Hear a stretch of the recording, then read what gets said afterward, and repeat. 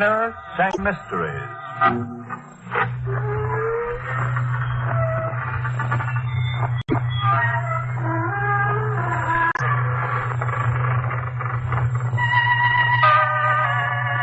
Good evening, friends of the creaking door.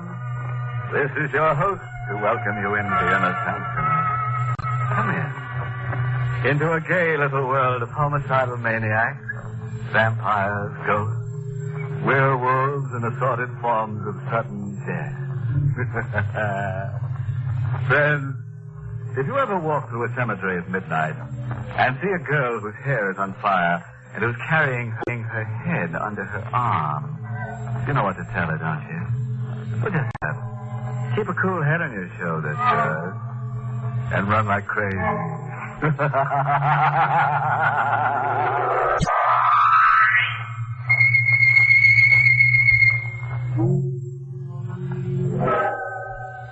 All right, fellow ghouls. You know what's going to happen now, don't you? That's right. You're going to scream your little heads off. And love it. Ready? Good. And let's hear our star, Agnes Moorehead, in the role of Claudia, tell us the story in her own words.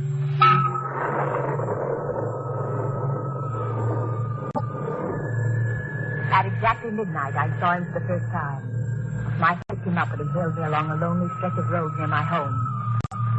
I wouldn't have stopped, but the storm was so fierce, I felt sorry for him. I drew up to the side of the road. Thank you. Going far? No, not far. Where to? I'll let you know. Oh. What's that? Where? There, on... Tombstone. Oh, there's a cemetery where I picked you up. Yes.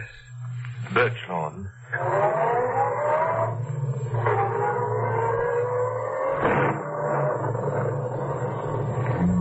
He said nothing for a few minutes. In the reflection of the dashboard light, I saw his face for the first time. Sunken eyes, hollow cheeks, mouth set in a queer grin, a skull barely covered with a thin layer of milk-white flesh. With a start, I realized he was staring at me. I've seen you before. I don't think we've met. I know you. Are you sure? Yes. I'd never forget someone so beautiful. Really? You're Claudia Dale. Why, yes. You're married to Howard Dale. Yes, that's right, but I don't see the place you... No, you wouldn't. I know quite a lot about you. Do you really? Your first husband was Willard Banks. How do you know that? He died 8 years ago. A suicide. Who are you? You don't know me. Be careful. You're speeding. Oh, I'm sorry, I didn't realize. You're trembling. How do you know so much about I it? just know. Really? I suppose you had second sight or some rubbish. It's not rubbish. Well, then tell me where I'm coming from. Pittsfield. You dare. You went there to visit a sick friend, Martha Wallstone. Couldn't guess that. Would you care to know more of yourself? No, I don't find your little trick particularly amusing. Besides, what else do you think you can tell me about myself? Your future? No. Your present husband is dead. Murdered. Oh, you lie. You'll find his body on the floor near the piano of your living room when you get home. There are 2 bullets in his head. You get out. You get out of this car. You hear me? Get out. All right. It happens that this is where I wanted to go. Good night, and thank you, Mrs. Dale. He vanished in the shadows on the side of the road. And then I noticed something white and shining queerly at the spot where he disappeared. I looked closely. It was another tombstone in another cemetery.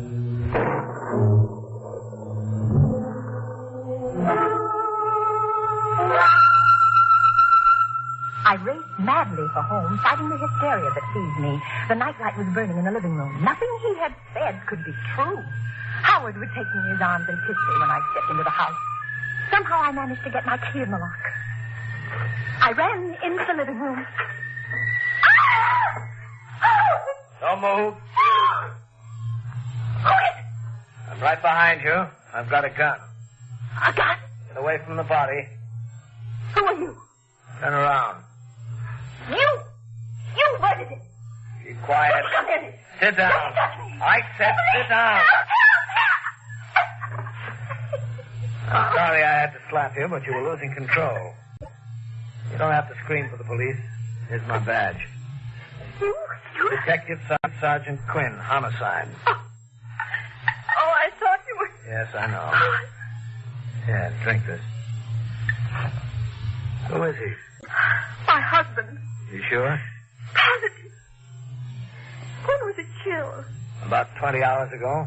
4 yesterday morning. How do you know? One of the bullets went wild, hit that clock on the mantel. Where were you yesterday morning? Pittsfield. I stayed with a sick friend, Martha Wallstone. Look at these things. I took them out of his pocket. Oh. They all his? Yes. Where's the snake ring? There were no rings. But he had one. It was quite valuable. He was never without it. All right, now look. Oh, and did he wear it on the third finger of his hand? Yes. Yes, there's a mark, but no ring. When did you come here? I drove in behind you. You left the front door open. I think I know who killed him. Who? A man I met on the road coming here. He knew my husband had been murdered. He did? He even said his body would be near the piano. When did you see this guy? Oh, 20 minutes ago. I picked him up on the road. Where? At Birch Lawn. What's his name? Oh, I don't know, but he looked like a human cadaver, like a man who's dead. You don't believe me. Why did you kill your husband? What? What do you say? You heard me. Why, I told you I was in Pittsfield. Why did you go there? Martha was ill. Were you there at 4 yesterday morning? Of course I... Don't lie. Will you stop shouting at me? I told you who killed him. What are you trying to do to me? Isn't it enough to come home and find Howard like that without you... Oh, in heaven's name, leave me alone. Leave me alone.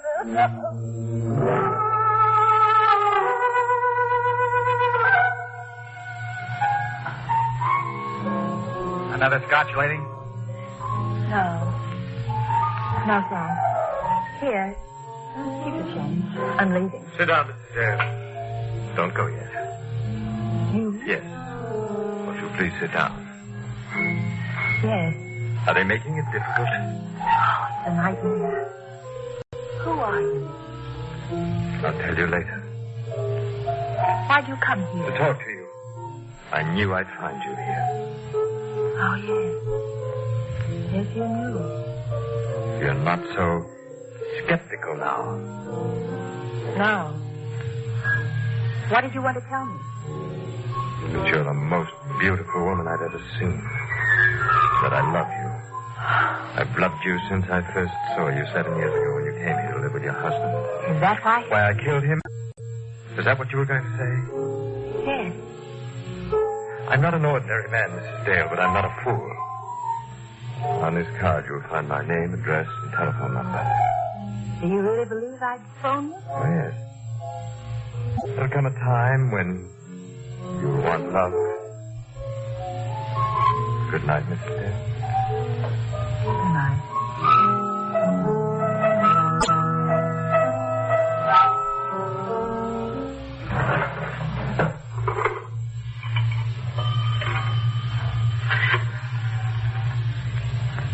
Hello, operator. Get me police headquarters. Hurry, please.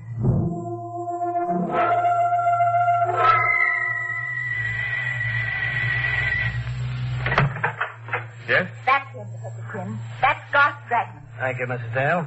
Would you mind coming down to headquarters, Mr. Dragman? Not at all. Did she tell you I murdered her husband? Yes. I thought she would. I didn't sleep a wink that night. Twice I got out of the police headquarters. The lights were blazing in Quinn's office, but I didn't go in. The third time, I couldn't bear waiting. I went in. Oh, Mrs. Dale. Well? I'm glad you stopped by. We checked everything Dragman said. Seems he was in the same bar and grill where you met him tonight when your husband was killed. Well, what about the things he said to me in the car? How could he know about the murder before you or I? I don't know. Perhaps he does have second sight. He's an odd-looking fellow, isn't he? But you can't arrest a man for murder because of that. He's criminally insane. I know he is. My dear Mrs. He is. Taylor. I know. Oh, what's the use? I had loved Howard. I was determined to find the man who murdered him. I went to Garth Dragman's home. I was about to ring the doorbell when... Don't ring, Mrs. Dale. The door is open. Come in. You were expecting me? Yes, I was expecting you. Do you still think I killed your husband? I don't know what to think anymore. You want me to find the person who murdered him? Yes. More than anything in the world. I have strange gifts, Mrs. Dale. I'll find your murderer for you on one condition. What's that? That you marry me. It felt my body turn to ice. I knew I was talking to a madman. I was sure I was talking to the man who had murdered my husband. Well, we'll let our star Agnes Moorehead in the role of Claudia tell you. Go ahead, Claudia. Shock him into the shake.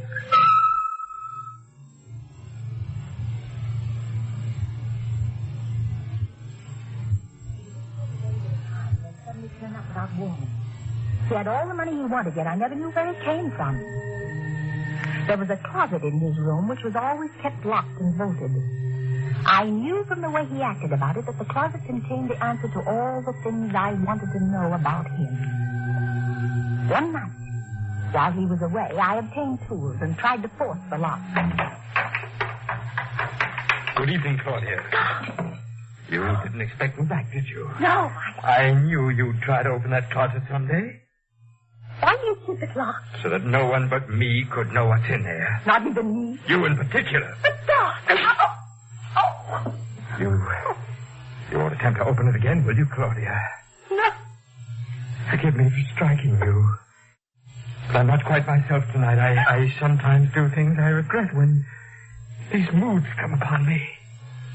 Yes, of course. It's something few people know, but a person who has extraordinary powers carries an extraordinary burden. You mean your gift of prophecy? Yes. I didn't care to mention it. It seems to upset you so. It doesn't strike me any longer. Did you read in the newspaper about a woman's body being found in the river? She'd been murdered. Yes, it was in this evening's paper. They don't know who she is. I can tell you who she is. Josephine Ford. A stupid girl, Claudia. I could have told you 3 days ago that she'd be murdered. How do you know these things? Because I see them in a sort of vision. But just now I'm seeing another vision. It's a house 346 Harbor Street down near the waterfront. A young woman lies in bed reading. She's very attractive. In an hour, she'll be dead. And when the police come, they'll find her body decapitated. God. Oh, while you were gone, Martha Wallstone telephoned. She's ill again. She asked me to come up immediately. Well, why didn't you go? Well, I was waiting for you to get home before I left. You want to leave? You don't mind. It's really an emergency.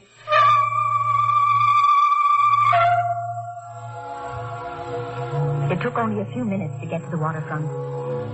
I found the house at 346 Harvard Street. I went in. The lamp in the bedroom was burning. I looked at the bed. I fainted. All right, Mrs. Dale.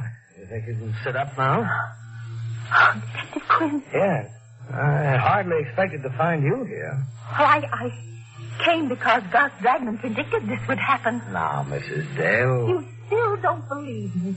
You're a strange woman, all right. You accuse this man of killing your husband, and then you marry him.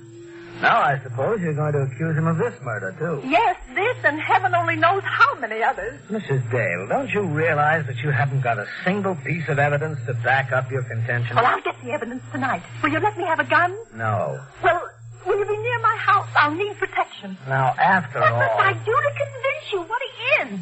I've risked my own life, and I'm willing to risk it again. He's a monster. Are you going to wait until he murders me before you believe what I say? All right. I'll give it a try. I'll come back to your house with you. If you want me for an emergency, smash the window pane. We drove back together. I dropped Detective Quinn on the corner. The house seemed deserted when I came in. I wasn't taking any chances. I went to the kitchen, got a knife, hid it in the folds of the long-sleeved gown I was wearing. I went into Garth's room. He wasn't there, but the closet door was open. What I saw in there nearly made me ill. Clothes. Garth's clothes. Some of them blood-stained. I forced myself to examine them. Then I found something that made my heart beat faster. A little jewelry case. I'll take that, Claudia. Give me that jewelry case, please. No, don't take it. I cute. Garth! Now get away from that window, Claudia. Do as I tell you. Oh, no, don't shoot, Garth. You were so anxious to see what's in that closet. Well, now you have. Sit down. What are you going to do? Tell me who killed your husband. You? No. You. You're insane. I've written out a confession for you to sign. What'll happen if I don't sign it? I credited you with more imagination. Would you like to hear it? Yes. Yes, read it, please. Sit over here away from that window. Yes. I, Claudia Dale, murdered my first husband, Willard Banks, for his insurance by administering poison. My first husband? Yes, Claudia. I mean to make this document strong enough to send you to your death if I wish. I've got all the details here. Just how you murdered your first husband and how you killed your second. Shall I go on? No. You know it's a lie. Will you sign it? Of course not. Just what is your game anyway? If you want to kill me, why don't you shoot? You've been very successful before. There's no reason why you shouldn't succeed again. Go on, shoot. You put me in a very difficult position, Claudia. You see, you have found out certain things about me, things that would cost me my life. I should prefer to see you live because I love you. But I shouldn't hesitate to murder you. You love me? Yes. That you haven't taken me in your arms once since I've known you. The right time hasn't arrived. And what do you consider the right time? When I feel that you understand me. When I feel that you, who murdered two men, would understand my deep and strange desires. You really believe I'm a murderer? Yes. And that's why I love you. Then the time is now. The time to take me in your arms.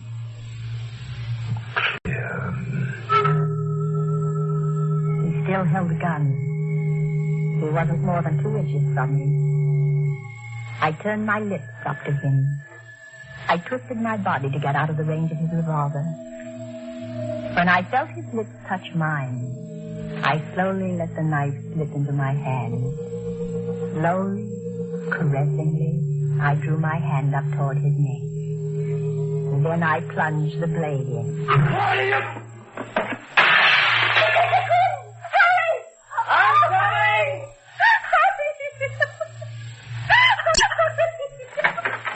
What happened? I killed him. And here is the proof that he murdered my husband. I found it in the jewelry case he had in his pocket. It's the fake ring that was missing from my husband's body. Now, do you believe me?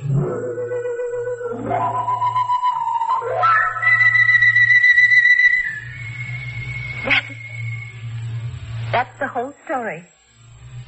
I realize that you, as the district attorney, must know all the facts. And there they are. Thank you. There are a few points in the story that interest me particularly. First, the confession that he asked you to sign. What about it? The confession says that you were not in Pittsfield at 4 a.m. when your husband was killed.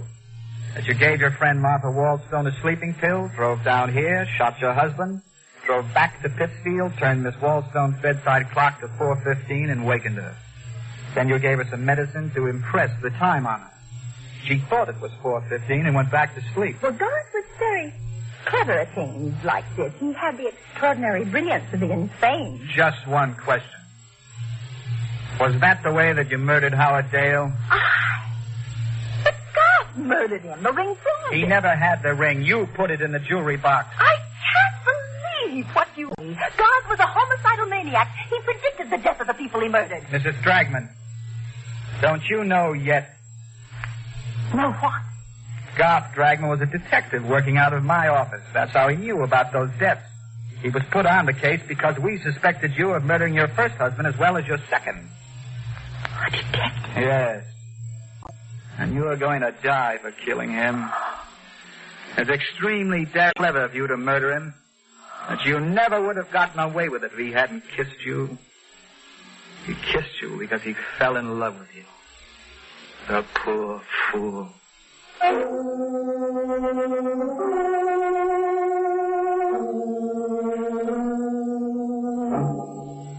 Well, friends, that just goes to prove you should never pick up hitchhikers who come out of cemeteries at night. I bet you've guessed the moral for our story. Yeah? Well, it's taken from a famous quotation that Harry the Hangman uttered during a nightmare. Quote, "Never steal the rings of people you murder on account of that's robbery."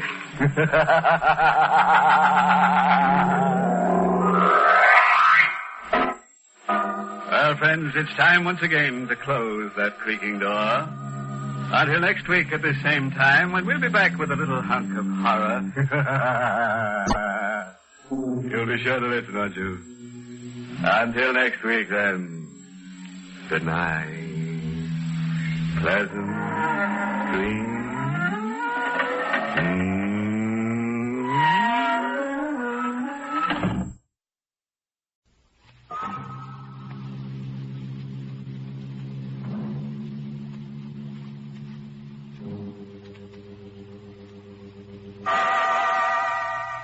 Inner Sanctum Mysteries.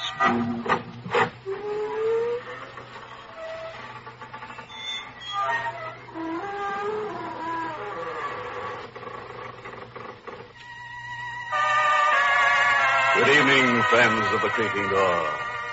This is your host to welcome you back into the Inner Sanctum for another half hour out of this world. Say hello to one of our hapless heroines. Her spouse said he was going to the club one evening, but he brought it back and clouded her with it. The poor girl was almost decapitated, which shows what can happen when you lose your head. Anyway, the whole affair was responsible for the song's success, "You Hit the Spot."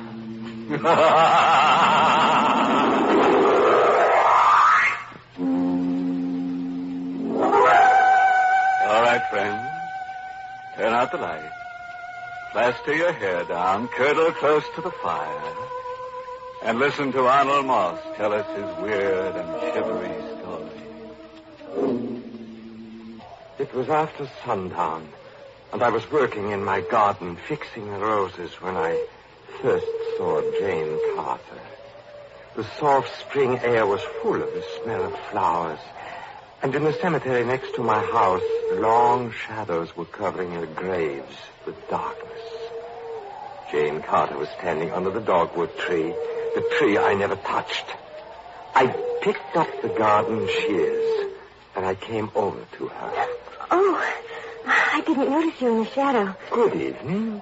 I hope you don't mind. I was just admiring your lovely garden. Oh, do you love flowers, too? I adore them. Oh, then I will give you some of the roses. My roses won the county prize last year. Oh, I am Franz Narco, the caretaker of the cemetery. You live here alone? All alone with my flowers. Here, hold out your arms. Oh. Here are some roses. Thank you. I imagine it must be lonely here. There isn't a house for miles. Oh, not too lonely. The dead are always near. Hold the flowers close to your face. All right. But why? They make you look even lovelier than you are. So young and charming, the roses next to your neck, they look like blood. Really, Mr. Narco, I must... Don't move. But, Mr. Narco... Be quiet. Those garden shears. What are you going to do? Don't be frightened. There's nothing to be afraid of. I'm just going to do this. My dear.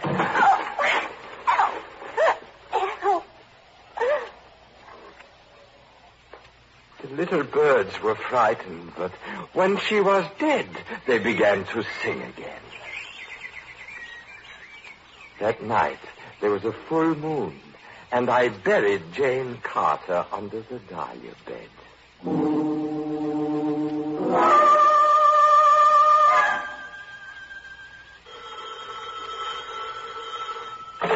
Police headquarters, Chief Dane speaking.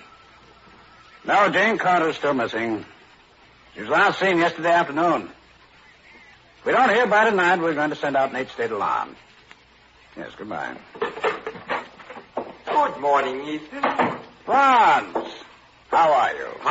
Fine, thank you, Ethan. I brought you some flowers. They're blooming early this year. Today is the 27th, you know. April 27th. Yes, Franz, I expected you. You haven't missed a visit on the 27th in 20 years. It seems incredible. On April the 27th, 20 years ago, my wife, Martha, disappeared. And in all this time, you haven't found any trace of her. Maybe we do know the man responsible for her disappearance. You don't mean you found her? Did you see the courier this morning? Yes.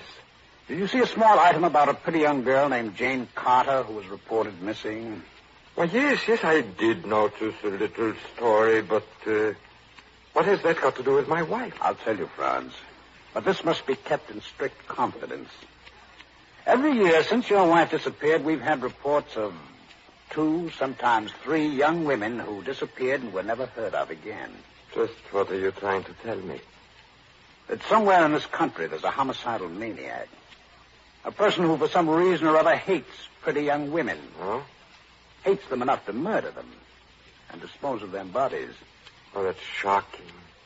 You think Martha fell into the hands of this maniac? Yes.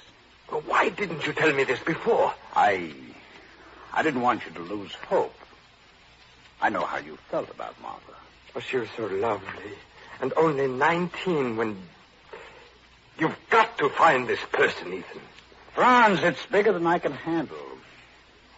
Now, look, you've had more schooling than I. I know you read a lot in that little cottage of yours next to the cemetery. Maybe you know more about why a human being would do a thing like this. Oh, yes, Ethan, I do know. It's because sometimes the murderer has been hurt deeply. Maybe by a woman he loved who has been unfaithful. And when he sees other women, pretty, attractive young women, they remind him of her. And then he's suddenly overcome by a strange emotion to seize them, to overpower them, to make them suffer for what they did to him, to destroy them, to murder them, to... Go on, Franz. But that's what it says in the books I've read, Ethan. I've got to go now. Be sure to put those roses in water right away, or they'll die. I won't let them die, Franz. Goodbye. Goodbye.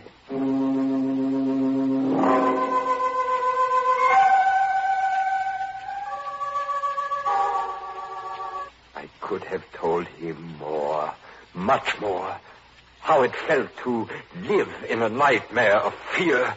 How I tried to fight the wild surging of my blood, that mad, insane pounding that made me kill. Later that night, when the dogwood scent came into my room, I cried. I cried like a child. I was thinking of Martha, my beautiful Martha.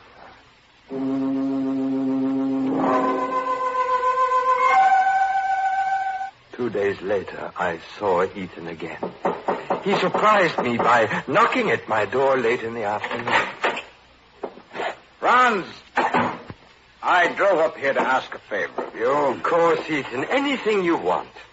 I believe there's a tomb in the cemetery that's never been used. You mean the one old Mrs. Smith built? Yes, that's the one. Why, I always have to laugh when I think of it. Old Mrs. Smith was so fussy about that tomb, but she died at sea, and she was never buried in it. Well, There's someone I'd like to have buried in it. There is? Yes. A young girl. Died of a heart attack. Helen Winters is her name. Judging from her clothes and those who knew her, she apparently comes from a good family, but we can't seem to locate them. Well, why don't you bury her in Potter's Field, like the others? Because I think her family will eventually want the body. Couldn't you put her in the Smith tomb? I guess so. I don't think Mrs. Smith would mind. Good. I'll have the body brought up in an hour.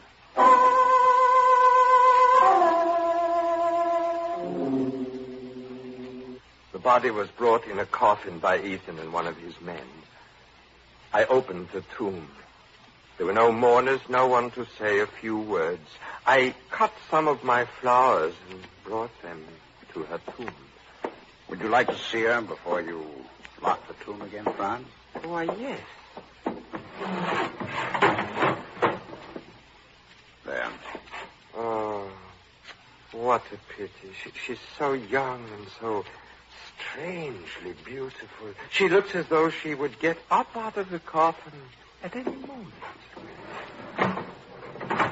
I brought some flowers, lilies, from my greenhouse. That's very thoughtful of you, Franz. You love these flowers, don't you? Well, they're all I have since Martha's vanished. What are you doing there? Just looking at the petal. They're soft to the touch, like a woman's skin. Yes. Ethan. What's the matter? You tore that petal. You ripped it. It's just a flower petal. Stop it! Stop it! Franz! Stop hurting the flowers! Stop it, you fool! Stop it! Oh, I'm sorry, Ethan. I didn't mean to hit you. I lost my head. I can't see anyone harm a flower like that. I couldn't sleep that night. Somewhere far in the countryside, a dog was baying at the moon. I went to my window. My garden was all silver in the moonlight. And then I noticed it.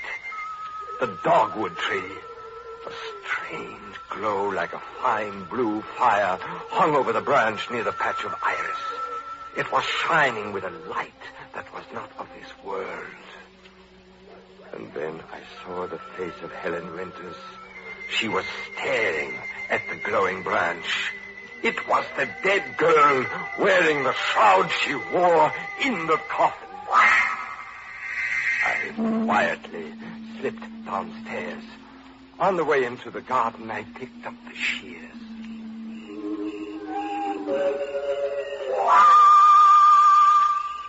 Are you looking for me, Mr. Narco? You're Helen Winters. Yes, that is one of my names. But you can't be here. You're dead. Yes, I am dead. But this is a trick. Who are you? Look, I have something to show you. The branch of the dogwood tree. Yes, you see how it shines in the moonlight? Yes. Look at it closely. But why? What are you... Oh! You see it? There's a ring. The branch grew right through it. Martha. It's Martha's ring. Is it? Well, how did you...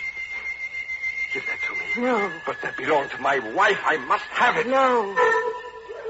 I looked at her standing there among the flowers. Oh, she was beautiful. And the moonlight made her look like a woman in a dream. And suddenly I felt the strange power rising in my blood. I longed to touch her, to seize her. I tightened the grip on my shears and came closer to her.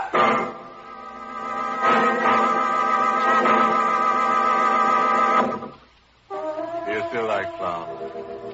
If you do, I know a way for you to get lots of them. Free of charge. Where were we? Oh, yes. The flowers were blooming over all the bodies of the people Franz had murdered. And he was talking to a corpse who was picking dogwood blossoms by the light of the moon. The blossoms have a lovely scent. Have they? Those shears. Yes.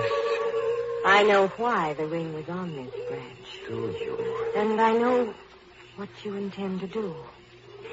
Did you kill her with the shears, too? Come here. All right. I have your hand and its flesh. You can't get away now. I don't want to get away. You're not afraid? No. I'll show you how afraid I am. What are you going to do? You will see. Her face came closer. I felt her lips on mine. It was the first time I kissed a woman in 20 years. What was she, a woman? It was warm flesh I kissed, and I knew it. I broke away from her. I swung wildly with my shears, and suddenly I felt her hand on my face. I smelled the scent of 1,000 flowers overpowering me, making me giddy. She swayed in front of me as I plunged the shears into her body, and then suddenly I felt myself sink into a sea of flowers.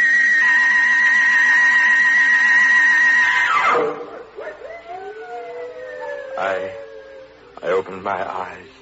I was lying in the patch of iris. I saw the moon glowing blood red shining through the dogwood tree. I got up.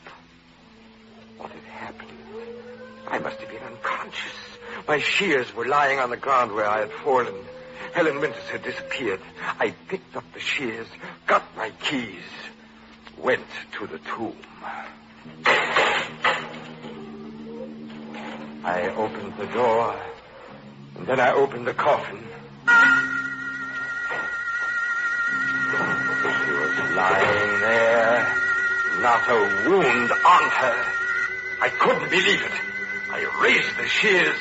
I would find out that... You'd better get away from that coffin. Wait. What made you come here, Ethan? Never mind. What's this? A sprig of dogwood and that ring. You recognize it? Yes. It belonged to Martha. I gave it to her before she married you. You murdered her, didn't you?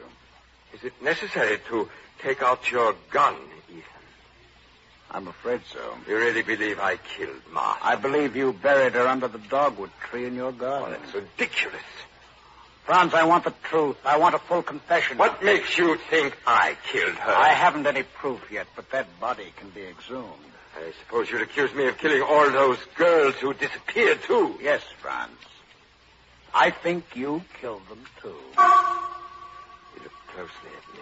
Suddenly I realized that his hand was shaking. He was frightened. He, too, was stalling for time. Why?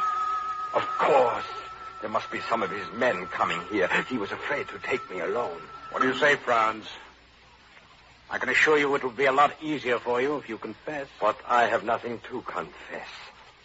What made you come here tonight? It was just a hunch. You're lying. Look there. There are two men coming up here, policemen. I suppose they came here by accident, too. Where? I don't see anything. I have your gun, Ethan. Now get up. Get up! Franz, put that gun down. You don't know what you're doing. Oh, yes, I know very well. I have been waiting for this moment for 20 years. No, Franz, please, you can't. You wanted a confession, well, you'll have it. Yes, I killed Martha. I murdered her, and she is buried under the dogwood tree. That's what you wanted to know, isn't it? Yes, but... And I'll tell you about the others now, too. I killed them, all of them. Their bodies are in my garden. And now is the time for you to confess, Ethan. What do you mean? I mean you and Martha. Martha? She loved you. No, she didn't. I loved her. After she met you, she wouldn't have a thing to do with me. If that's why you killed her... Yes, Ethan, that's why I killed her. But you're as much to blame as she was. No, neither of us was to blame. There was never anything between us, and I can prove it. You're lying. I have a letter here. Let me show you. Your lies won't keep me here until your men arrive. You're going to die now. No, Franz. Read the letter. Franz, don't. Read the letter. He was dead. But in his hand was a letter. I picked it up. I heard a noise. It was in the vault. I went to the girl lying so still in a coffin. Was she alive? I would find out. So you are alive. Get up. Get up out of that coffin. They're gone. Please, don't. Go home. All right. Now, please. Ethan put you here, didn't he? Yes, I'll explain everything. What happened in the garden? I had a little vial of chloroform. I broke it when you tried to kill me. The fumes made you unconscious. Chloroform? That was when I felt your hand on my face, and I kept stabbing you, but you would not die. How did he know Martha was buried under the dogwood tree? I told him. I dug under that tree while you were unconscious. Well, that's strange now, isn't it? You would never have known about it if the tree, as it grew, hadn't caught up the ring and pushed it out on one of its branches. It's as though nature itself were accusing me. Here, don't you try to get away. Stand still. Oh, you are beautiful and evil, like all of them. Like Martha. I'm going to kill you. No, don't. That gun is empty. Here, come back here. You're not getting away. I still have these. The garden shears. Here's the garden shears. Let go of me. No, I'm going to... Thursday! Are you up? Help me! Hurry! We're coming out! I ran out of the tomb. I saw 4 men coming across the graveyard in the moonlight. I ran. The girl came out of the vault and screamed. They began firing at me. I ran across the moonlit cemetery, stumbling, falling, running for my life. I felt a piercing pain in my thigh. I fell and struck my head against the gravestone.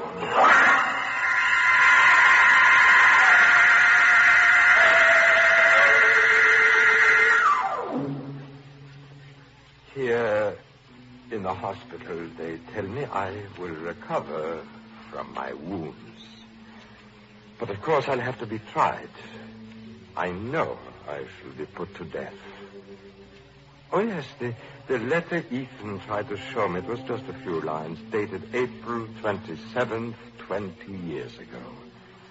It read, Dear Ethan, please come to see Franz and convince him that there never was anything between us and that I am not seeing you now. He doesn't believe that I have always loved only him. Martha. You see, my killing her, it was all a mistake. A mistake that twisted a thread in my mind. I would like lots of flowers on my grave. Lilies, roses. Yes. Many, many blood-red roses.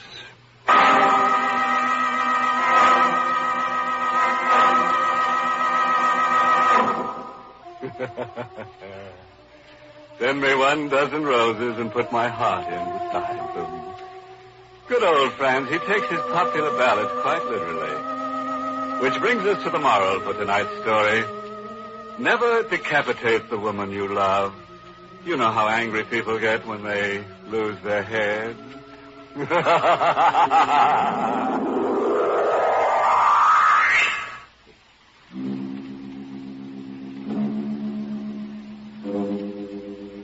And now, friends, it's time once again to close that creaking door. Until next week at this same time.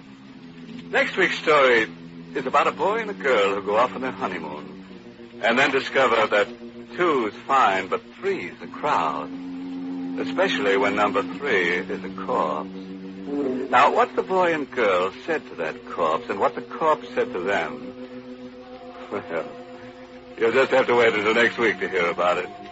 Until then, good night. Pleasant dreams.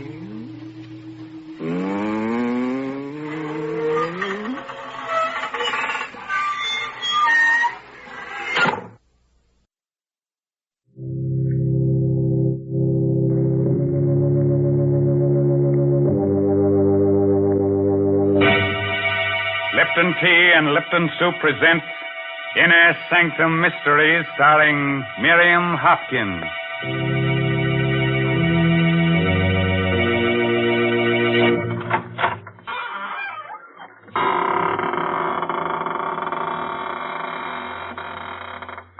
Good evening, friends of the Inner Sanctum.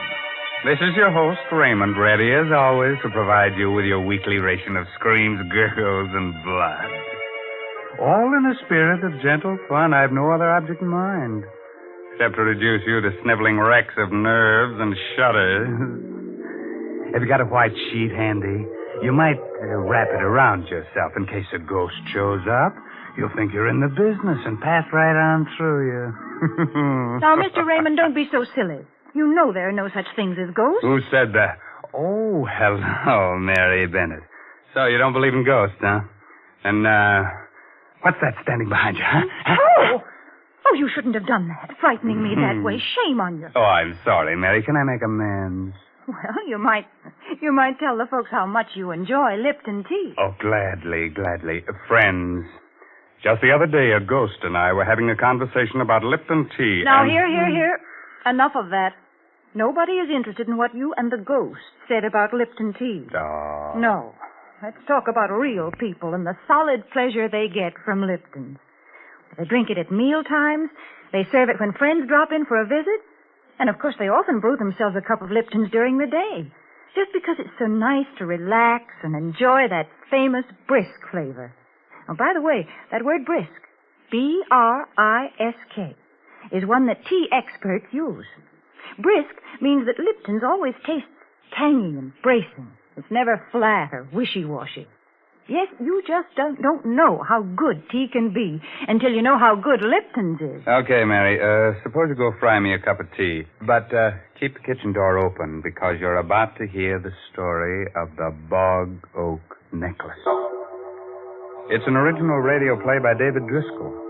And our heroine tonight is that beautiful star of stage and screen, Miss Miriam Hopkins, who'll play the role of Emily. Now, be calm. There's nobody standing behind you. At least nobody you can see. At the edge of a lake, in a small New England town, two men are busy digging an excavation.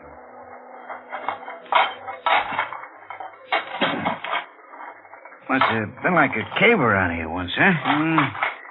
Yeah, old Miss Bristow used to own this property before she sold it to this here city man who's building. Used to be a fine apple orchard right up there. And was all fine trees once. Well, let's dig. That's what we're getting paid for. What's the matter with you, Paulie? Look down there what I just hit with my shovel. Huh? Oh, bone. Oh, some cow, I expect. Cow? That ain't no cow bone, Jerry. Hey, Paulie. Huh? Look at this with the bone. Yeah, I see it. And you call that a cow bone now? No, I don't. This here must have been a graveyard once. This here was never no graveyard. The river used to come right up to here almost before the big flood. Before they built the dam. Hey, what are you doing? Get your coat and hat. You bringing that with you? Of course I am. Hat and this. Yeah, but there must be a skull here, too. Of course there must be. But we don't have to look for that, Paulie. That ain't our job. Come on.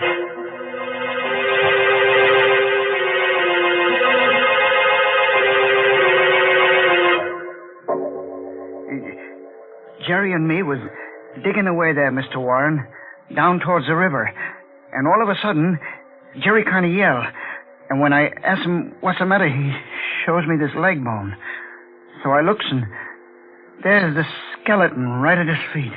I see. So I figure you being the county attorney here, you're the man who ought to know first. Yes. Now, this place by the river that you're talking about, it's the land that city man bought to build a home on? Yeah, that's right. He bought it from old Miss Emily Bristow. And then we found this, too. Around the, well, I guess you'd call it the neck. That is, where the neck would be. It's Anything wrong, Mr. Warren? Where did you say you found this bowl and this necklace? Well, Jerry and me is making a trench for a water pipe, and we're digging where the old riverbank used to be. Right near the river edge. Leave the necklace with me. If I need any more help, I'll get in touch with you. That's all. Yes, sir. 40 years. 40 years. Emily Bristow.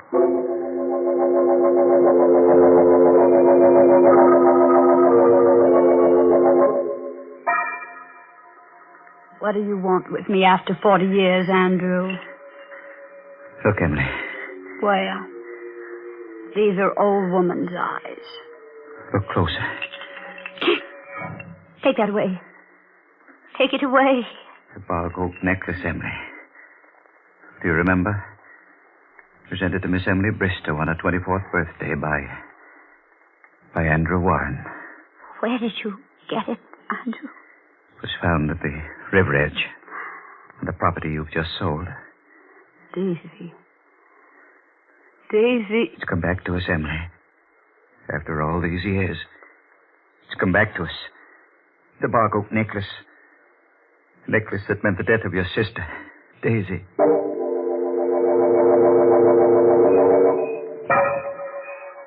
Oh, Andrew. Oh, Andrew, darling. Daisy, there aren't two people anywhere as happy as we are.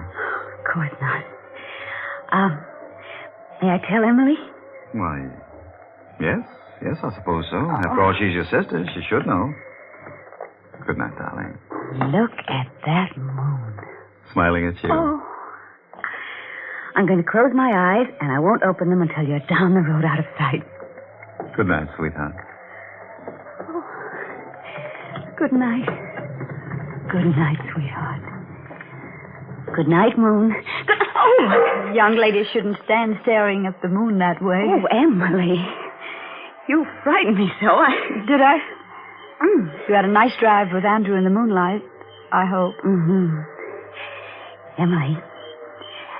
Andrew. Yes? Andrew and I, we're... Oh, darling. How will I ever stop my heart from beating so? I can't let me say it for you. You're engaged. There you are. It was easy, wasn't it? For you? You've no idea how easy it was for me.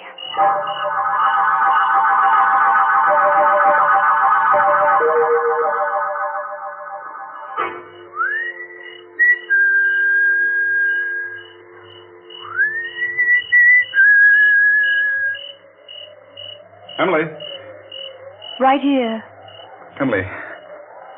I wanted to see you so badly. She's already told me, Andrew. Emily, I want you to understand about this. I know how this must hurt you. You've got to break it off. You've got to. You can't marry her. Andrew, listen to me. Please. Please marry me. I beg you. Emily, we must be sensible. I beg you. If you love me, Emily, you must let me do what I feel is right. I can't let you marry Daisy. You're mine. I must have you. If not me, Andrew, no one. No one else at all. It's too late now. Forgive me. I'll never forgive you. And I'll never let you go. Emily. Never. Never. Never.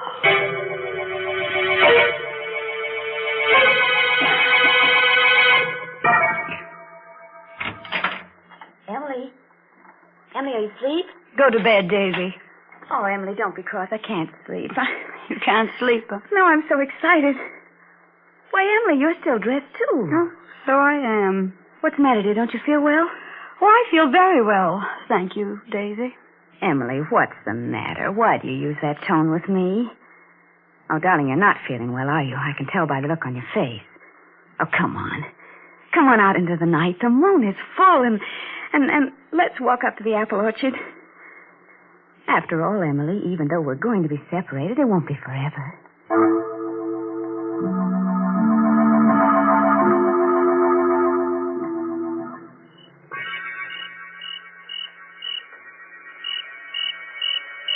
Aren't you afraid to be out here at night? Afraid? Afraid of what? We are at the end of the apple orchard. There's the little patch that goes down the river. I think you'd better go back now. I go back? Well, what'll you do? I'm going to stay here. I wouldn't dream of going back to the house alone. I thought you weren't afraid. All alone? Of course I'd be afraid all alone. Daisy, I don't want you to marry Andrew. Emily? You know what you've just said? Certainly. Why, Oh, Emily, I'm surprised at you. Well, you're jealous. That's right. I want you to write to Andrew and tell him that you've thought it over and that you've decided you don't love him and you're not going to marry him. How dare you speak to me that way? Now get out of my way. I'll never talk to you again as long as I live. Have you thought that you mayn't have very long to live? Emily! Emily, I'll scream. No, you won't scream. You won't scream at all, and do you know why? Down in that little pigeon heart of yours, you're frightened. Frightened? Let go of my arms. You're hurting me. You're out of your mind, Emily. I'll let you go when you promise to write that letter. I promise. I promise, Emily. Now let go of me. As soon as we get back. Yes. And don't you dare breathe a word of this to anyone ever as long as you live. I promise. Now, I think we understand who loves Andrew. Yes. I'll let you go. You don't know how close you came. Come back here, Daisy. You'd run away, would you? Emily! Emily, I wasn't running away. Please let me go. Oh. What are you doing with that necklace? Emily, no! I knew I couldn't trust you. I knew I never should have told you. Stop, Emily! You're choking me. I can't breathe. I can't breathe.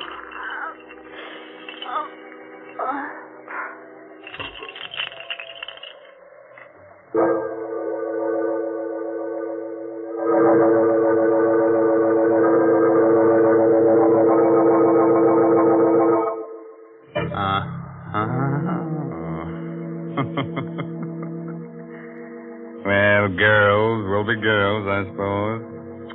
That's kind of pity about little Emily, though. Just think what a wonderful hangman she'd have made if she'd been born a girl. Kind of cute, huh?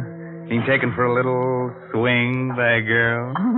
What a terrible woman she is, Mr. Raymond. Oh, now, listen, I like Emily. She's so inventive. Most women will do anything for a necklace, but only Emily knows what to do with a necklace. Now, please. You know very well that the only thing you can do with a necklace is wear it. Oh, yeah? Well, the only thing you can do with Lipton tea is drink it. Well, what's wrong with that? And, Mr. Raymond, maybe you don't realize how often folks do drink Lipton tea. Why, it's the perfect beverage for so many occasions. And that's why it makes sense to have a good supply on hand, to buy the larger, more economical size packages. And it is more economical that way, too. Oh, yes. It's wise to have a large size package of Lipton tea on your shelf because that well-known brisk flavor, that bracing, full-bodied taste, makes Lipton's always welcome. That gives me an idea. Maybe we should have had Emily and little Daisy talk out their quarrel over a cup of Lipton tea. Oh, man, that'd be chummy. But it's too late now. Daisy is stretched out on the ground with a bog oak necklace twisted tight around her neck. She's not sleeping now. She's just dead to the world. So, let's get back to our star, Miss Miriam Hopkins, who plays the role of Emily. Daisy, get up. Get up this minute and stop teasing me. You're not hurt that bad, and you know you're not. Please get up, Daisy. You're frightening me. Daisy. Daisy, you're acting just as though you were dead.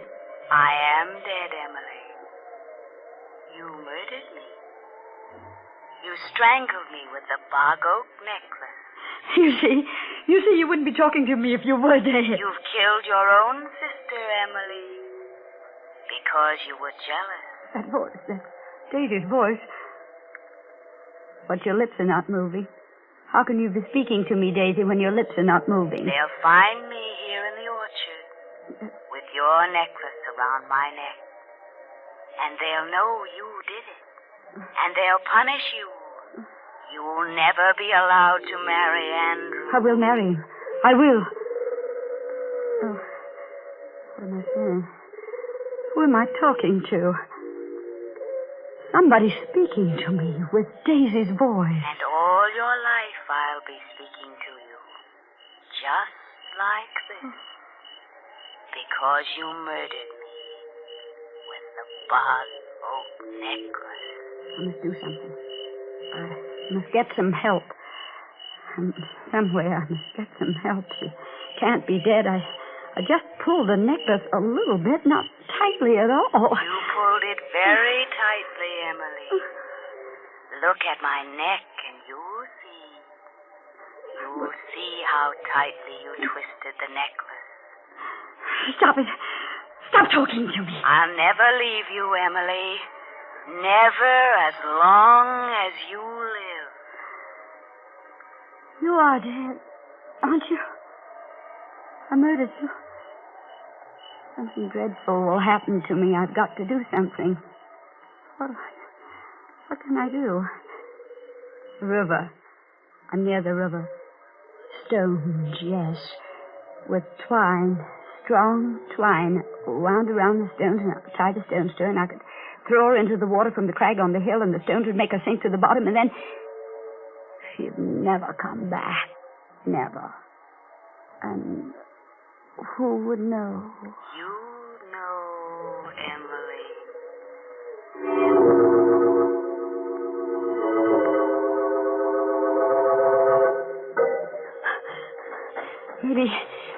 Maybe when I get back to her, she'll be moving, and I'll talk to her. No, she is dead. She is... Oh, I'm running in the wrong direction. It was over there that I killed her. It couldn't have been because she's not there. She was right here. Daisy's gone. She got up and walked away somewhere. She's alive. Emily. Oh. I found her, Emily. Strangled to death. I know nothing about it. What are you doing then with that twine in your hand? You wanted to tie stones to her, didn't you? Throw her in the river. I killed her because I was jealous. You're as guilty as I am. Because you should have married me. Yes, I am as guilty as you are. What will become of me now? All my hopes, my ambitions. If we can get rid of the body, then we can get married after all. It'll only take a little while for people to forget, and then we can go away somewhere. Begin I never want to over. look at you again as long as I live. I hate you. I came back here to speak to you again.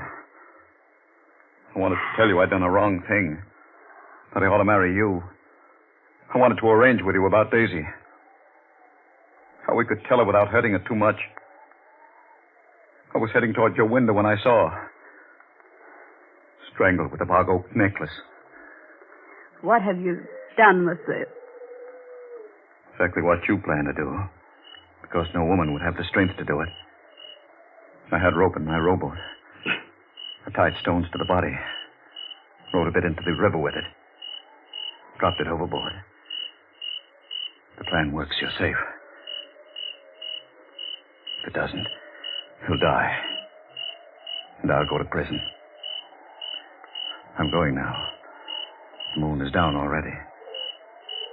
Soon it will be dawn. The necklace. What did you do with the necklace? I left it where it was. Around her neck.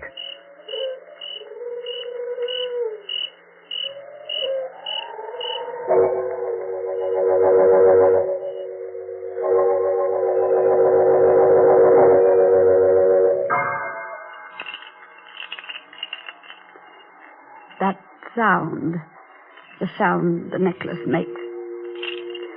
I have heard it every night for 40 years. 40 years. Now she's come back to us. To me. Tell me, Andrew, Where was it found? She's been there, at the bottom of the river all this time. Oh. During the flood last year, the skeleton must have been swept into that old sewer. Twine probably rotted away a long time ago. That's the only explanation I can give. Watching. Down there at the bottom of the river, watching. I'm going now, Emily. It's probably the last time we'll ever see each other. I'll leave the necklace with you. It was to you I gave it 40 years ago. Emily. What's that? What? The voice. Her voice. I'm going. Don't leave me, Andrew. Don't leave me. He'll leave us, Emily. He'll leave the two sisters alone.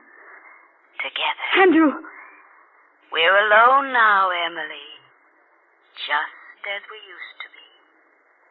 You and I and the necklace. No. Come, Emily, let's take a walk as we used to. In the old apple orchard. No. Come. It's getting dark. No, I've not been near that orchard in 40 years. Come, Emily. With me. But I'm old. No, you're young. As young as I am. Come with me. We'll tell each other little secrets, won't we, Emily? Just as we used to. Yes. The crickets will be chirping and the moon coming up. All as it used to be. Yes. And you'll be wearing your necklace. The bog oak necklace that Andrew gave you when he thought he loved you instead of me. You'll wear it the way you used to when you'd steal up there to the orchard to meet him. Remember? When he used to roll to the bottom of the hill and wait for you, and you could stand in the orchard until you heard him whistle. Yes. Emily. Yes. You've forgotten something. Forgotten. The necklace. The bog oak necklace. Oh. Wear it, Emily. Dear Emily. Wear it.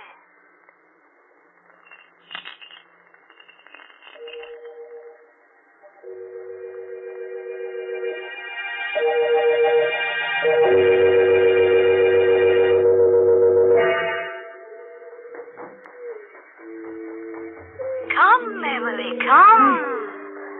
I can't run as fast as I... Come, Emily, come. He's waiting. Yes. Listen. Oh. Andrew's whistling for you.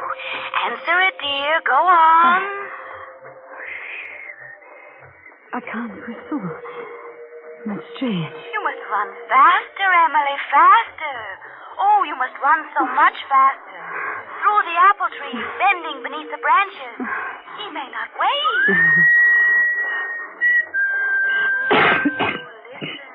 Listen. He's angry with you because you're keeping him waiting. All out of breath. These apple trees, the branches, they're in my way. I can't bend over. Faster. He may run off with Daisy. No. I'm coming, Andrew. I'm coming. Wait for me, Andrew. Wait for... Oh, that necklace. Emily, you caught it in a branch. Turn around, Emily. Turn around. And loosen it. Turn quickly, Emily.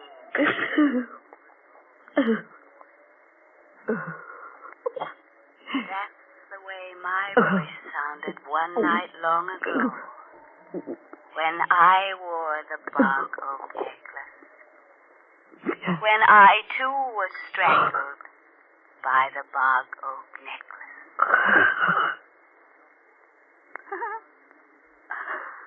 Come, sister. Come. It's so cool here in the river.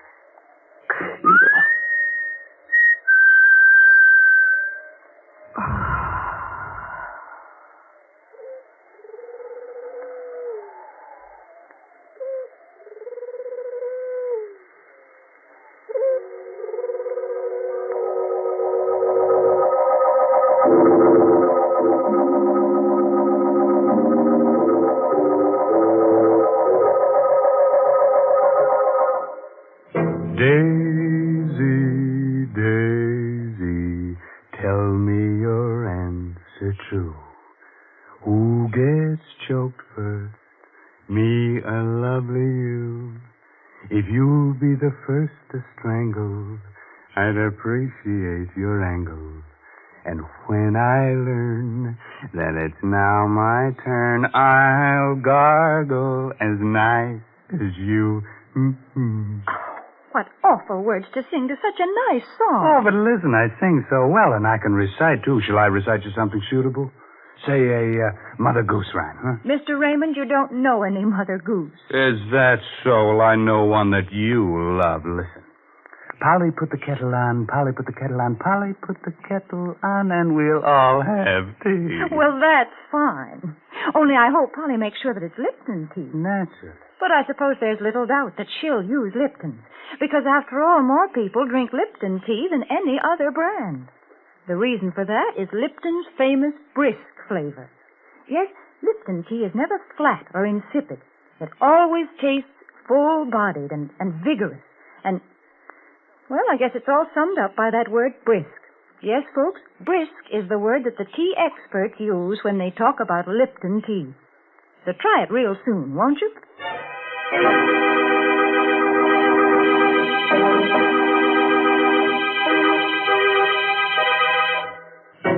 They say... Of course, I just tell you what the gossip is in the morgues I visit. They say that Daisy and Emily can be seen almost any moonlit night. Skull gently touching skull, floating through the old apple orchard as of yore. If you'd like them in your home, you could use their ration coupon. Outside of rattling a bit when the wind blows, they're very nice and companionable, especially on dark nights. And in the summer, you can always use them for scarecrows in your victory garden. By the way, this month's Inner Sanctum Mystery novel is The Outsider by A.E. Martin.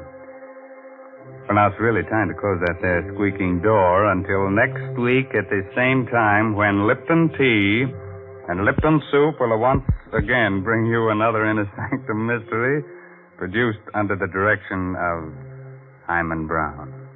So until then, good night. Pleasant dreams.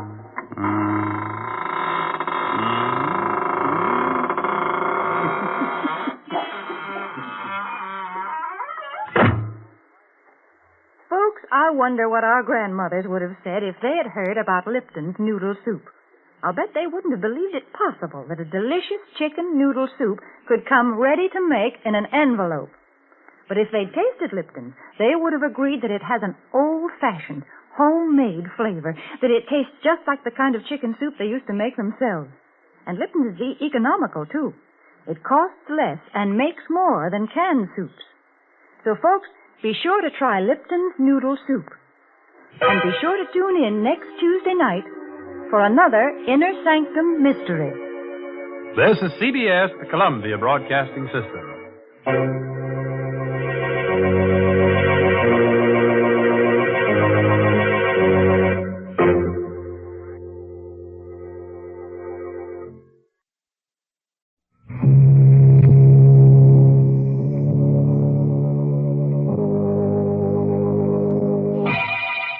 Lipton Tea and Lipton Soup present Inner Sanctum Mysteries.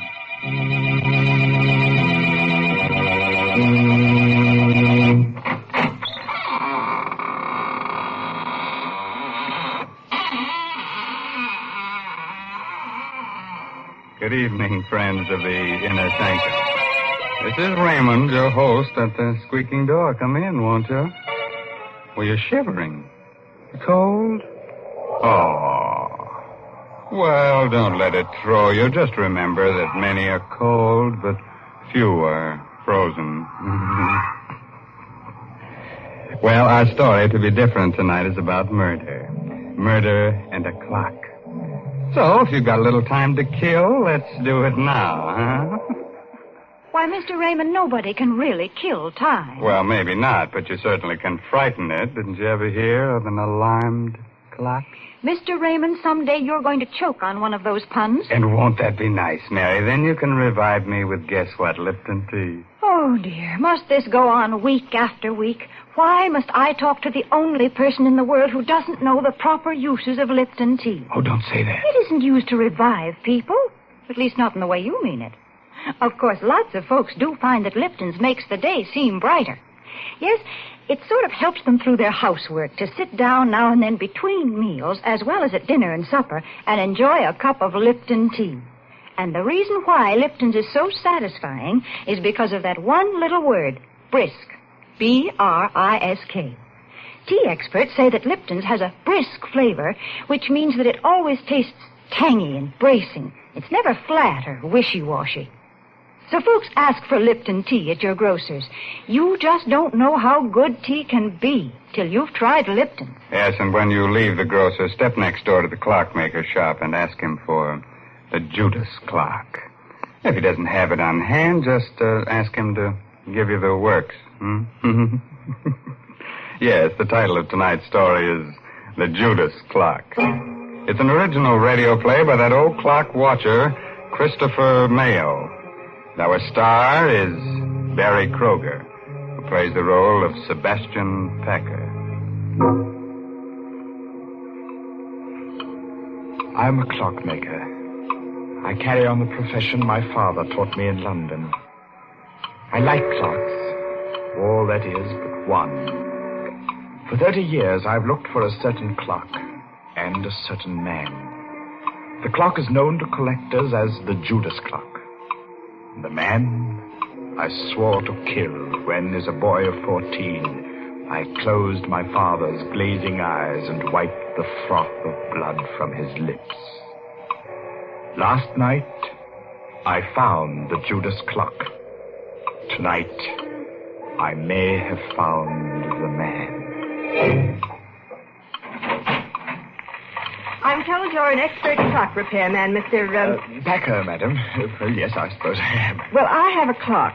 Rather, my husband has, and it hasn't run for years. Would you have a look at it? Well, can't you bring it in? Oh, heavens, no. It weighs 500 pounds. Oh. One of those huge marble things.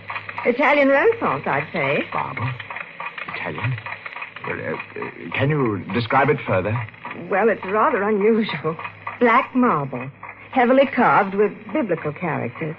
The ivory face has a beautifully etched scene on it. But it's a gruesome one.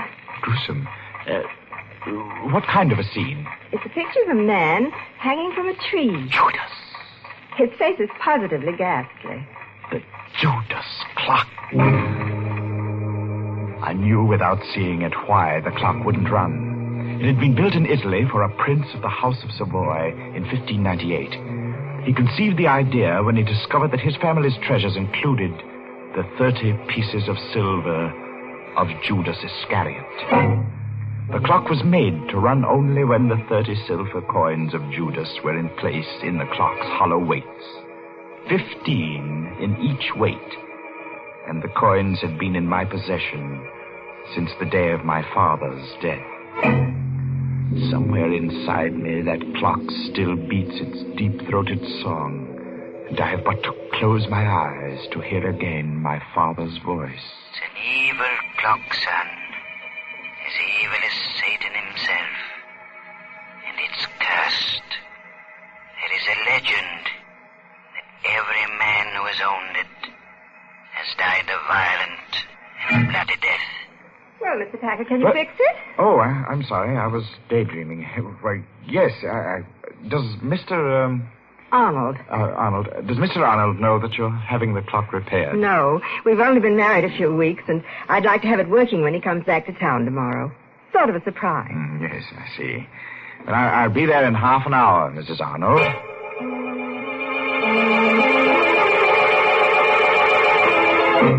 So last night, I went to the Arnold house and found the Judas clock again. I started to work. Foghorns from the East River sounded much as I remembered they did in London. And suddenly, I was back there on a fateful day, about a fortnight after the clock had been uncrated by my father. I was in the shop when the man from Scotland Yard stepped in. He walked straight to the clock and stared at it. Good afternoon, sir. Does the clock interest you? Very much. When did you acquire it? A cousin bought it at an auction in Italy, and I'm displaying it for sale and consignment. My name's Pettibone, Scotland Yard. I've been looking for this clock for a month. It was stolen in Italy. Stolen? Yes, Mr. Packer. And worse, murder was done. Afraid you're involved in a bit of something here. Murder? I'm taking possession of the clock in the name of the Crown. I shall never forget the look of horror on the detective's face a moment later. He laid his hand on the clock's carving, and it froze there, while his face drained white and his eyes bulged. He opened and closed his mouth soundlessly and crumpled to the floor with his hands to his throat. He was still and twisted and very dead. Mr. Pettibone had died of a heart attack the moment he took possession of the clock. I helped Father drag him into the stockroom. Father wanted time to think, so I went to my room. I dozed off only to wake hours later at the sound of angry voices. Well, Cousin Andrew, you've done me a fine turn, haven't you? I've told you I didn't mean to kill the old girl. It was an accident. Don't talk so loud. Boy will hear us. You killed her as soon as you learned she'd made out a will in your favor. Then when you thought it was safe, you sold all her furnishings and sent the clock to me to sell. Very well, I did. And you're in it to the ears. I'll go to the police. And how will you explain poor, stiff Mr. Pettibone lying in your stockroom all this while? Besides, Timothy, there's nothing to fear now Pettibone's gone. He was the only one who suspected me. Now, you're the only one who knows. I'll create this cursed black monster tomorrow, and you leave with it. And will you also create Mr. Pettibone? I have a plan. Here, sit down in this chair, right here. I'll show you how we can solve the whole thing. My young heart beat with a wild dread as I listened. I could only see Cousin Andy's back, but I could see Father seated dejectedly in the chair near the Judas clock, his head in his hands. It was midnight. All the clocks in the shop began striking the hour, and louder than all the rest was the chime of the evil clock. If only then I had known, I might have done something, but the slow strokes beat on. 8, 9, 10, 11, 12. And before my horrified eyes, the heavy marble piece leaned slowly from the wall and crashed across my father's back. And Cousin Andy stood facing my father as the clock crushed his frail form and choked him. He made pitiful little sounds, his eyes begging for life. And the murderer just stood, his back to me, and watched. Thundering sinners, you die hard. Cousin Andy ran from the shop crying for help. He would claim an accident. I raced into the shop. My father was dead. I choked back my tears, and I closed the poor, staring eyes. I took the coins of Judas from the weights of the clock and ran from the shop, the blood-stained pieces jangling merrily in my pocket.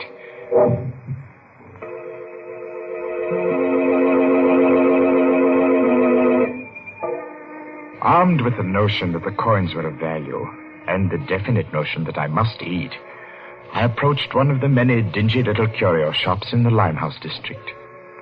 I stepped through the fog toward a shop where a dim light burned in the rear.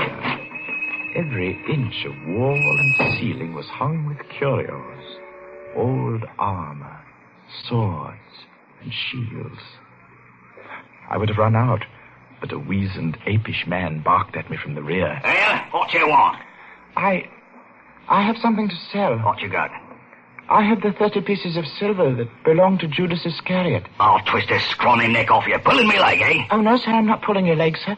Here they are. Fine. Silver, right enough. Where'd you cop them? Oh, I didn't steal them, sir. They belong to my father. A likely tale, that. Will you buy them? Buy him, he says. Buy him. Get out of here before I cause a bobby a scant. Get out! Oh, no, give me my coin. Get out or I'll come about and fetch you a sound one. The ugly brute came toward me. He held my coins clutched in a tight, hairy fist. Before I could move, he had struck me. And I hit the wall with a clatter. And then it happened again. For the second time that night, the curse of the Judas clock struck. As I hit the wall, my eye caught a metallic glint above, and a heavy object dropped from the ceiling. The man was about to strike me again when the object struck his head. And remained part of him. He fell. His skull split in two by a hangman's axe. I clamped my mouth on a cry and pried the man's fist open. The fresh blood made it hard, but I recovered the coins.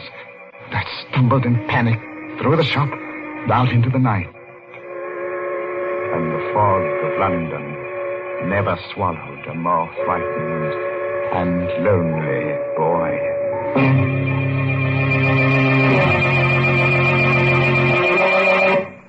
That nasty fog swallowing a little boy. That reminds me of a little nursery rhyme. Hickory dickory dock, the mouse ran up the clock. The clock struck 2. Look out, it might strike you. Heavens, I'm glad I don't own that terrible clock. Oh, don't say that, Mary. Just think if you had the Judas clock, then time wouldn't hang heavily on you. No, it would fall on you. Well, if it did fall and you rescued me, wouldn't that make you a time saver? Well, split my sides with an axe if Mary didn't make with a joke. Well, a very little one, Mr. Raymond. That's true. But seriously, I do have something to say about a time saver. And I'm thinking about Lipton tea. You know, Lipton's is such a handy beverage. It takes so little time to prepare, and it's always so welcome. Yes, its famous brisk flavor makes it enjoyable, not just at your own meal times, but between meals and whenever folks drop in for a visit. That's why it's a good idea to buy Lipton's in the larger, more economical size packages. That's right. The larger packages are much thriftier. So you see, it's wise to keep on hand a really good supply of that brisk-flavored Lipton tea. Oh, sure, it'll come in handy to warm up the chills you get from these Inner Sanctum stories. And, brother, you're going to shiver plenty with Barry Kroger as Sebastian Packer as this story goes on about the Judas clock. I hadn't touched those horrible coins of Judas Iscariot since the day the storekeeper was killed. By now, I half believed the legend that death followed them. I began to feel that the only way I could escape their curse was to find the Judas clock and put the coins back in its weights where they belonged. One day, as I read the notices in the Times, my heart skipped a beat. It said, auction of clocks. At Chopin Place, auction room, Saturday at 7. Rare items, one of them fine Italian Renaissance piece of black marble. Rare treat for collectors. Come early. Interested in something, young man? Oh, why, yes. Well, that is nothing in particular. Just looking at these splendid pieces. I thought I might stay for the auction. Look about. Auction won't start for a bit yet. I sauntered toward the black clock. My hand had scooped all the coins from my pocket. I would have to work fast and noiselessly. My sweating fingers began to unscrew the small cover on one of the weights. I would soon have the coins put back as I thought. Oh.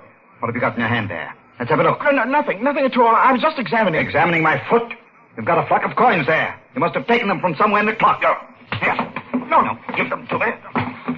Sometimes when things happen quickly, the mind retains details that would otherwise escape notice. As the men and I struggled, I dropped the clock's weight. It hit a short, round bit of metal directly below it. The man had a vice-like grip on my clenched hand. Bastard little wretch. No. I'll wrench your hand off for you. I heard a whirring sound within the clock, and before my horrified eyes, the supporting panel at the front of the clock's base slowly lifted on hinges. The clock was off balance and began to fall forward. I screamed a warning. Look out!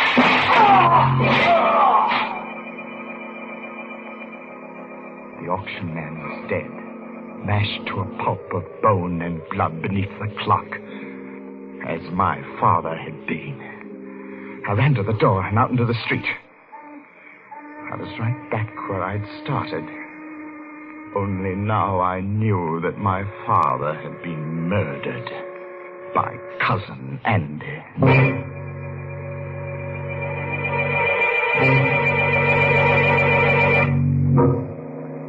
I walked for miles, trying to pull myself together. I wandered aimlessly, or so I thought. But fate had traced my path before me, because I was startled to find myself staring into the shop window of a rare coin dealer named Megaroyd. I walked into the shop. Mr. Megaroyd was a nice little man.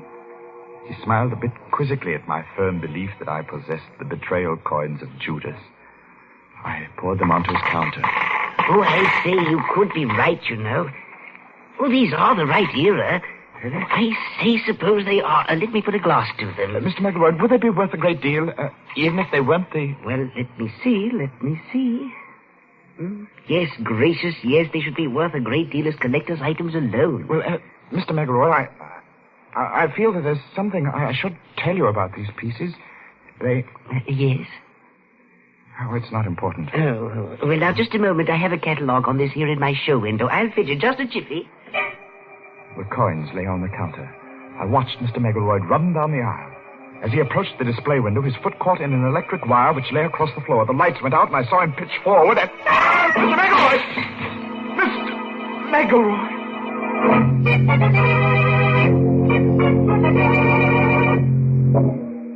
The street light peered through the broken plate glass and played across a grotesquely sprawled form in the show window. I needed no more light than there was to see what had happened. The upper half of the heavy plate had broken and dropped flat against the solid lower half. There was no need to ask how he was. No guillotine could have done a neater job. Mr. Megaroyd had no head. Who else but death can own the coins of Judas?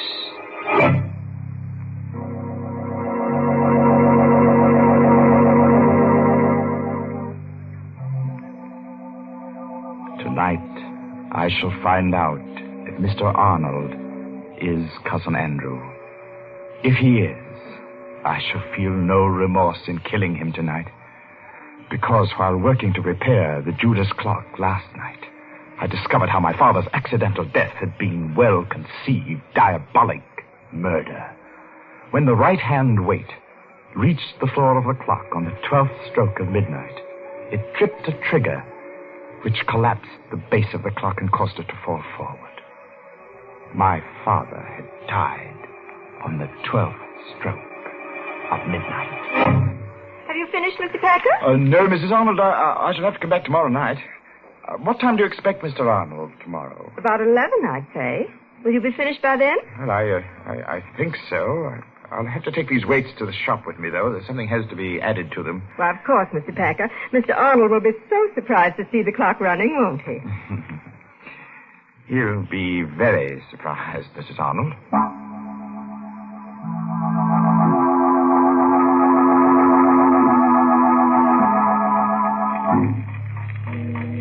I put the coins in their place within the weights. Not 15 in each weight, but 15 in one and 10 in the other. The other 5 coins are in my pocket. In another pocket, I have a small 38, although I don't plan to use it. 8 o'clock, and I have a 30-year-old date to keep. Good evening. Oh. Mr. Packer? Yes, but I'm closing now. I see you are. My name is Arnold. Just came in from Chicago. Sorry to spoil your little surprise. Or my wife's, rather. You surprised her instead? Yes. She had to confess. I wanted to go out, so she had to tell me about engaging you to repair the Judas clock. You don't want it repaired? By all means, I insist. It's a splendid idea. But what I came for, really, was to tell you that you and I have much to talk about. Oh, do we? Yes. But look, close your place and bring along whatever you need to fix the clock, and we'll talk about it at my place. I'm all set. Let's go.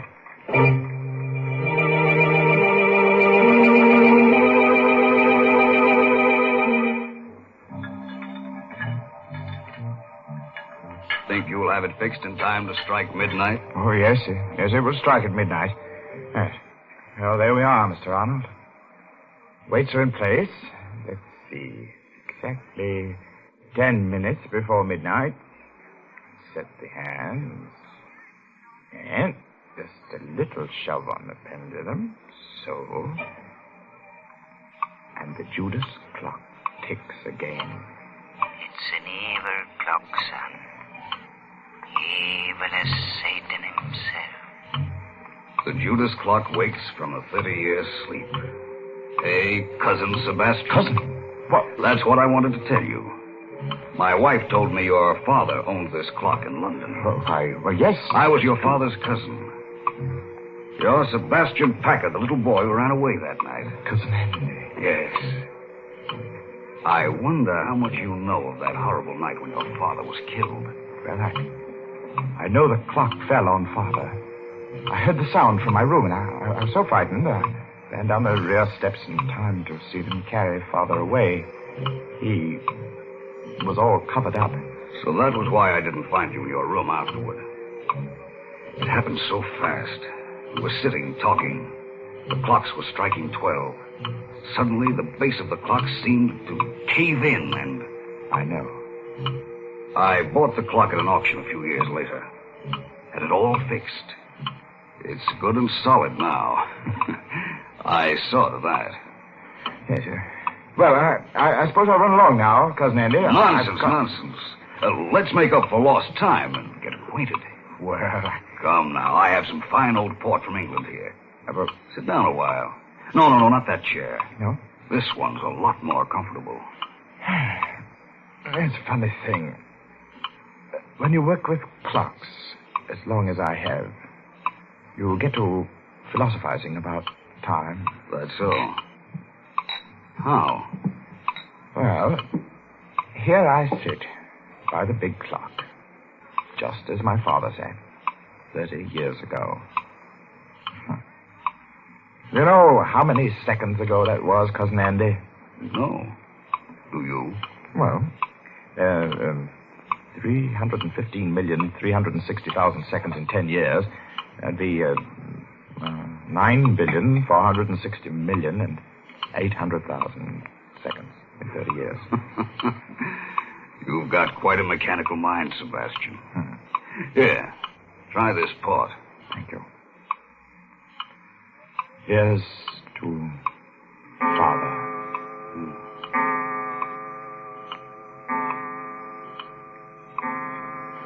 What's the matter, Cousin Andy? Are you ill? No. Your face is quite drawn, gray. Shut up.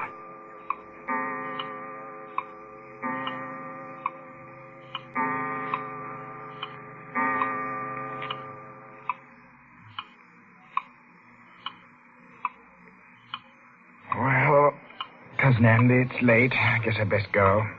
You know, you do look awfully sick. Oh, don't get up, old man. Here, sit down and relax. Take my chair. It's the more comfortable. Why, you're shaking like a leaf. Now, just sit quietly. I'll see myself out. Thundering sinners, Good night, Cousin Andy.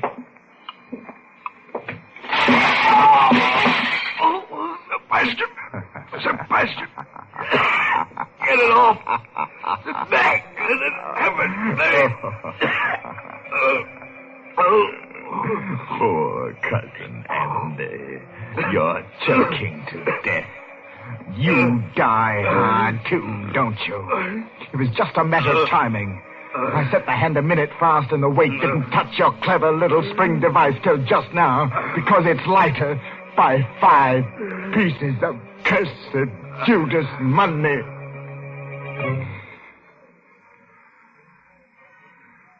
Rest easy, Father.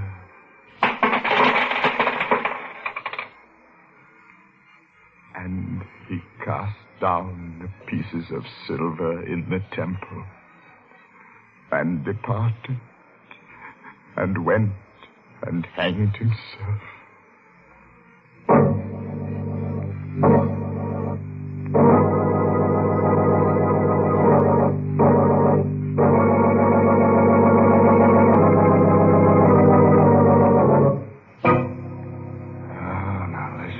very sad. But a fine chime was had by all. Anybody want to buy a large grandfather clock? I'm in the market for a sundial myself. A sundial? My, they are old-timey. Say, Mr. Raymond, if you're afraid of clocks that tick, why don't you try to get hold of one of those old Egyptian water clocks? Oh, Mary, now you're going to tell me that when tea time comes around, the water begins to boil in the clock? Well, that would be quite an invention. But no, Mr. Raymond, right now I'm not going to talk about Lipton tea. Instead, I'm going to tell our listeners about an important job that lies ahead. A fight that's far from finished. Yes, the battle for Japan.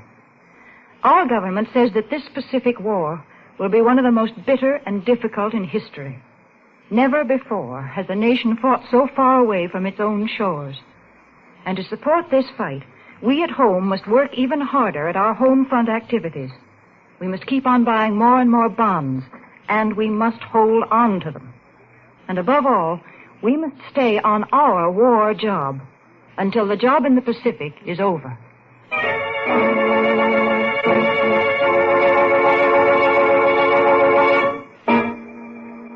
Well, I'll leave you with a cheerful, timely moral. Oh, that goes with tonight's story. No extra charge. Now, you can figure out how many seconds you've lived. All right, that's your pastime. But you can't figure out how many you've got left. That's just sometime. You know what I mean? Well, I'll see you in just 604,800 seconds from right now. Well, that's next Tuesday night at 9 o'clock, of course. By the way, this month's Inner Sanctum Mystery novel is The Lucky Stiff by Craig Rice. Well, now it's really time to close that there squeaking door until next Tuesday night when Lipton Tea and Lipton Soup bring you another Inner Sanctum Mystery directed by Himan Brown. So until then, good night. Pleasant dreams.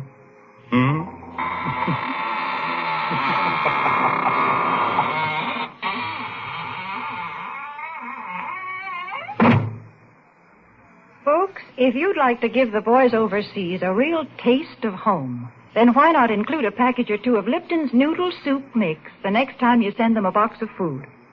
Yes, Lipton's has the same homemade, chickeny taste as the soup you make right in your own kitchen. That's why it's a thoughtful, welcome little gift to send Lipton. And as you know yourself, Lipton's Noodle Soup makes a grand snack. So remember, send a package or two to your boy. And remember to tune in next Tuesday night for another Inner Sanctum Mystery. This is CBS, the Columbia Broadcasting System.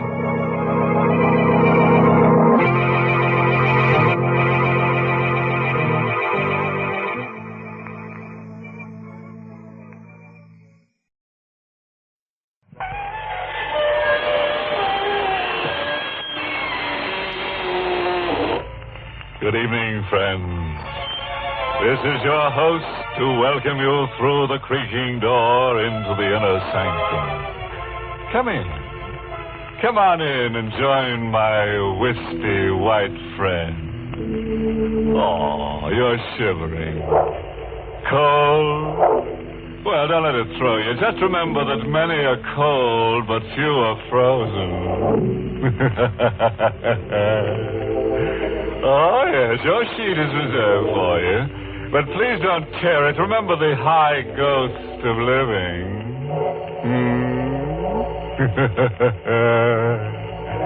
Now, if you've got some time to kill, let's kill it.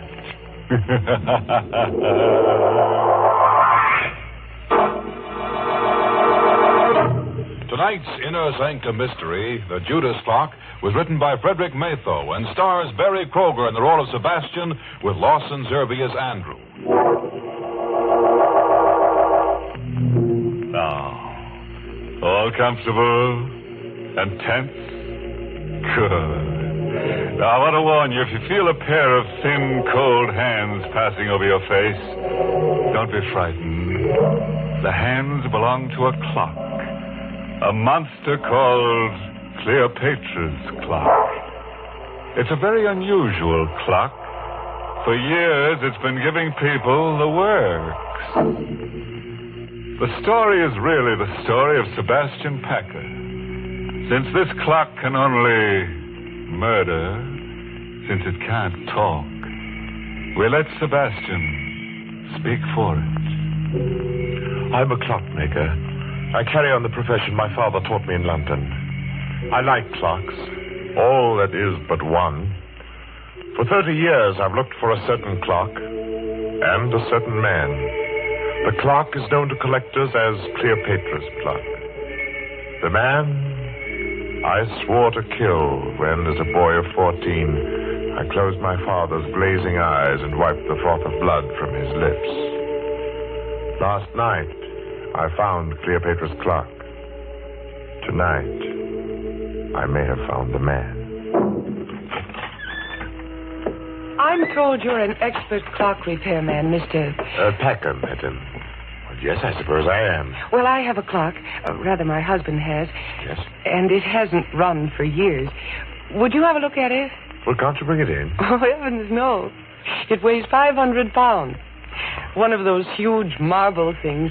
Italian Renaissance, I'd say. Marble? Italian? Could you describe it further? Well, it's rather unusual. Black marble, heavily carved with strange Egyptian characters. The ivory face has a beautifully etched scene on it, but it's a gruesome one. Gruesome? What kind of scene? It's a picture of a woman, a beautiful woman, and she's holding the limp form of a young man in her arms. It's ghastly. Cleopatra's clock. I knew without seeing it why the clock wouldn't run. It had been built in Italy for a prince of the House of Savoy in 1598. He conceived the clock when he discovered that his family treasures included 40 gold coins minted by Cleopatra and an Egyptian parchment. A parchment describing in horrible detail the death by poison of Cleopatra's young brother. The 40 gold coins were those Cleopatra had given a trusted servant to administer the poison to her brother. The writer of the parchment had slain the servant for his treachery and carried the coins with him to Rome. The Cleopatra clock was made to run only when the 40 gold coins were in place in the clock's hollow weights. 20 in each weight. And the coins had been in my possession since the day of my father's death. Well, Mr. Packer, can you fix it? What? Oh, sorry. Daydreaming. Yes, of course. Does Mr. Arnold. Does Mr. Arnold know that you're having the clock repaired? No, we've only been married a few weeks, and I'd like to have it working when he comes back to town tomorrow. Sort of a surprise. I see. I'll be there in half an hour, Mrs. Arnold.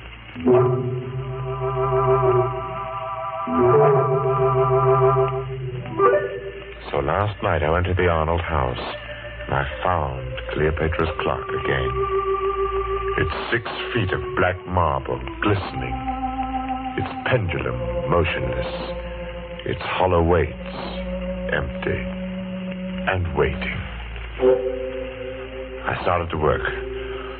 Foghorns from the East River sounded much as I remembered they did in London. And suddenly I was back there on a fateful day about a fortnight after the clock had first been uncrated by my father. I was in the shop when the man from Scotland Yard stepped in. He walked straight to the clock and stared at it. Good afternoon, sir. Does the clock interest you? Very much. When did you acquire it? A cousin bought it at auction in Italy, and I'm displaying it for sale on consignment. My name's Pettibone, Scotland Yard. I've been looking for this clock for a month. It was stolen in Italy. Stolen? Yes, Mr. Packer, and worse. Murder was done. You know, I'm afraid you've involved yourself in a bit of something here. Murder? I'm taking possession of the clock in the name of the Crown. I shall never forget the look of horror on the detective's face as he laid his hand on the clock's carved columns. It froze there while his face drained pasty white and his eyes bulged. He opened and closed his mouth soundlessly and crumpled to the floor, his hands to his throat. He was still and twisted and very dead. Mr. Pettibone had died of a heart attack the moment he took possession of the clock. My father wanted time to think, so I helped him drag Pettibone into the stockroom. I went to my quarters. I dozed fitfully, to awake hours later at the sound of angry voices. Well, Cousin Andrew, you've done me a fine turn, haven't you? I've told you I didn't mean to kill the old girl. It was an accident. And don't talk so loud. The boy will hear us. You killed her as soon as you learned that she'd made out a will in your favor. And then when you thought it was safe, you sold all her furnishings and sent the clock to me to sell. All right, I did. And you're in it to the ears. I'll go to the police. And how will you explain poor stiff Mr. Pettibone lying in your stockroom all this while? Well, Besides, there's nothing to fear. Now that Pettibone is gone. He was the only one who suspected me. Now, you're the only one who knows. I'll crate this cursed black monster tomorrow, and you leave with it. And will you also crate Mr. Pettibone? Oh. Look, I have a plan. Here, sit down in this chair right here, and I'll show you how we can solve the whole thing. My young heart beat with a wild dread as I listened. I could only see Cousin Andrew's back, but I could see Father seated dejectedly in the chair near the black marble clock, his head in his hands.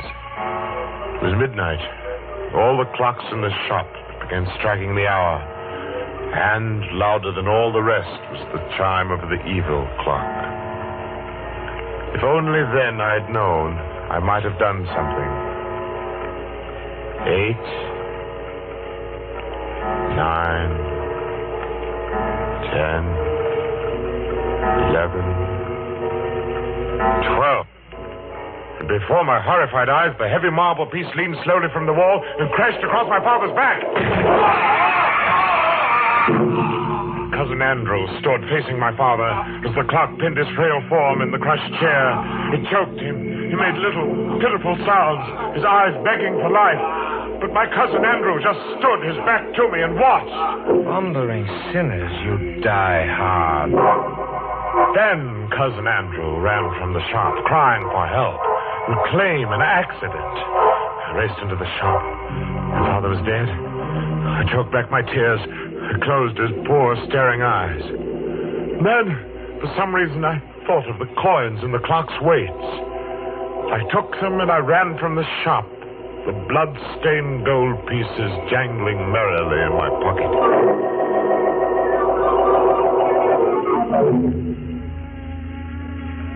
Armed with the notion that the coins were of value and the definite notion that I must eat, I approached one of the many dingy little curio shops in the Limehouse district. I stepped through the fog toward a shop where a dim light burned in the rear.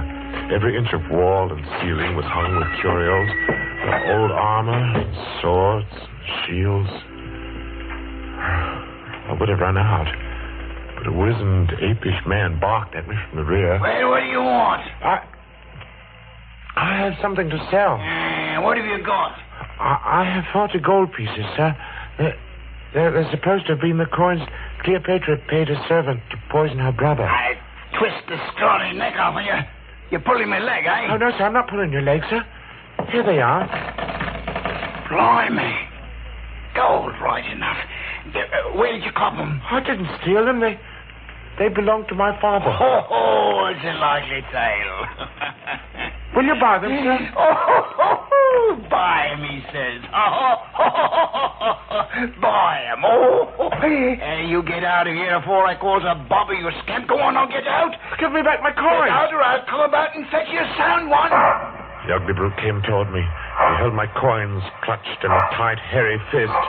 Before I could move, he'd struck me the wall with a clatter. And then it happened. As I hit the wall, my eye caught a metallic gleam above me. I leaped back instinctively. As the hairy arm thrust at me again, a heavy metallic object dropped from the ceiling. It struck across the forearm of the clenched fist. I stared first at the man's gaping mouth, then at the great bleeding gash in the arm he clutched with his other hand. at the blood that dripped on the object that had struck him. It was an ancient headsman's axe. The gaping mouth opened and closed, making no sound. And then, with a moan of horror, the pawnbroker crumpled to the floor. I clamped my mouth upon a cry of panic. I stooped to gather all the coins that had fallen from the man's hand. Blood made them slippery. Thrusting them into my pocket, I stumbled, whimpering in fright, through the shop and into the night. And the fog of London never swallowed a more frightened and a more lonely boy.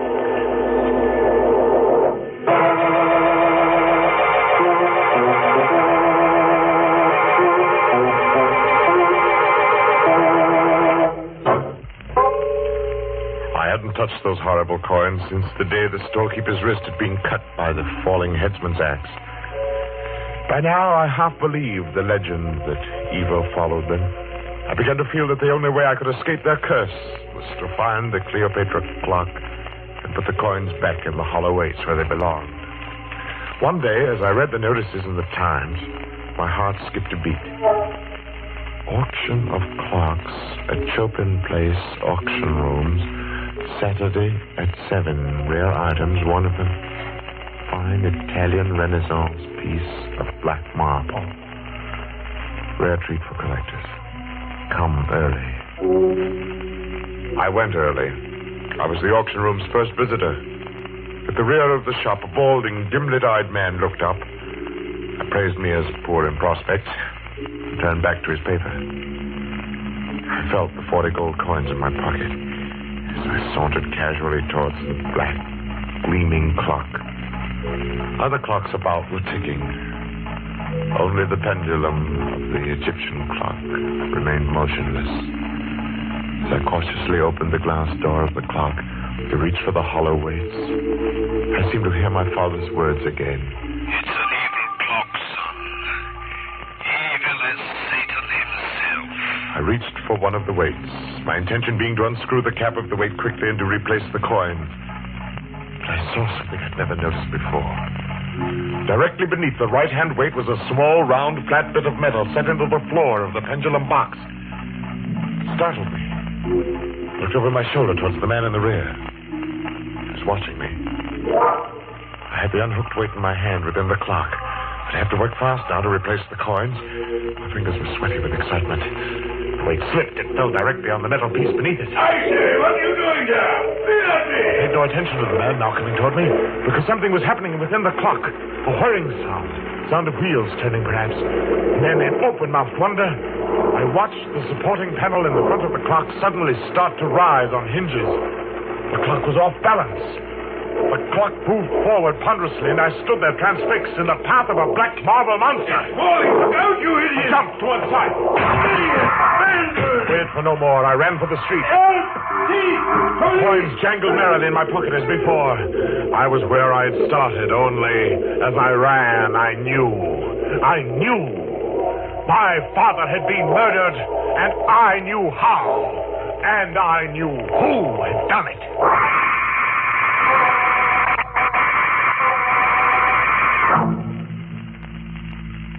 I walked for miles, trying to pull myself together. I wandered aimlessly, or so I thought. But fate had traced my path before me, because I was startled to find myself staring into the shop window of a rare coin dealer named Megaroyd. I walked into the shop. Mr. Megaroyd seemed a nice little man. He smiled a bit quizzically at my firm belief that I possessed the betrayal coins of Cleopatra. I poured them on his counter. Oh, I say, you could be right, you know. These are the right era. Oh, I say, suppose they were. Let me put a glass to them. Would they be worth a great deal, even if they weren't? Well, let me see. Oh, yes, gracious, yes, they are nearly new. Fine condition. They should be worth a great deal as collector's items. Well, Mr. Megaroyd, I feel there's something I ought to tell you about these pieces. Yes? It's not important. Oh, well, now, just a moment. I have a catalogue on this Egyptian era in my show window. I'll fetch it just as you say. The coins lay on the counter. I watched Mr. Megaroyd run down the aisle. As he approached the display window, his foot caught in an electric wire which lay across the floor. The lights went out, and I saw him pitch forward. Mr. Megaroyd! The street light peered through the broken plate glass. It made across a grotesquely sprawled form in the shop window. I needed no more light than there was to see what had happened. The upper half of the heavy plate glass had broken and dropped flat against the solid lower half. Mr. Megaroyd lay as the pawn shopkeeper had, holding with one hand the bleeding forearm he had pushed through his plate glass window as he tripped. The gold coins were on the floor, covered with blood once again.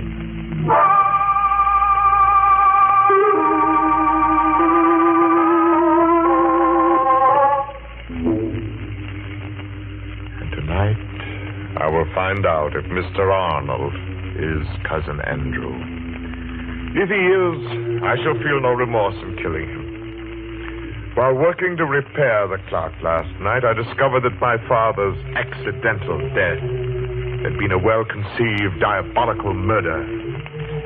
If the right-hand weight was heavier than normal, thus reached the floor of the clock on the 12th stroke of midnight, it tripped a trigger, which collapsed the base of the clock and caused it to fall forward. My father had died on the 12th stroke of midnight. Have you finished, Mr. Parker? No, Mrs. Arnold. I'll have to come back tomorrow night. What time do you expect Mr. Arnold tomorrow? Oh, about 11, I'd say. Will you be finished by then? Well, I think so. I'll have to take these weights to the shop with me, though. Something has to be added.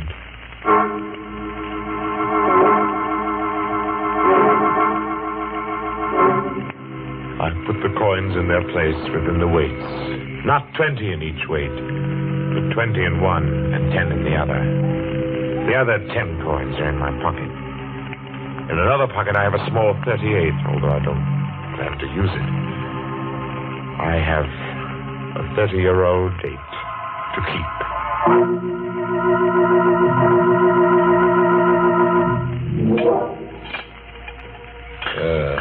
Think you'll have it fixed in time to strike midnight? Oh, yes, Mr. Arnold. It will strike at midnight. There we are. Weights are in place now. And it says exactly 5 minutes before midnight. I set the hands and then just a little show on the pendulum. So. And Cleopatra's clock ticks again. It wakes from a 30-year sleep, eh? Cousin Sebastian? Cousin? Well, that's what I wanted to tell you. My wife told me your father owned this clock in London. Well, yes. Then I was your father's cousin. So you are Sebastian Packer, the little boy who ran away that night. You are Cousin Andrew. Yes. But seriously, I don't know how much you know of that horrible night when your father was killed. I know the clock fell on Father. I heard the sound from my room. I was frightened. I came down the stairs later, in time to see them carry Father away. He was all covered up. Well, that was why I didn't find you in your room afterward. It happened so fast. Yes. We were sitting, talking. The clocks in the store were striking 12. Suddenly, the base of Cleopatra's clock seemed to cave in, and... I know. I bought the clock at an auction a few years later. Sentimental, I guess. Had it all fixed. It's good and solid now. I saw to that. Yes. Well, I think I'd better run along now, Cousin Andrew. Oh, nonsense. Let's make up for lost time and get acquainted. Well... Come now. I have some fine old port from England here. Sit down a while. No, not that chair. This one's a lot more comfortable. Oh, very well. It's a funny thing when you work with clocks as long as I have. You get to be quite philosophical about time. Oh, is that so? Oh. Well, here I sit by the big clock, just as my father said 30 years ago. Do you know how many seconds ago that was, Cousin Andrew? No, do you? Well, there are 350,360,000 seconds in 10 years. That would be 946,080,000 seconds in 30 years. You've got quite a mechanical mind, Sebastian. Here, try this port here. Okay. Here's your father.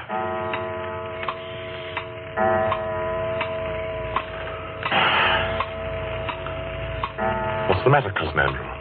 Are you ill? No. Your face is drawn and gray. Shut up.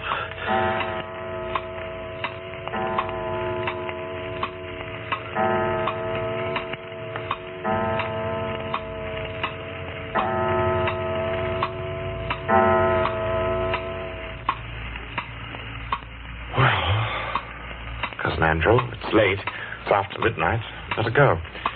I say, you do look awfully ill. Not that I don't care. Thundering sinners. Where are you going? Don't go. I must go, Cousin Andrew. I told the patrolman near my shop that I would like him to meet me at 20 after midnight. The patrolman? Yes. But here, sit down and relax. Take my chair. It's more comfortable. Well, you're shaking like a leaf. Now, you just sit quietly. I'll see myself out. Thundering sinners. Good night, Cousin Andrew.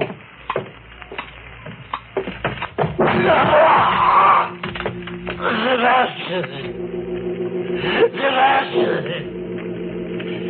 Get it up! Get the clock off me! You die hard, too, don't you? It was just a matter of timing. I set the hand a minute fast, and the weight didn't touch your clever little spring device till just now, because it's lighter by 10 pieces of blood-stained gold from the coffers of another murderer, Cleopatra.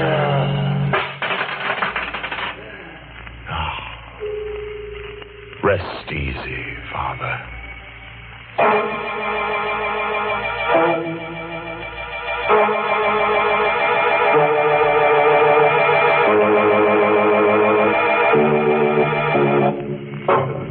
And a fine chime was had by all. Gotta leave you now, folks, with a timely moral. You can figure out how long you've lived, sure. That's your pastime. But figuring out how long you're going to live, that's just any old time. Oh, yes, by the way, this story should teach you another lesson. Never complain when you have to work late. Remember that overtime is certainly better than undertime.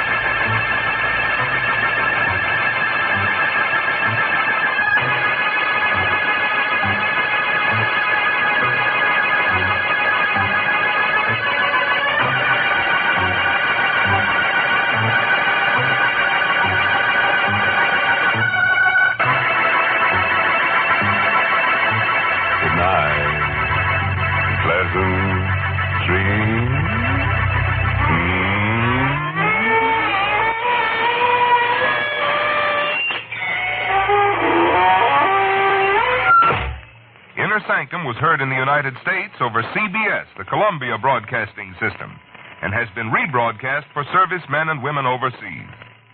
This is the United States Armed Forces Radio Service, the voice of information and education.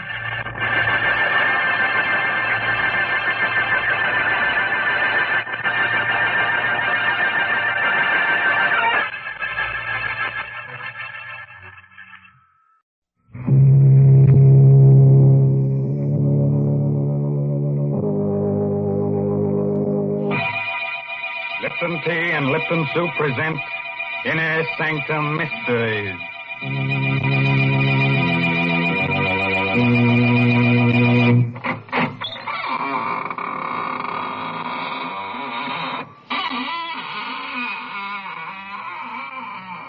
Good evening, friends of the Inner Sanctum. This is Raymond, your host at the squeaking door. Come in, won't you? Were you shivering? Cold? Oh. Well, don't let it throw you. Just remember that many are cold, but few are frozen. Well, our story, to be different tonight, is about murder. Murder and a clock. So, if you've got a little time to kill, let's do it now, huh? Why, Mr. Raymond, nobody can really kill time. Well, maybe not, but you certainly can frighten it. Didn't you ever hear of an alarmed clock? Mr. Raymond, someday you're going to choke on one of those puns. And won't that be nice, Mary? Then you can revive me with guess what, Lipton tea. Oh, dear. Must this go on week after week? Why must I talk to the only person in the world who doesn't know the proper uses of Lipton tea? Oh, don't say that. It isn't used to revive people. At least not in the way you mean it. Of course, lots of folks do find that Lipton's makes the day seem brighter. Yes, it sort of helps them through their housework to sit down now and then between meals, as well as at dinner and supper, and enjoy a cup of Lipton tea. And the reason why Lipton's is so satisfying is because of that one little word, brisk. B-R-I-S-K. Tea experts say that Lipton's has a brisk flavor, which means that it always tastes tangy and bracing. It's never flat or wishy-washy. So folks ask for Lipton tea at your grocer's. You just don't know how good tea can be till you've tried Lipton. Yes, and when you leave the grocer, step next door to the clockmaker's shop and ask him for the Judas clock. If he doesn't have it on hand, just ask him to give you the works. Yes, the title of tonight's story is The Judas Clock. It's an original radio play by that old clock watcher, Christopher Mayo. Our star is Barry Kroger, who plays the role of Sebastian Packer. I'm a clockmaker. I carry on the profession my father taught me in London. I like clocks, all that is but one. For 30 years, I've looked for a certain clock and a certain man. The clock is known to collectors as the Judas clock. The man I swore to kill when, as a boy of 14, I closed my father's glazing eyes and wiped the froth of blood from his lips. Last night, I found the Judas clock. Tonight, I may have found the man. I'm told you're an expert clock repairman, Mr. Packer, madam. Well, yes, I suppose I am. Well, I have a clock. Rather, my husband had, and it hasn't run for years. Would you have a look at it? Well, can't you bring it in? Oh, heavens, no. It weighs 500 pounds. Oh. One of those huge marble things. Italian Renaissance, I'd say. Marble? Italian? Well, can you describe it further? Well, it's rather unusual. Black marble. Heavily carved with biblical characters. The ivory face has a beautifully etched scene on it. But it's a gruesome one. Gruesome? What kind of a scene? It's a picture of a man hanging from a tree. Judas. His face is positively ghastly. The Judas clock. I knew without seeing it why the clock wouldn't run. It had been built in Italy for a prince of the House of Savoy in 1598. He conceived the idea when he discovered that his family's treasures included the 30 pieces of silver of Judas Iscariot.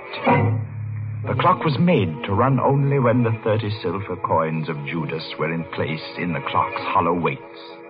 15 in each weight. And the coins had been in my possession since the day of my father's death. Somewhere inside me, that clock still beats its deep-throated song, and I have but to close my eyes to hear again my father's voice. It's an evil clock, son. As evil as Satan himself. And it's cursed.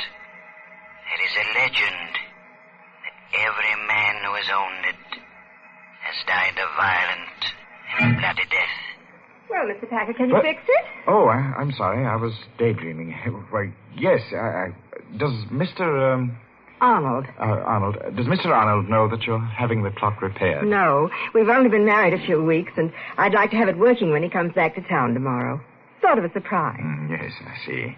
But I'll be there in half an hour, Mrs. Arnold.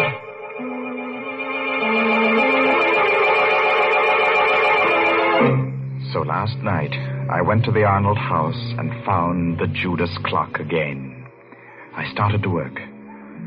Foghorns from the East River sounded much as I remembered they did in London. And suddenly, I was back there on a fateful day about a fortnight after the clock had been uncrated by my father. I was in the shop when the man from Scotland Yard stepped in. He walked straight to the clock and stared at it. Good afternoon, sir. Does the clock interest you? Very much. When did you acquire it? A cousin bought it at an auction in Italy, and I'm displaying it for sale and consignment. My name's Pettibone, Scotland Yard. I've been looking for this clock for a month. It was stolen in Italy. Stolen? Yes, Mr. Packer. And worse, murder was done. Afraid you're involved in a bit of something here. Murder? I'm taking possession of the clock in the name of the Crown. I shall never forget the look of horror on the detective's face a moment later. He laid his hand on the clock's carving, and it froze there, while his face drained white and his eyes bulged.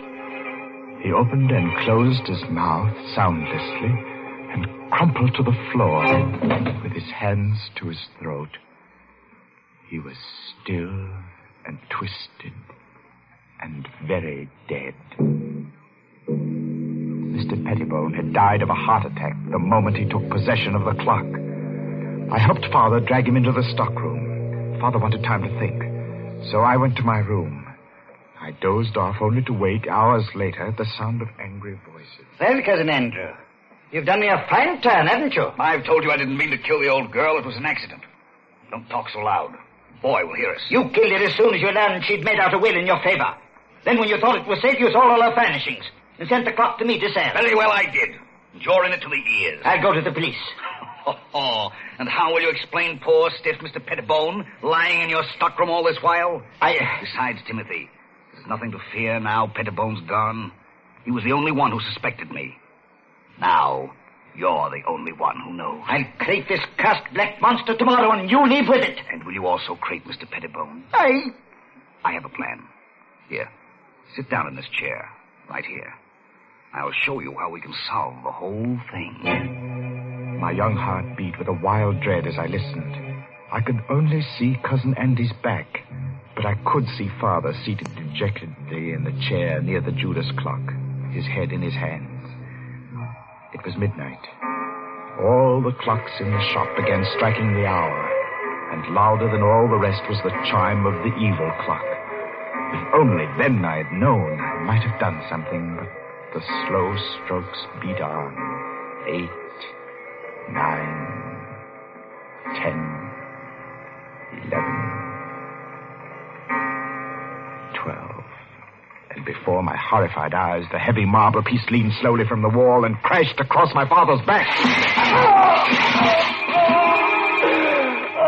And Cousin Andy stood facing my father as the clock crushed his frail form and choked him.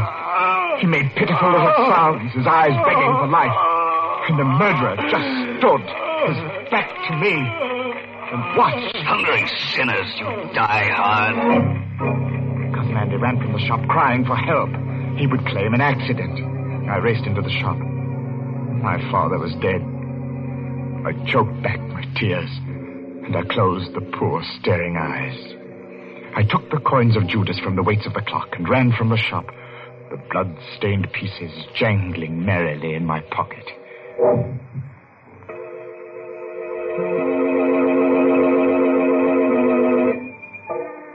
Armed with the notion that the coins were of value, and the definite notion that I must eat, I approached one of the many dingy little curio shops in the Limehouse district. I stepped through the fog toward a shop where a dim light burned in the rear. Every inch of wall and ceiling was hung with curios, old armor, swords, and shields. I would have run out, but a weazened, apish man barked at me from the rear. Well, what you want? I have something to sell. What you got? I had the 30 pieces of silver that belonged to Judas Iscariot. I'll twist this scrawny neck off you. Pulling me leg, eh? Oh, no, sir, I'm not pulling your leg, sir. Here they are. Fine. Silver, right enough. Where'd you cop them? Oh, I didn't steal them, sir. They belonged to my father. A likely tale, that. Will you buy them? Buy him, he says. Buy him. Get out of here before I cause a bobby a scant. Get out! Oh, no, give me my coin. Get out or I'll come about and fetch you a sound one. The ugly brute came toward me. He held my coins clutched in a tight, hairy fist. Before I could move, he had struck me. And I hit the wall with a clatter. And then it happened again. For the second time that night, the curse of the Judas clock struck. As I hit the wall, my eye caught a metallic glint above, and a heavy object dropped from the ceiling. The man was about to strike me again when the object struck his head. And remained part of him. He fell. His skull split in two by a hangman's axe. I clamped my mouth on a cry and pried the man's fist open. The fresh blood made it hard, but I recovered the coins. I stumbled in panic through the shop and out into the night. And the fog of London never swallowed a more frightened and lonely boy.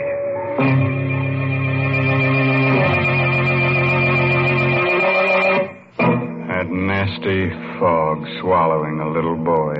That reminds me of a little nursery rhyme. Hickory dickory dock, the mouse ran up the clock. The clock struck 2. Look out, it might strike you. Heavens, I'm glad I don't own that terrible clock. Oh, don't say that, Mary. Just think if you had the Judas clock, then time wouldn't hang heavily on you. No, it would fall on you. Well, if it did fall and you rescued me, wouldn't that make you a time saver? Well, split my sides with an axe if Mary didn't make with a joke. Well, a very little one, Mr. Raymond. That's true. But seriously, I do have something to say about a time saver. And I'm thinking about Lipton tea. You know, Lipton's is such a handy beverage. It takes so little time to prepare, and it's always so welcome. Yes, its famous brisk flavor makes it enjoyable, not just at your own meal times, but between meals and whenever folks drop in for a visit. That's why it's a good idea to buy Lipton's in the larger, more economical size packages. That's right. The larger packages are much thriftier. So you see, it's wise to keep on hand a really good supply of that brisk-flavored Lipton tea. Oh, sure, it'll come in handy to warm up the chills you get from these Inner Sanctum stories. And, brother, you're going to shiver plenty with Barry Kroger as Sebastian Packer as this story goes on about the Judas clock. I hadn't touched those horrible coins of Judas Iscariot since the day the storekeeper was killed. By now, I half believed the legend that death followed them. I began to feel that the only way I could escape their curse was to find the Judas clock and put the coins back in its weights where they belonged. One day, as I read the notices in the Times, my heart skipped a beat. It said, auction of clocks. At Chopin Place, auction room, Saturday at 7. Rare items, one of them fine Italian Renaissance piece of black marble. Rare treat for collectors. Come early. Interested in something, young man? Oh, why, yes. Well, that is nothing in particular. Just looking at these splendid pieces. I thought I might stay for the auction. Look about. Auction won't start for a bit yet. I sauntered toward the black clock. My hand had scooped all the coins from my pocket. I would have to work fast and noiselessly. My sweating fingers began to unscrew the small cover on one of the weights. I would soon have the coins put back as I thought. What have you got in your hand there? Let's have a look. No, nothing at all. I was just examining. Examining my foot? You've got a flock of coins there. You must have taken them from somewhere in the clock. Here. No, give them to me. Sometimes when things happen quickly, the mind retains details that would otherwise escape notice. As the men and I struggled, I dropped the clock's weight. It hit a short, round bit of metal directly below it. The man had a vice-like grip on my clenched hand. Bastard little wretch! No! I'll wrench your hand off for you! I heard a whirring sound within the clock, and before my horrified eyes, the supporting panel at the front of the clock's base slowly lifted on hinges. The clock was off balance and began to fall forward. I screamed a warning. Look out!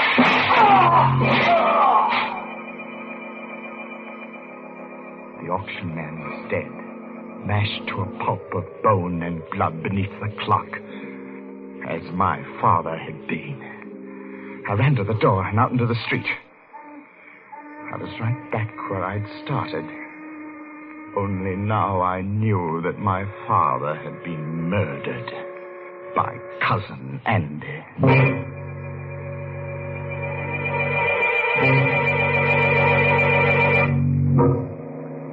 I walked for miles, trying to pull myself together. I wandered aimlessly, or so I thought. But fate had traced my path before me, because I was startled to find myself staring into the shop window of a rare coin dealer named Megaroyd. I walked into the shop. Mr. Megaroyd was a nice little man. He smiled a bit quizzically at my firm belief that I possessed the betrayal coins of Judas.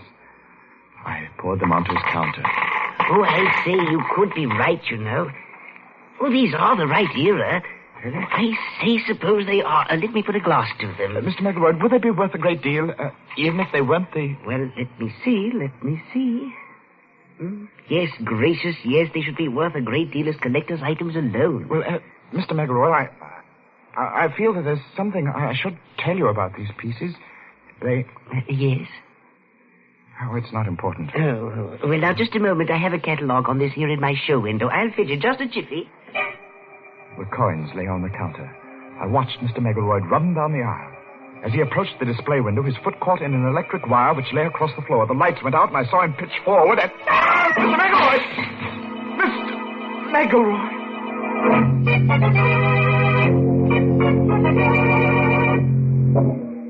The street light peered through the broken plate glass and played across a grotesquely sprawled form in the show window. I needed no more light than there was to see what had happened.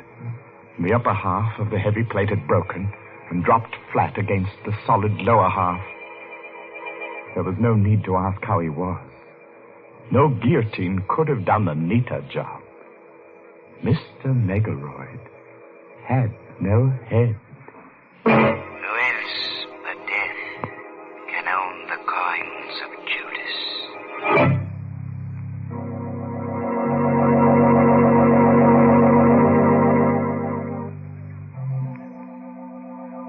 Tonight, I shall find out if Mr. Arnold is Cousin Andrew. If he is, I shall feel no remorse in killing him tonight. Because while working to repair the Judas clock last night, I discovered how my father's accidental death had been well-conceived, diabolic murder. When the right-hand weight reached the floor of the clock on the 12th stroke of midnight, it tripped a trigger which collapsed the base of the clock and caused it to fall forward. My father had died on the 12th stroke of midnight. Have you finished, Mr. Packer? No, Mrs. Arnold. I shall have to come back tomorrow night. What time do you expect Mr. Arnold tomorrow? About 11, I'd say. Will you be finished by then? Well, I think so. I'll have to take these weights to the shop with me, though. Something has to be added to them. Well, of course, Mr. Packer. Mr. Arnold will be so surprised to see the clock running, won't he? He'll be very surprised, Mrs. Arnold.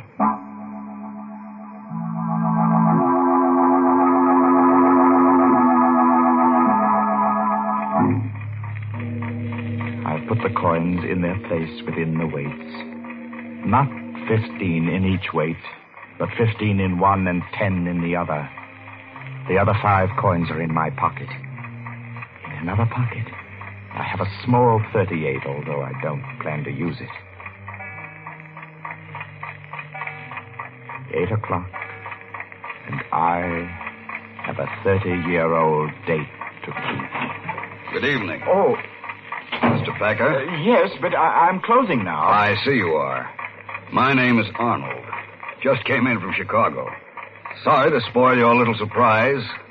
Or my wife's, rather. You You surprised her instead. Yes. She had to confess. I wanted to go out, so she had to tell me about engaging you to repair the Judas clock. You don't want it repaired? By all means, I insist. It's a splendid idea. But what I came for, really, was to tell you that you and I have much to talk about. Oh, do we? Yes. But look, close your place and bring along whatever you need to fix the clock, and we'll talk about it at my place. I'm all set. Let's go.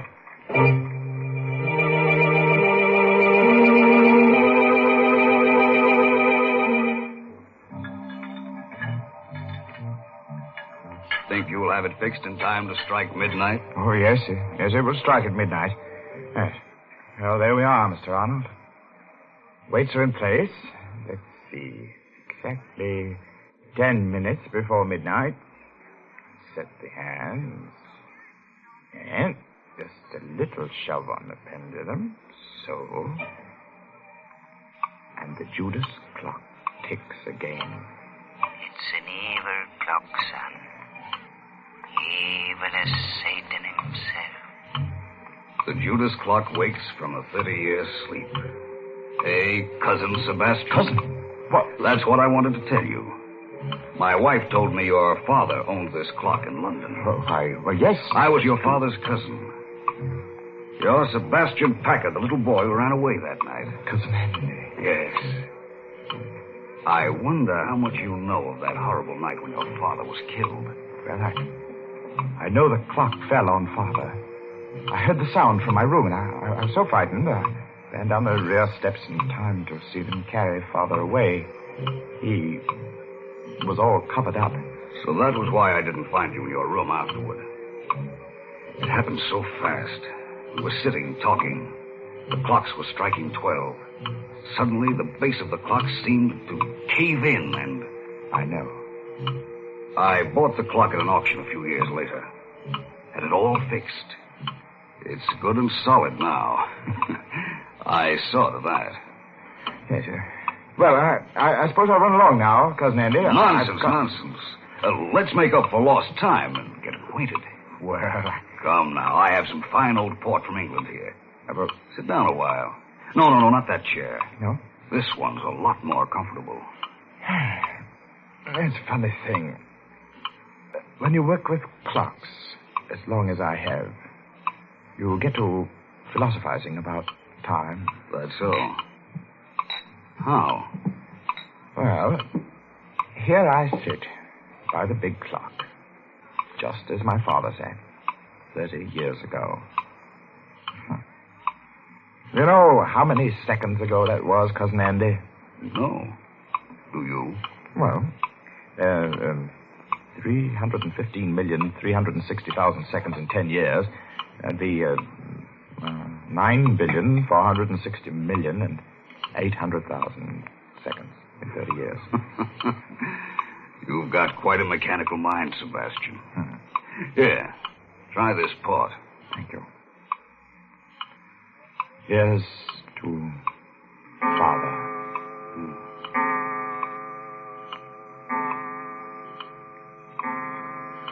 What's the matter, Cousin Andy? Are you ill? No.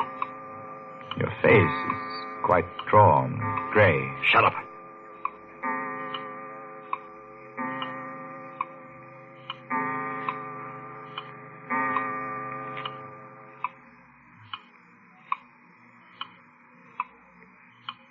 Well, Cousin Andy, it's late. I guess I'd best go. You know, you do look awfully sick. Oh, don't get up, old man.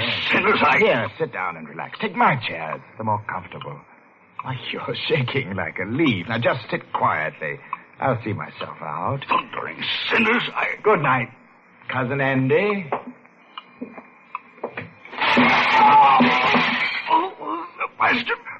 Sebastian.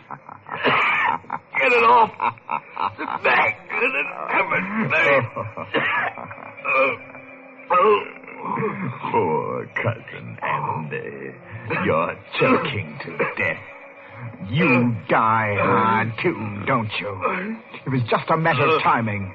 I set the hand a minute fast and the weight didn't touch your clever little spring device till just now because it's lighter by 5 pieces of cursed Judas money.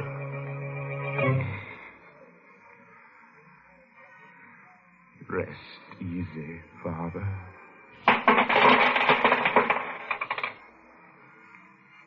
And he cast down the pieces of silver in the temple and departed and went and hanged himself.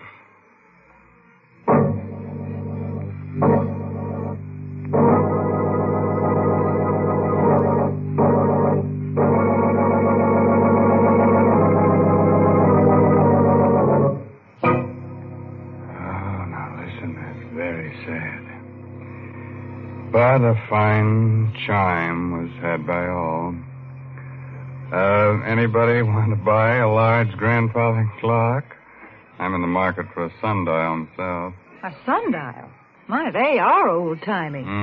Say, Mr. Raymond, if you're afraid of clocks that tick, why don't you try to get hold of one of those old Egyptian water clocks? Oh, Mary, now you're going to tell me that when tea time comes around, the water begins to boil in the clock? Well, that would be quite an invention. But no, Mr. Raymond, right now I'm not going to talk about Lipton tea. Instead, I'm going to tell our listeners about an important job that lies ahead. A fight that's far from finished. Yes, the battle for Japan. Our government says that this Pacific War will be one of the most bitter and difficult in history. Never before has a nation fought so far away from its own shores. And to support this fight, we at home must work even harder at our home front activities. We must keep on buying more and more bonds, and we must hold on to them. And above all, we must stay on our war job until the job in the Pacific is over.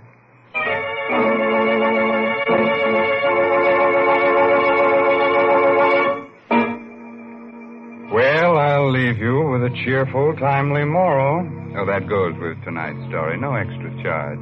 Now, you can figure out how many seconds you've lived. All right, that's your pastime. But you can't figure out how many you've got left. That's just sometime. You know what I mean? Well, I'll see you in just 604,800 seconds from right now. Well, that's next Tuesday night at 9 o'clock, of course. By the way, this month's Inner Sanctum Mystery novel is The Lucky Stiff by Craig Rice.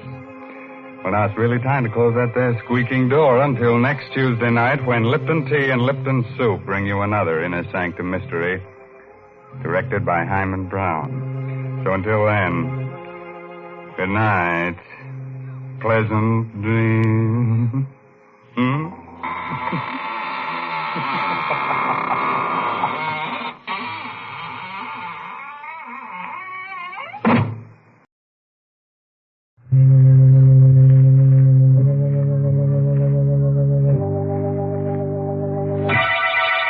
Lipton Tea and Lipton Soup presents Inner Sanctum Mysteries.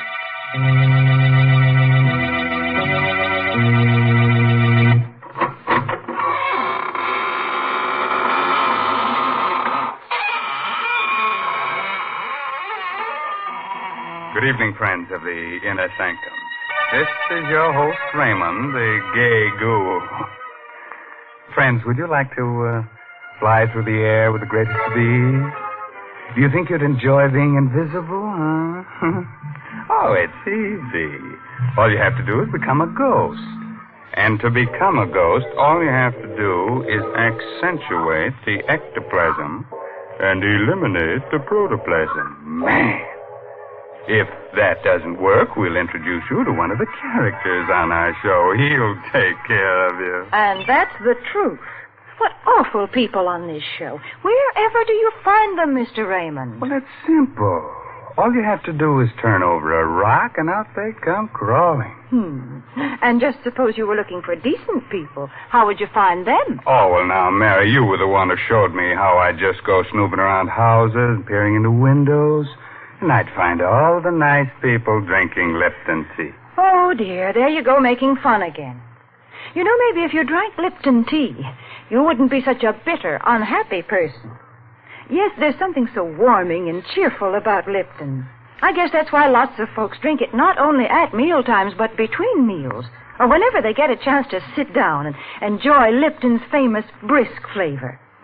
That word brisk, B-R-I-S-K, explains a lot when it comes to tea flavor. Brisk means that Lipton tea always tastes tangy and bracing. It's never flat or wishy-washy. That's right. You just don't know how good tea can be till you know how good Lipton's is. All right, Mary. As long as you're in the kitchen, you'd better sharpen up a couple of knives, as our main character tonight is going to use them. The story is called Song of the Slasher. It's an original radio play by Milton Lewis and stars Arnold Moss in the role of Detective Dan Miller. Are you ready? Then gather close and listen. If you find you're getting too many chills, then just sit in the fire. A thick, murky fog hangs like a damp veil over the waterfront. Streets are deserted. The buildings loom like tombstones in a cemetery. No living soul can be seen, because people who sense stay behind locked doors. The slasher has murdered and mutilated his 5th victim in 8 days.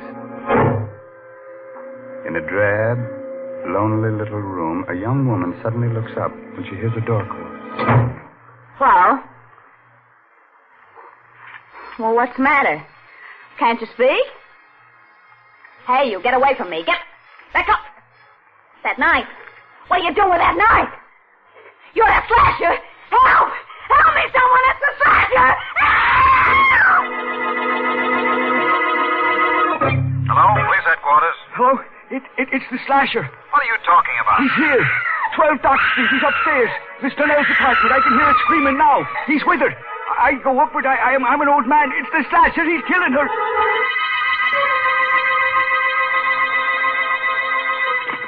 Hello? Is that you, Miller? Speaking. This is Captain Quinn, headquarters. Here's the chance you've been waiting for.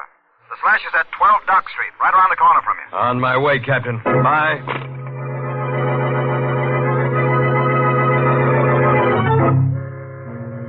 And that's how it started. A detective is asked to do some queer things in the line of duty. I didn't mind moving down to the dump at the waterfront with my wife, if it would help catch the slasher. So when I got the call, I rushed out of my joint and beat it down to 12 Dock Street. Oh. Where is he? Where'd he go? He... Listen, I... Don't do that. I'll get you a doctor. And listen to me, sister. Donnell, her name is. Are they going to send an ambulance? Yeah, but it won't do her no good. You were too late. Did you see the guy who did it? I saw nobody. He can't be far. He was here a minute ago. I heard someone go out the back way. When? A minute ago. Listen. It's coming from that alley down there. Fog's so thick you can't see 2 feet ahead of you. The back way goes into the alley. Well, then it's him. The slasher.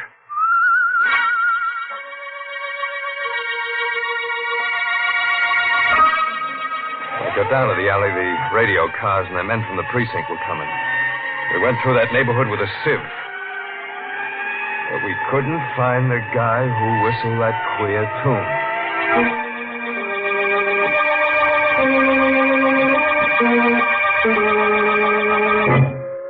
Is that you, Danny?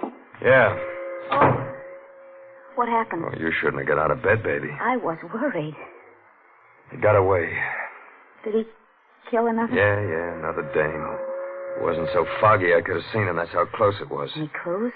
No, nothing to speak of. Hey, look, baby, don't you worry about this. You go back and get some sleep. I'm frightened, Danny. That man is somewhere in this neighborhood and us living here. I shouldn't have brought you down here. You're going back to our old place tomorrow. No, I'm not. I don't want you here alone, and I want to stay with you. Shut up. Danny. Listen. You hear that, don't you?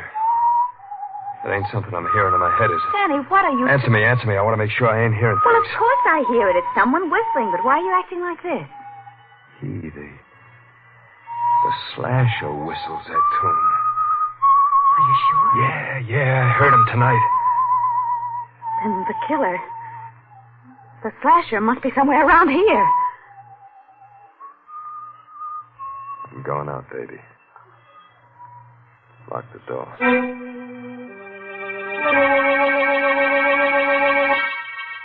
The whistling was somewhere in the building. I listened. Where was it coming from? It was gone. I looked at my watch. 4:30 in the morning. I walked down the stairs listening for the whistle. I walked on my toes, listened at the other flats. I didn't hear a thing. I went down into the cellar. There was someone there, all right. Oh? Who's there? It was Sykes, the janitor. I came closer. Oh, it's you, Mr. Miller. Yeah, Mr. Sykes. Hey, what's the matter? You're shaking like you got a fever. You frightened me. Why? I thought you were the slasher. Yeah? He's around here, you know. He might be hiding in these shadows. He might be anywhere. Everybody's afraid of him. Everybody. Yeah, so I hear. What time did you come down here? 4:30, like I do every morning. Why? See any stranger in the building? No, I didn't see anyone. Who lives in the flat below us? Mr. Trevelyan. Reginald Trevelyan. Funny name. He's a funny fella. Never sleeps at night. Wanders around the building whistling to himself. Whistling to himself? Yeah. He writes music or something. He got a piano in his place today. He talks crazy sometimes. Think he's up there now? Yeah, he never sleeps. Here. $20? Yeah, it's for you. Why are you giving this to me? I want you to tell me when Mr. Trevelyan leaves his apartment. Do you get it? Yeah, but why? I ain't paying you $20 to ask questions.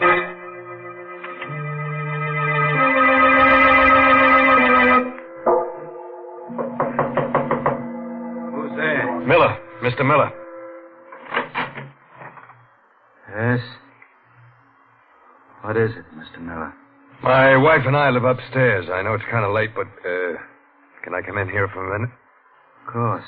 Hope I'm not disturbing you. No, it's quite all right. You the people who moved in a few days ago? That's right. Glad to know you. My name is Reginald Trevelyan. Dan Miller's mine. You been up all night? Yes. Why do you ask? Well, because maybe you can help me. Someone tried to break into our place at about 4:30 this morning. Really? Mr. Miller, you think your wife would be very annoyed if I play the piano now? No. No, I don't think so. She likes music. Does she? Seemed like a charming girl. I noticed her when you first moved in. You're very lucky to have such an attractive wife.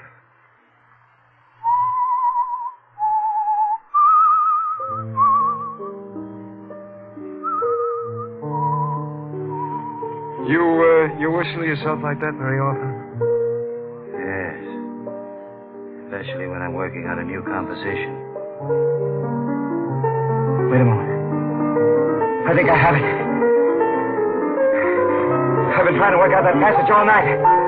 Mr. Miller, please get out of here. I want to be alone. You're a query, you are. I'm not interested in your opinion. Well, what are you waiting for? Get out of here! Get out, I'll blow you out! Try it. I've lost it! What? That passage! You see what you've done? I had it a minute ago and now it's gone!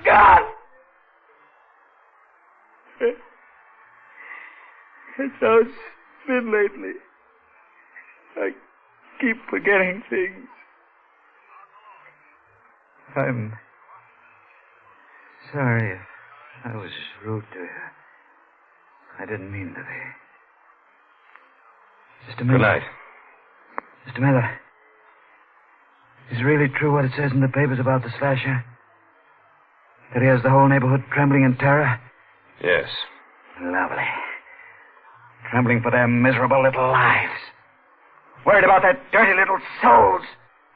Shivering in fear in their ugly little rat holes. If I knew who the slasher was, I'd embrace him and give him every penny I have. Why? Because I hate them. Because they laugh at me. Because... Good night, Mr. Miller.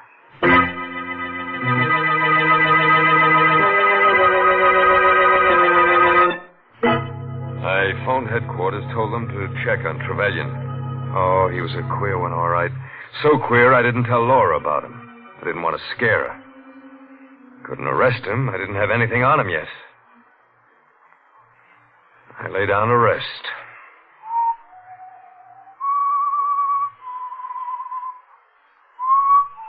Maybe I heard it in my dream. Maybe not. But I heard that whistling again. That same tune. I think that's what woke me. I looked around. Laura. She was gone. And the door was open.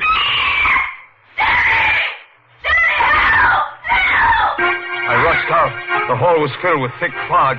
In the yellow light, I saw a crumpled heap on the floor. I recognized Laura's bathrobe.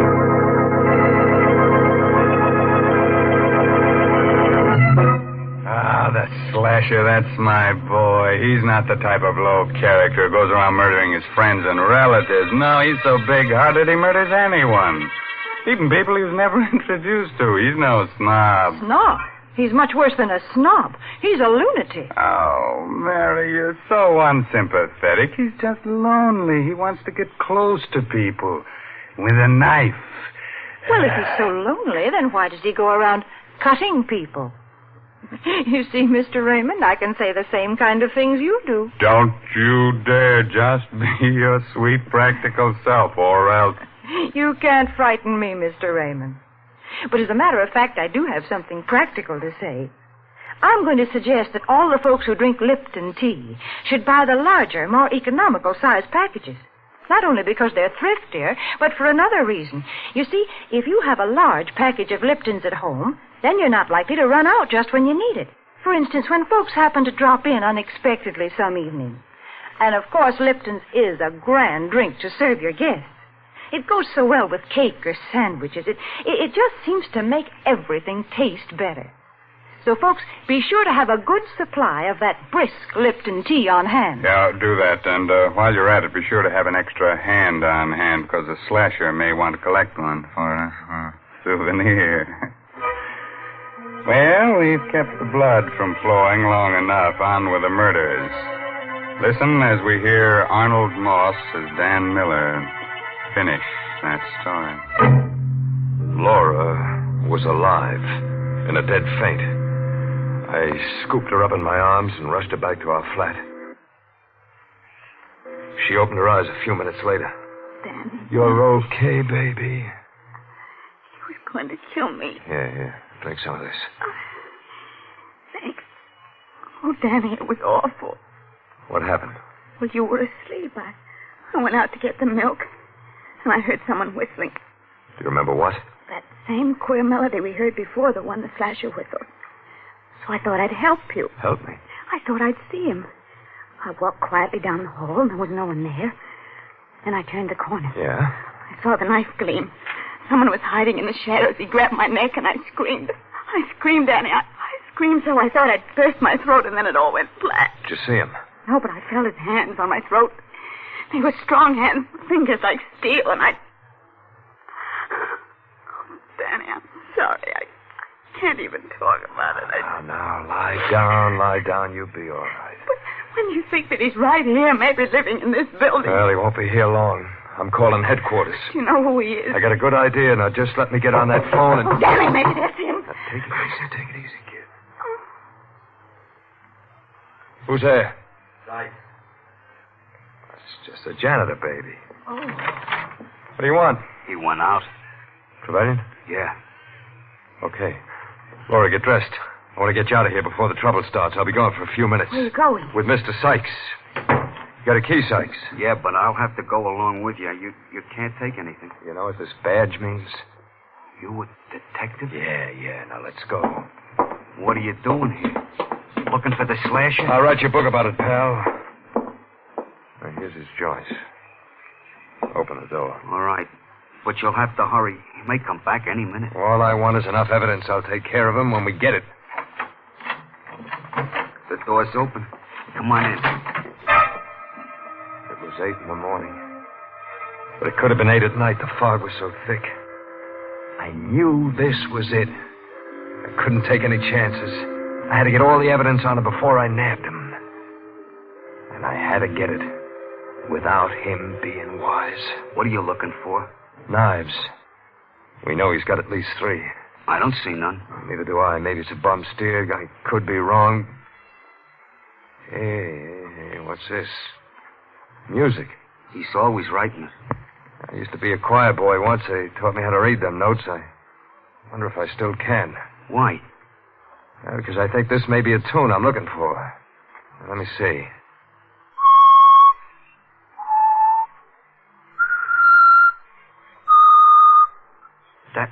That song. Did you ever hear it before? Yeah. Bet you did. He's always whistling it. I heard it myself when he killed the last one. You gotta find those knives. You better hurry. I think he just went out to get some breakfast. I looked everywhere. Couldn't find the knives. I couldn't bring a guy in just because I heard a song. I found a bunch of keys. They were trunk keys. But there was no trunk. I think I hear him coming. Never mind what you think. Where does he keep his trunk? In the storeroom in the cellar. He's always going down there for things. Hold it. That's him. Yeah. Come here. There's room behind this upright piano for both of us. What, if he's the... Shut up. Get behind here and hurry.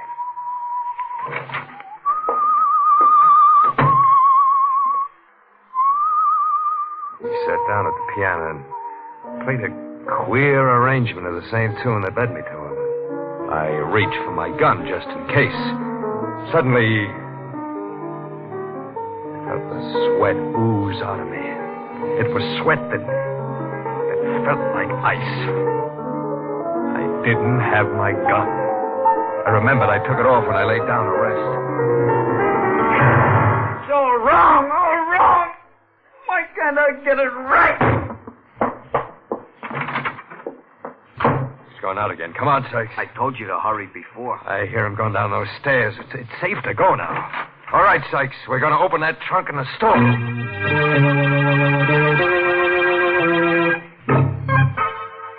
Here's his trunk, Mr. Miller. This key should open it.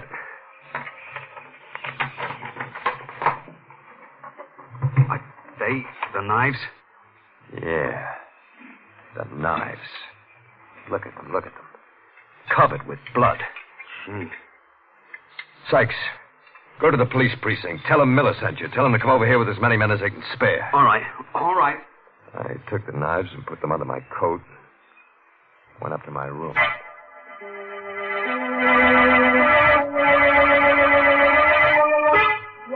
Yes, I'm leaving. I'll be home soon. I could hear Laura talking on the phone with someone. I opened the door. Oh, of course. I better hang up now. Danny just came in. Goodbye, darling. Who were you talking to? Mother, I'm ready to go. Oh, wait a minute. There's no rush. Listen, Danny. It's that man at the piano.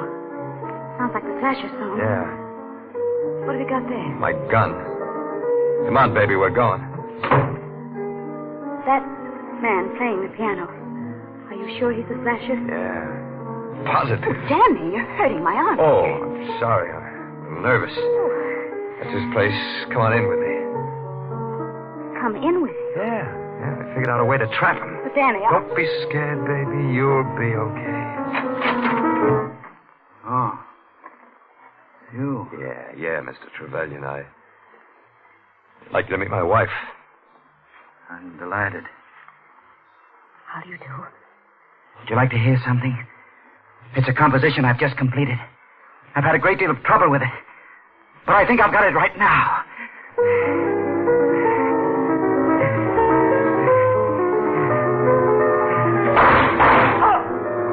You. That gun. Yeah, you got it coming to you, Slasher. You stupid swine. You idiot! Why did you give me a chance? My music, not even written down.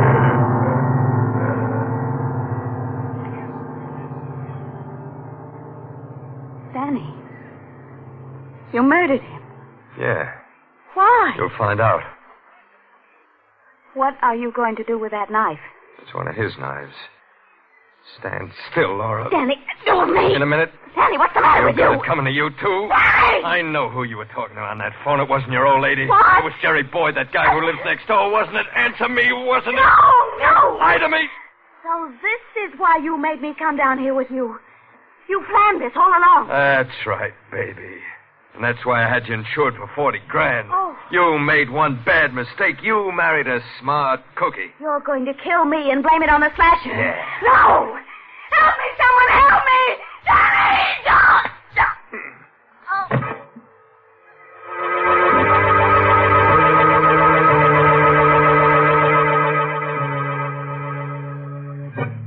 When it was over, I wiped the knife clean of fingerprints. And then I smeared Trevelyan's hand over the handle. I knew what to do. Made it look good, made it look perfect.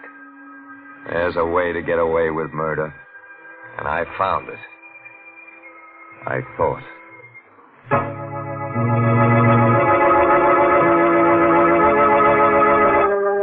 Go on with the report, Miller. Well, Captain Quinn, after I sent Sykes to the precinct, I went upstairs for my gun. My wife wasn't there, and got the gun, and I heard a scream. I rushed to his place. I opened the door. I saw Laura. For a second, I thought I'd pass out. Yeah? He grabbed a knife and come at me, and I shot him and killed him. Oh, Laura. She was insured for $40,000, wasn't she? Yeah. Yeah. Well, what difference does that make now? A lot of difference, Miller. I want you to meet someone. Come in, Sykes. Yes, Captain. Did you hear Detective Miller's report clearly? Yes, sir. Was he telling the truth? No. He lied. What are you talking about? I didn't go to the police when you told me. I hid in the cellar. I saw you go upstairs. I saw you get your wife and go to Trevelyan's place. I listened at the door.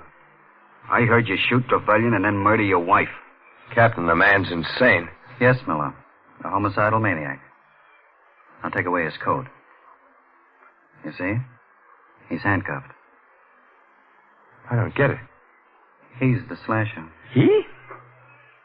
It's impossible. I told you about that melody. Why, it's still on Trevelyan's piano. Trevelyan copied down that melody after he heard Sykes whistle it. Yeah.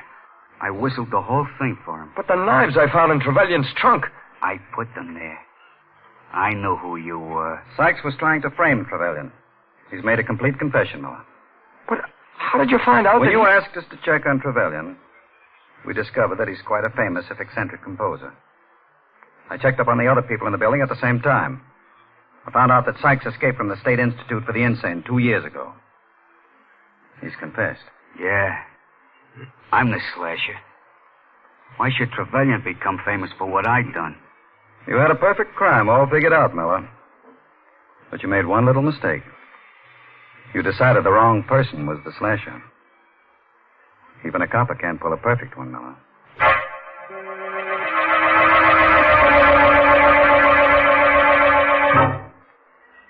So I'm telling you all this because in 10 minutes I won't be able to tell nobody anything. Ever since I made my report, I've been hearing that song in my head. Like somebody whistling it. Soon I won't hear that either. It's a nice tune. Kind of sad.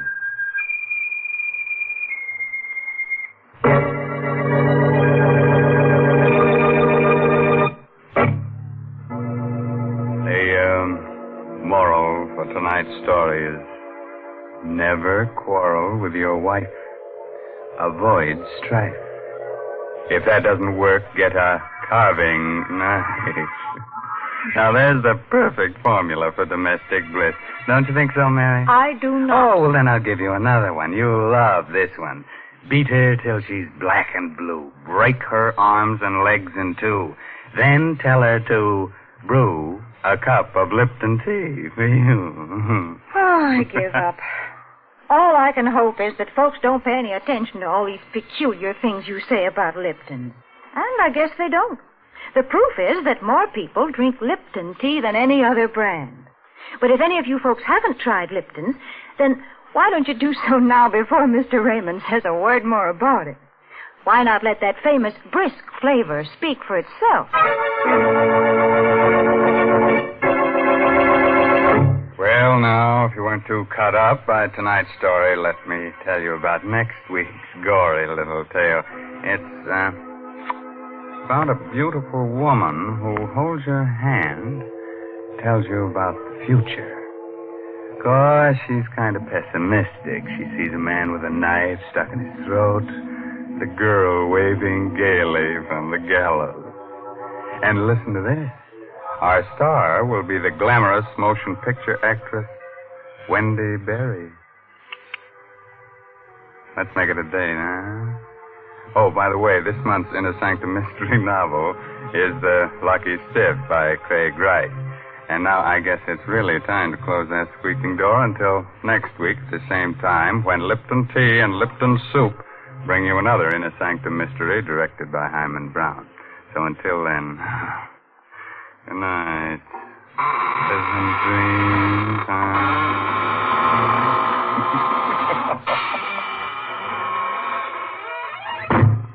Folks, if you'd like to try a modern food with a real old-fashioned flavor, then try Lipton's Noodle Soup. You see, Lipton's comes in an envelope, and all you have to do is empty the contents into boiling water, and in no time at all, soup's on. And what a delicious, chickeny-tasting soup it is. It really tastes homemade, and it's brimming with golden, tender egg noodles.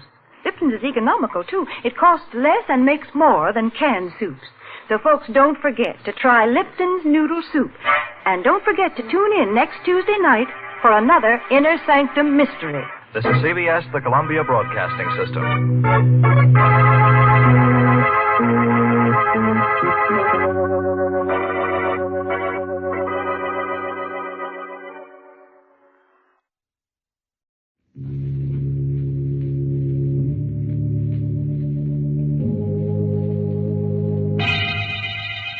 Lipton Tea and Lipton Soup presents Inner Sanctum Mysteries, starring Wendy Berry.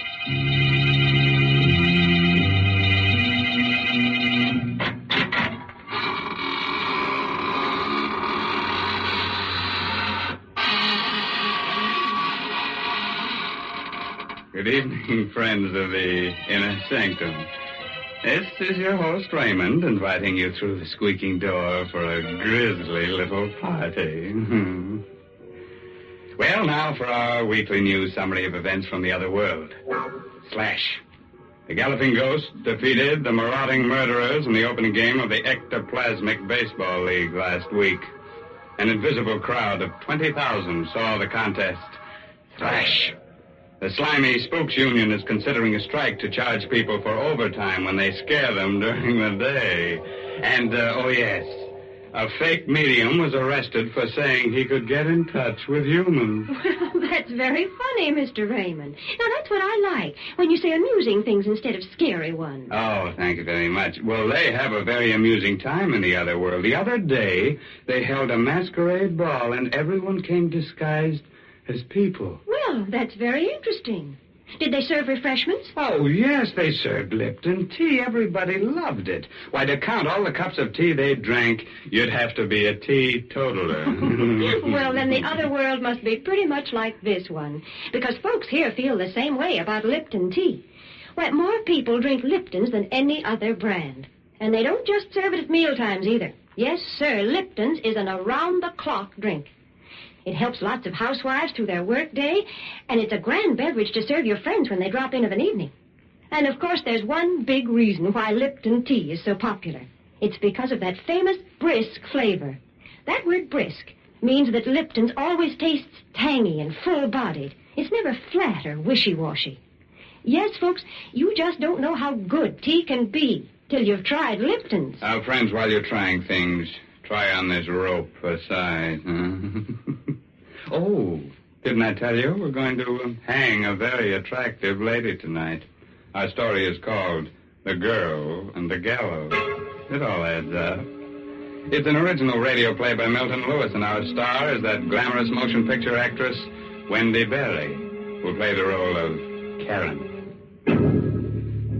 All right, friends, on a nice spring evening like this, a few chills running up and down your spine are just what you need. So get yourself a sweet companion, turn the lights down low, put your arm around her. Oh, brother, sit back and get ready to have the wits scared out of you. Let's go. The door was open, and I walked into the strangest apartment I'd ever seen. A sweet, sickening odor overwhelmed me as I looked around. It was a rare incense, burning in a hollow skull that stood on the mantelpiece. I looked closely. The skull was human. I felt someone's eyes on me, staring, watching every move I made. Good evening. You're Karen Marlowe, aren't you? How did you know? I'm Laura Mason. Oh, Father's told me so much about you. I had to come and see you. May I call you Laura? Of course. I thought it'd be best if we met like this by ourselves. When you marry Father, you're going to be my mother. I never had a mother. She died when I was born. Yes, Dennis told me. I can see now why Father's so much in love with you. I can grow to love you, too. What has your father told you about me? That you were quite an extraordinary woman. Can you really foretell the future? Why did you come here? I told you. You're going to be my mother. That's not the reason. I don't understand. Sit down, Karen. Before you leave here, you will understand. And you'll believe everything your father told you about me. She sat next to me, held my hand. Hers felt like ice. Suddenly, her body shook and quivered as though she were being seized by some terrifying unseen demon. Her eyes had little dancing flames. Then they were gone. They became hollow, endless, like two round black holes of infinite space. She was in a trance. Her hand held mine like a vise. There's not going to be any wedding. What are you saying? I see a coffin. A coffin? There's a man in it. Dennis, your father. You don't know what you're saying. On the floor of your home, a dagger in his throat, his head in a pool of blood. Stop it! Murdered! Stop it! You struck me. I had to wake you out of that horrible trance. How can you say such awful things? They're true. They can't be. But they are. I still remember the last vision I saw. It should interest you very much. I don't want to hear about it. You were in it. I? How? There was a figure hanging from a gallows. It was you. You hate me, don't you? You want to see me dead. That's why you're telling me this. No. I'm not afraid of you. You're rotten and evil and loathsome. And I hate you. I hate you. I could kill you.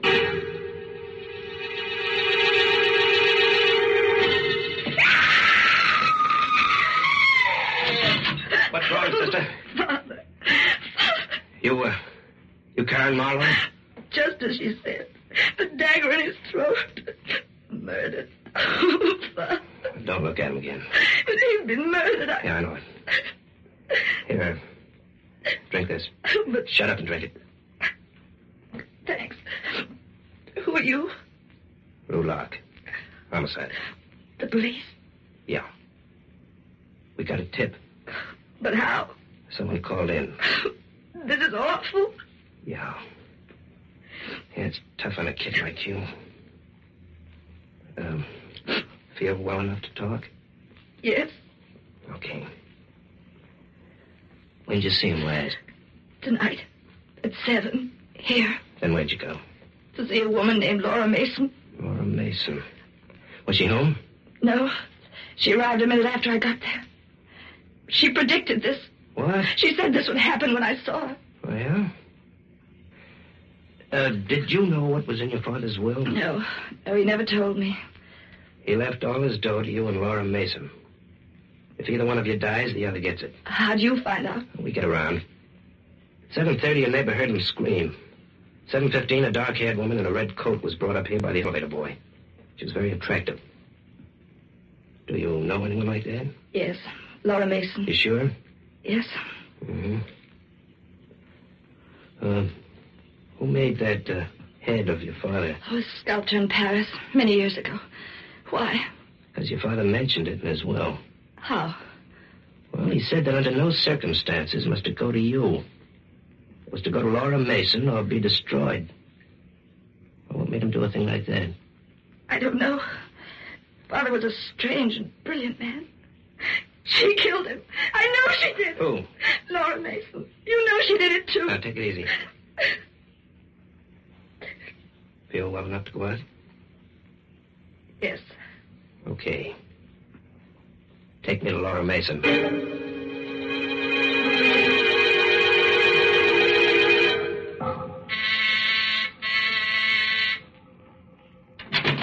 Yes? I'm Lou Locke. Homicide. Please? Yeah. Where's Laura Mason? Laura Mason? Don't play dumb. I never heard of her. Ever seen this lady before, Miss Morrow? No, and I've never seen this apartment before either. Did you make a mistake? No. No, this is the building. This is where the apartment is, but I don't understand it. Neither do I. I told you how strange it was. Yeah. Hey, the skull on the mantelpiece, I don't see it. But it was here, only a few hours ago. What's your name? Maxine Maynard. How long you living here? 5 years. You must have made a mistake, Miss Morrow. I didn't. I know it sounds crazy, but you don't believe me, do you? You don't believe a word I told you. Let's go back to your place. The boys must have finished up by now.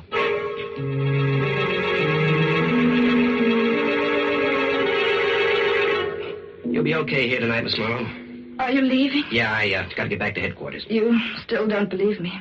Look, you're a young kid, a nice kid. You never saw a man who was murdered before. It can bowl you over. You think I imagined it all? Well, it's happened before. But you'll be all right now. Good night. Don't go. Please don't go. Well, I've got to. I'm frightened.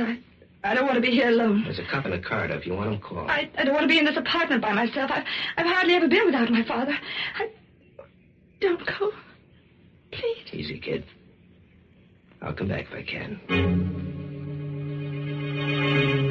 Was I losing my mind? Did I imagine a strange interview with Laura Mason? I was alone in the apartment where my father was murdered. I was too frightened to think. Suddenly, the door buzzer sounded. I rushed to open it. No one was there. I sat down. Was this something I imagined, too? The phone rang. I picked up the receiver. Hello? Hello? Hello? No one answered.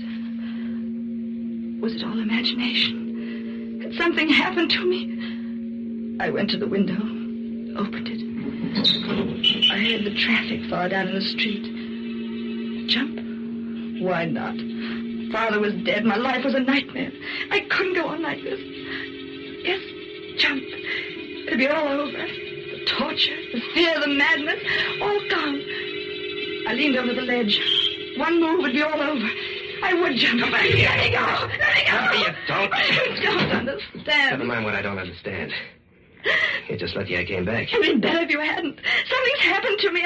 I see things that never existed. I hear bells, the phone, the door buzzer. And all the time I feel that woman's eyes on me. Watching me. Cut it out. Why didn't you let me jump? I'm no good to anyone this way. Why did you come back? Because I... Come here. Don't. Let go of me. Shut up.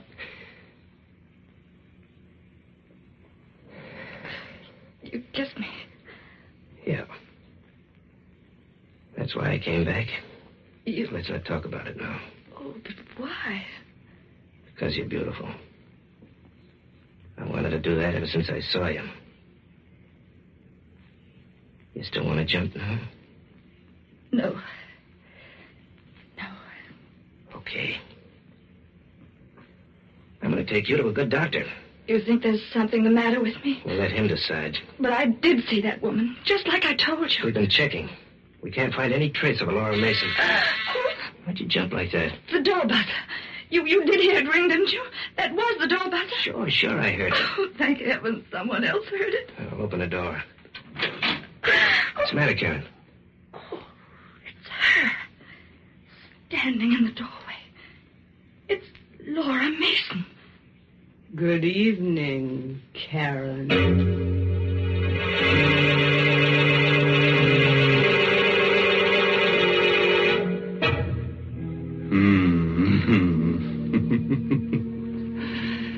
Nice, queer monkey business, huh?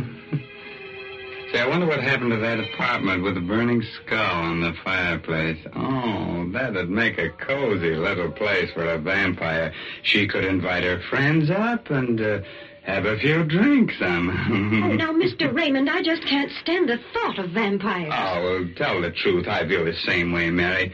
I always say that I could kill a vampire and it wouldn't bother my conscience at all. After all, I wouldn't be spilling her blood. It'd be somebody else's. Now, please, there are no such things as vampires. So let's talk about something else. Something sensible. Heaven forbid. Well, then you just be quiet, because I'm going to give some sensible advice. I'm going to remind all the folks who drink Lipton tea that it's wise to buy the larger, more economical size packages. Oh, yes, it's thriftier, but that isn't the only reason. I mean, Lipton tea is the perfect drink for so many occasions that unless you keep a good supply on hand, you may be caught short just when you need it, such as when friends pay a surprise visit to your house. So, when you buy Lipton tea, the tea with the brisk flavor, be sure to get it in the larger size packages. Oh, sure, and there's still a large package of murder ahead tonight, so let's get back to our star, Wendy Berry. Let's see, where were we? Oh, of course, Karen was trying to make up her mind if she was going bats when suddenly the door opened and in walked Laura Mason. I'm Detective Lou Locke, homicide. Better sit down, Miss Mason. Thank you. Karen, will you please fix me a drink? Yes, but you've got to tell him what happened this evening. He doesn't believe me. Fix her the drink, Karen. I'll do the talking. All right. I suppose you've been wondering about me, Mr. Locke? Yeah. Did you know about his will? I did. I suppose you've gathered quite a bit of evidence against me. We've got enough. Did you kill him? Do you have my drink, Karen? Yes, here. Thank you. No, I didn't kill him, Mr. Locke. We'll let the jury decide that. Would you care to know who did murder him? I have a certain curiosity. She did. Karen? Yes. You don't know what you're saying. Why don't you tell him, Karen? Why don't you confess? But I have nothing to confess. I didn't kill my father. Lou, you don't believe her, do you? You know she's lying. I listen to everybody. That's my business. Are you going to confess, Karen? What are you trying to do to me? You know I didn't kill him. You know because you killed him yourself. Miss Mason, I understand you saw the body of Dennis Marlowe in a vision. Yes. The vision came after the murder. After you were known to come to this apartment earlier this evening. She killed him. That's why she could see these things in her vision. What have you got to say to that, Miss Mason? I see I'll have to convince you too, Mr. Locke. You don't believe in these powers of mine? No. You will. Let me hold your hand. She held his hand, just as she held mine. That same strange shudder went through her body. Her eyes again became the round black wells of infinite space. In a moment, you'll be looking at the body of a woman, Mr. Locke. She's lying on the floor of this apartment. She's dead. Yeah? Who is she? I can't see her face yet. Wait. I'm beginning to see it now. What's the matter? This drink has been poisoned. What are you talking about? Karen poisoned my drink. The body lying on the floor is me. She's murdered. No, it's a lie. It's some trick. You won't win, Karen. My body will disappear. It's not like yours, not like any of you. You won't be able to arrest me. What happened to her? What's the matter? Just a minute. She's dead. Dead? Murdered. She's been poisoned. Poison? That's right. Look at her eyes. But I didn't do it. You saw me pour the drink. I wasn't watching you. But you can't believe I didn't that. say you killed her. But that's what you're thinking. What I'm thinking now isn't worth a button. Give me that shawl on the piano. Here. I want to cover her. You don't really believe Listen, that. you stay here. I'm going into the next room to phone headquarters. I'll be back in a minute. I looked at the shawl covering the twisted heap on the floor. What kind of a woman was she? Why had she lied? As though hypnotized, I walked over to her, picked up the shawl. She was beautiful, even more beautiful in death than in life. Then out of space, just as I'd felt it before, I felt her eyes on me. They were closed, yet I knew she was watching me, staring at me, looking at every move I made. Suddenly I heard myself screaming at her, "You can't see me! You're dead! You're dead! You can't see me!" I couldn't bear it another moment. I ran out of the room, terrified and hysterical. "She's watching me, Lou! I can feel her! Karen! She's watching me!" Karen, get a grip on yourself. Oh, I tell you, I feel her eyes. Karen! You must believe me. Please, believe me. Now, look, you'll be okay. I finished my call. I want you to come back inside. No, I can't. You've got to. Look, if you'll only realize that there's nothing to be afraid of, you'll be all right. Come on. Oh, I'll go. I'll go if you tell me you don't believe what she said. I don't believe it for a minute. She put that poison in her drink herself. She knew the game was up, but she just wanted to make trouble for you.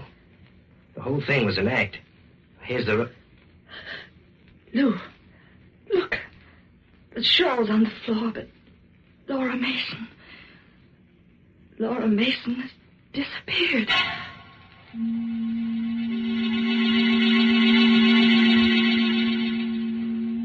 I was alone. Lou had gone back to headquarters. When he left, I could see she had him under a spell. He, too, was puzzled and confused. Just as before, the door buzzer rang. No one was there. The telephone rang. I picked it up. Hello? No one. I was being beaten. I knew it. You can fight evil when it's human. But what can you do when it's not human? She wanted me to die. On the gallows. Somehow I knew I would. She was too powerful for me. How could I stop her? How? Good evening, Karen. I looked up, saw her. Another hallucination. I said good evening, Karen. What do you want? I want you to confess to the murder of your father. That's what you wanted all along, isn't it? That's how you want me to go to the gallows, isn't it? Yes. Call the police, Karen. Tell them how you murdered him. No. Why suffer any longer? You know you'll do it in the end. No. I have patience. I'll wait. Just let me take something out of my purse. A knife? Yes, Karen. Dennis died by being stabbed in the throat. Perhaps you'd like to know how that feels. You wouldn't dare. I'd dare anything, Karen. Don't you come near me. You know you got to die, Karen. Go away! Go away! No, Karen. I have a weapon, too. In this drawer. Oh, a gun. You think that'll have any effect on me? You tried to poison me once. It didn't work. I'm warning you. Go away. Get out of here. Fool. Come on, I'll shoot. Put that gun down. No, I'm going to kill you. You see, Karen? It had no effect.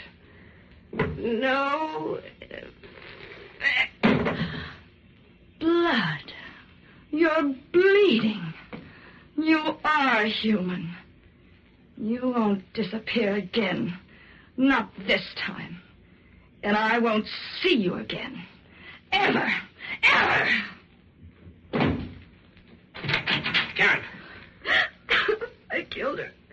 She wanted to murder me. Look, she still has a knife in her hand. I killed her. She confessed that she murdered my father. She wanted to murder me, too, so she could have all the money. Is that right? Yes. Had a chance to do some checking up, Karen. We trailed that woman we found in the apartment you took me to. Well, then I wasn't wrong about the apartment. No. We questioned the old lady, and she confessed. The apartment was a trick when she used to hold seances in. It could be changed, like a stage set. They rigged up wires in this apartment so they could make the buzzer in the phone ring and make you think you were going out of your mind. They wanted me to confess to murdering my father. That's right. It's all over now, Lou. No, it isn't. She wanted you to confess because she knew we'd stacked up a lot of evidence against her. But I asked why she should pick on you. The answer was obvious. Because you killed him. What? You heard me. You killed him. You waited till she saw your father and left. Then you murdered him, slipped out of the house by the servants' entrance. She came back and saw what you had done. You don't believe that. You can't. It's true. But why should I do it? Well, the money you'd inherit is a good enough motive. Then there may have been a what nonsense. I've always had all the money I needed. But would you get it after your father married Laura Mason? You know, that piece of sculpture interests me. Why should he say you wanted to get this? Don't you touch it. Why not? You'll break it. No, I won't. You broke it. You deliberately broke it. Oh, he's dead now, and that's all I have to remind me of what he looked like. I could kill you for this. I could kill you. Like you killed him because he wanted to marry Laura Mason? Yes. That's enough, Karen. That's all I wanted to hear. Oh, Lou, listen to me. I must have been out of my mind when I did it. Father was all I had. I couldn't lose him. But now that he's dead, I don't feel that way anymore. Is that right, baby? It happened when you kissed me. Did it? You can forget what I told you. Everyone will believe she killed him. I have money, lots of money. I can make you very happy. Oh, it's gonna break my heart, baby, but you're gonna die. You've told me enough to send you to the gallows. Come on, Karen.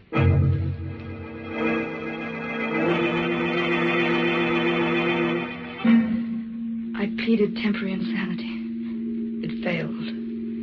This is the last night. That noise. The gallows. They're testing it. Laura Mason was a strange woman. All I can think of now is what she told me.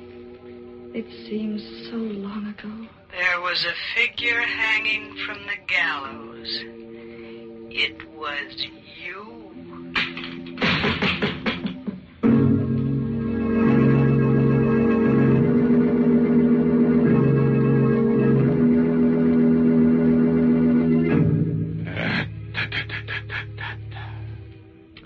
Yes, sir, that kills two of the prettiest girls we've ever had in the Inner Sanctum. Karen should have pleaded guilty to having killed her father and asked for clemency on the grounds that she was an orphan. What a terrible crime that was. Yes, man. She seemed like such a polite young girl, the kind of girl who goes to finishing school and learns how to pour tea. Now, see here, Mr. Raymond, you don't have to go to school to learn how to pour tea. No? And as far as enjoying tea is concerned, you only have to know one word. Yeah? Lipton. Yes, Lipton tea has a special, full-bodied taste. It always tastes fresh and tangy and bracing, never flat or insipid. Tea experts sum it all up by saying that Lipton tea has a brisk flavor. So, folks, try Lipton's and see what a big difference that brisk flavor makes.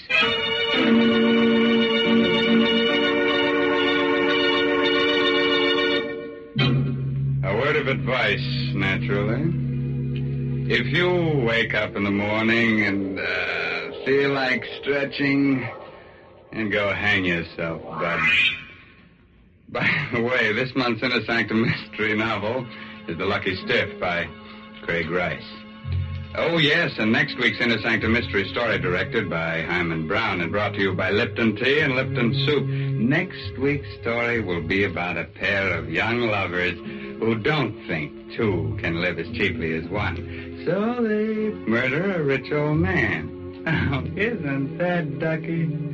I wouldn't be surprised if she sits on his lap in the electric chair. Oh, well, now it's really time to close that there squeaking door until next Tuesday. So until then, Good night. Pleasant dreams. Unfortunate.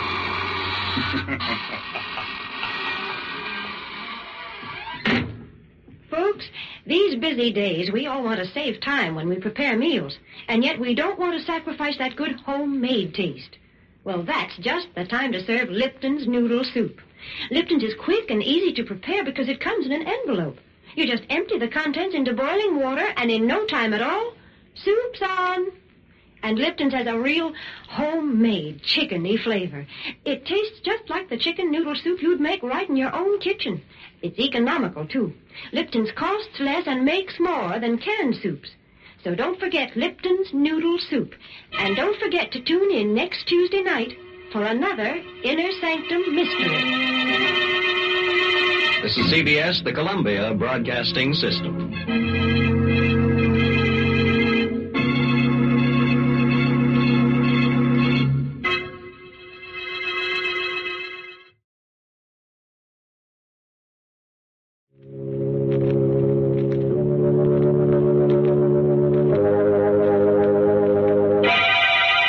Lipton Tea and Lipton Soup presents Inner Sanctum Mysteries, starring Simone Simone.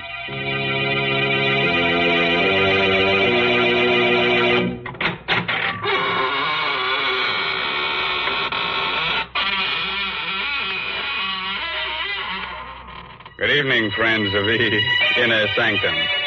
This is, of course, Raymond, your host. Please come in, won't you? Make yourself comfortable in any gloomy corner. We had intended to have a real surprise for you tonight. Instead of myself, we were going to have a guest ghost to act as host. But, unfortunately, this real ghost caught pneumonia, and he's in a very grave condition.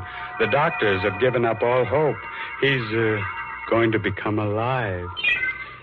Well, Mr. Raymond, I must admit I'm glad that ghost couldn't come. It's difficult enough to talk to you. But heavens, I wouldn't know what to say to a ghost. Oh, well, that's simple, Mary. All you have to do is find out whether it's a he ghost or a she ghost. And if it's a she? Oh, well, then you compliment her on her appearance. You say, darling, what a divine sheet you're wearing. That's right, Mr. Raymond. The ladies are always interested in something new to wear. And right now, I'm going to tell them about something they'll all want. It's a lovely piece of jewelry, a real sterling silver medallion about an inch in diameter.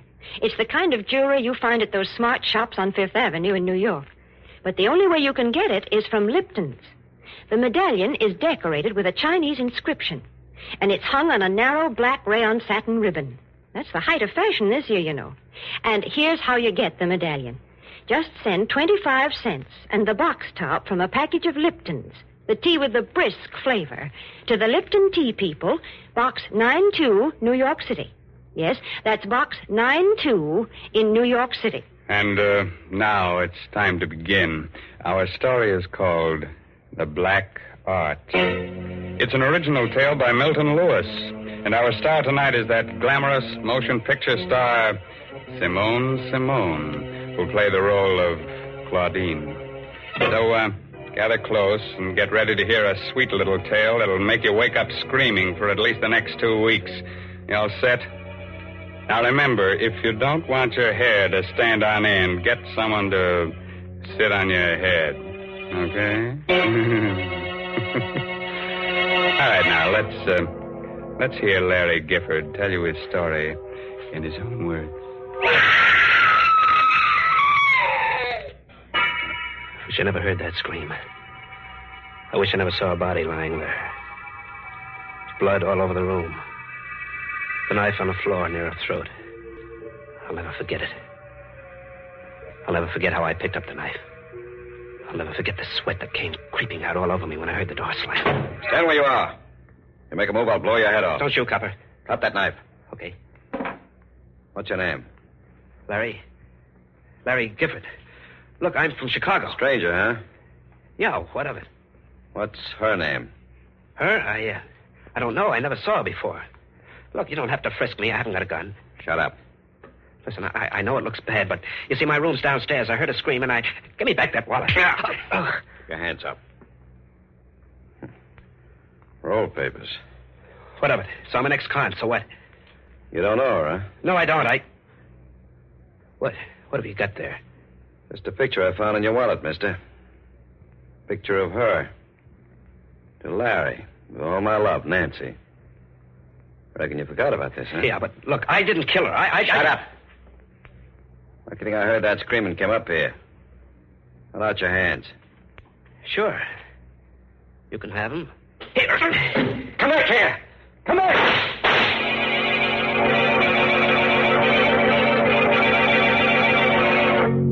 I didn't get far. Crowded streets left me. They gathered when they heard the shots and scream. I was dumped in jail. Well, this was a little burg in the bayou country, not far from New Orleans. I was the biggest thing that hit the town since Ripley's Believe It or Not. For them jerks, my trial was a bigger show than Carmen Miranda and Gypsy Rose Lee doing a trapeze act. In no time at all, they sentenced me to be hung. It was the night before they were going to take me to the state pen for the necktie party.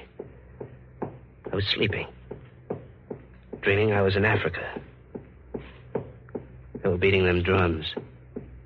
Tom-toms. Suddenly I woke up. Moonlight was shining through the bars of my cell. I listened. Someone was beating like a tom-tom on the wall of my jail. Who is it? Who's doing that? Larry Gifford. Yeah, that's me. Were you beating on the wall? Yes. I'm under your cell window. What do you want? Drop one end of your tie through the bars. Okay. There. I've got it. What are you doing? Pull up your tie. Okay.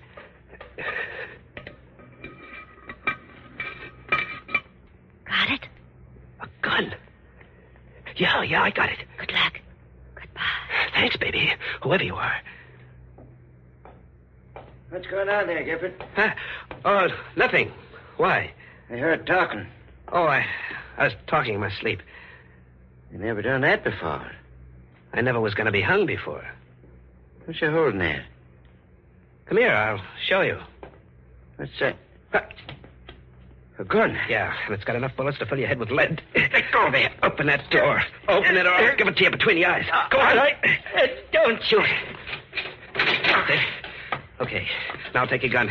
Give me those keys. See how you like it in there for a while. So long. Stop him! He's near escape! Let me out! He's near escape!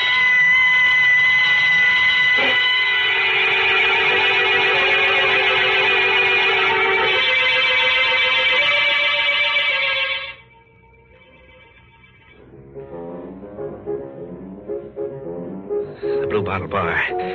Someone told me it was a good joint where they don't ask any questions. It was. I had a few drinks. I was leaning on the bar, looking at a paper. What are you drinking? Scotch. Buy me one. I gave it a once-over. I know something about dames, and she was dynamite with class. She was something. Well? Set up another, Charlie. Cigarette? Here. Thank you. It's a nice cigarette holder. Must cost at least a C. You know a lot, don't you? Enough. I know you. Do you? Sure. There's something about... Wait a second. Here in this evening's paper, your picture. Oh, it's not a very good picture, is it? After seeing you, no. Claudine Lucin, recently returned from France, elected head of art committee. Miss Lucin, member of one of New Orleans' oldest and wealthiest families. I've read it. Turn the page. Why? I want to show you something. Okay. There. Larry Gifford of Chicago, wanted for murder, is sought by police after sensational jailbreak. Better not read anymore. Why? Feel something against your side? It's a gun. I'm holding it in my pocket. Don't be afraid. I won't give you away. Got a light? Yeah. What do you want? Listen to that music. That tapping. What about it? The way you're tapping your cigarette holder against your glass. I'm just keeping time to the music. I heard that tapping before. Yeah, sure, in the cell.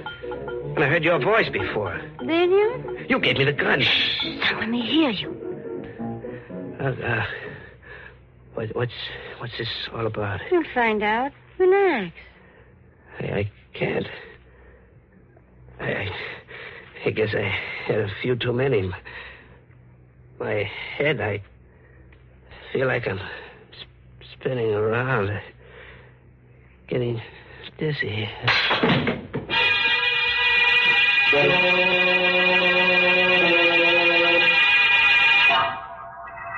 Two green eyes, pink with blood around the edges, looked at me out of a queer, furry head. It was the head of a bat. It smiled. It had sharp little bat teeth that had pink on them. There was an ache in my throat. I looked again. It wasn't a bat's face. It was hers. Claudine's. I was dreaming. Larry? Oh, well, where am I? My suite at the hotel. How'd I get here? You passed out at the Blue Bottle. I brought you here. When? 2 hours ago. Oh, I must have been sleeping. I had the queerest dream. I thought... Oh. What's the matter? My throat. That pain, like a knife. Those green eyes of yours. That red mouth. And those white teeth. Look, we're going to have a showdown right now. I'm... Where's my gun? I took it. Look, what do you want with me? Nothing you don't want to do yourself. Don't talk in riddles. Have you ever been in love? Sure, dames are always falling for me. Why? I guess that's what happened to me. Are you kidding? No. Do you think I'd get you out of jail if I were? But I never saw you before. I saw you at the trial. That's where it happened. Oh, how can a dame like you go for a guy like me? I don't know. But it happened. I don't believe it. I'm sorry. Come here. Yes? I'm going to kiss you, baby. Larry. Oh, Larry. Yeah, it's a funny thing to do. Kiss a guy on the neck. Better wipe that lipstick off. Hey. Look. What's the matter? My handkerchief. That ain't lip rouge on my neck. It's blood. No, you're making a mistake. My neck's bleeding. What kind of a dame are you, anyway? I'm getting out. No, don't. If you go, I'd tell them who you are. Oh, you will? Yes, and I... Oh! You won't tell them for a while, baby.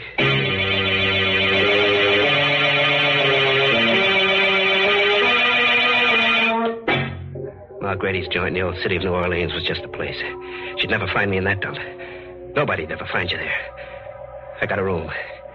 I went to sleep. I was safe. Then I heard it again. That same rhythm. It woke me up. I heard it, but I couldn't believe it. How could she know I was here? Or was it her? There was nobody in the room. I opened the door. Nobody outside. I slammed it. The beating stopped. I turned around. I was looking into the muzzle of a gun. Sit down, Larry. How'd you get here? My Grady ran to the room next to you. There's a connecting door.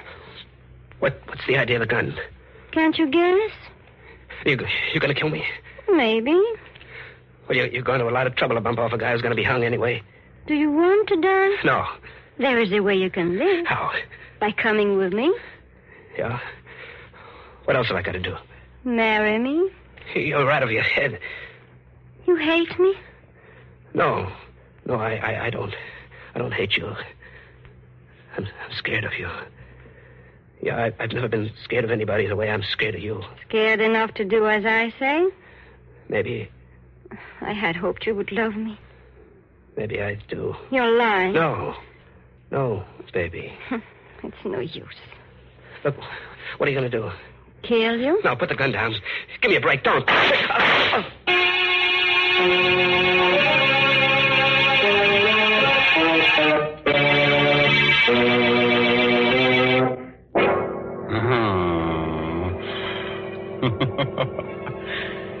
Man, that Claudine's a kid of her words. When she tells someone she's gonna kill him, she does it. She'd make a wonderful wife for some Frankenstein monster. She's attractive, a good killer, and she has a well-developed taste for blood. Why should I hand her over to some other guy? She's just a gal for me. Nonsense, Mr. Raymond. Why, Mary Bennett, I believe you're jealous. I am not. Yes, you are. You're thinking what a handsome couple you and I would make, strolling down the avenue, me dressed in a shroud, and you wearing your new sterling silver medallion. Now, don't you go making fun of my lovely medallion, because I want all the ladies to send in for one. I know they're going to enjoy wearing it, because it's made of solid sterling silver, and it's really a fine piece of jewelry. Besides, there's a true story behind this medallion, an inspiring story. It seems that the original was given to an American flyer by Chinese guerrillas who rescued him after he'd bailed out over enemy territory.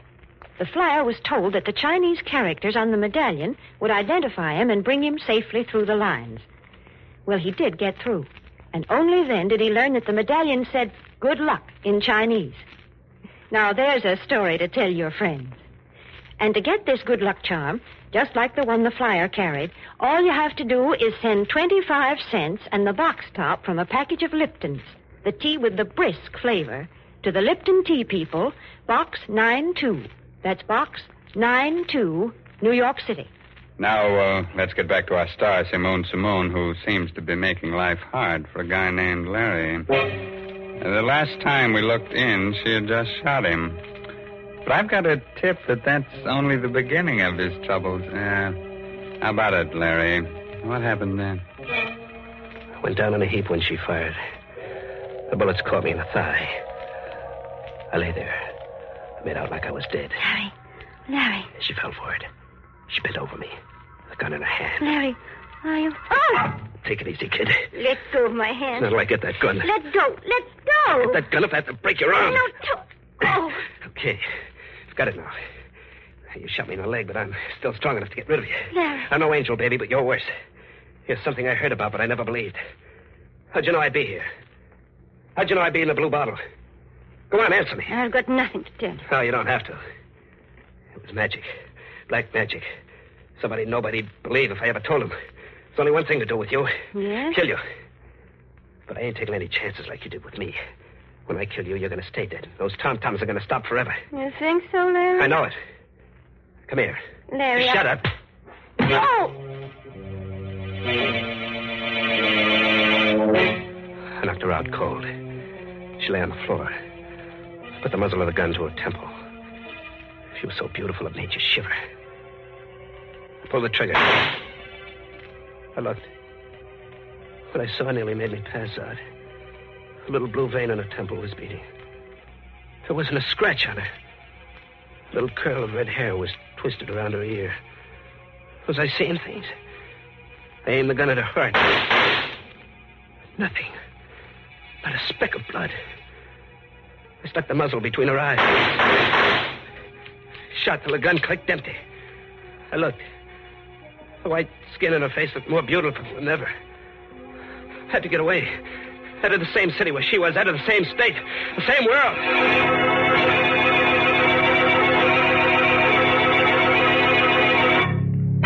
I let out for the open country, to the bayous on the river back in New Orleans. My wounds festered as I dragged myself through the swamps, and I got a fever. It was like a nightmare. In my head, I kept hearing them tom-toms. I couldn't take a train or a bus or go to a doctor. I'd be caught. One night I saw a big house shining in the moonlight. I decided to take a chance. I knocked at the door. What is it? Sorry, miss. I was hunting. I had an accident in my leg. Oh. If you let me come in and call a doctor, I'd be very grateful. You don't want to come into this house. Can't you see I need help? You'll never be helped here. There's nothing good here, only evil and fear. So go away, please. I'm warning you. Go away before my sister comes down. What's the matter with you? Don't you see I can hardly move? Go away while you still have the strength to crawl away. Now, believe me. Tell Mr. Gifford to come in and close the door, Cassie. That voice. That's my sister. It's your sister. Claudine the Sen. Good evening, Larry. I was wondering when you'd get here. You know him? Yes. Mr. Gifford and I are old friends. Friends? How can you have a friend? Now, Cassie. He's someone like you. You mustn't mind her, Larry. Cassie isn't quite well. I don't know who you are, Mr. Gifford, but I do know that she's brought you here to kill me. Cassie? I knew it would happen on a night like this when the moon was full. She's been preparing for it for months. I've told everyone about it, but no one will believe me. I've told them again and again, and they say I'm insane. They think I've lost my mind. But she is going to murder me tonight while the moon is full. She's going to murder me. Oh. Go to your room, Cassie, immediately. Oh. Yes. Yes. Go. I'll go. How did you get here? I live here. Come, Larry. You must know by this time that you cannot fight me. Yes, I thought I'd never see you again. I'm not well. I got a fever. Hey, that tom-tom beating in my brain. I can't stop it. It's getting louder and louder. I blacked out. When I opened my eyes again, I was in a soft bed with clean sheets. Someone had dressed my wounds.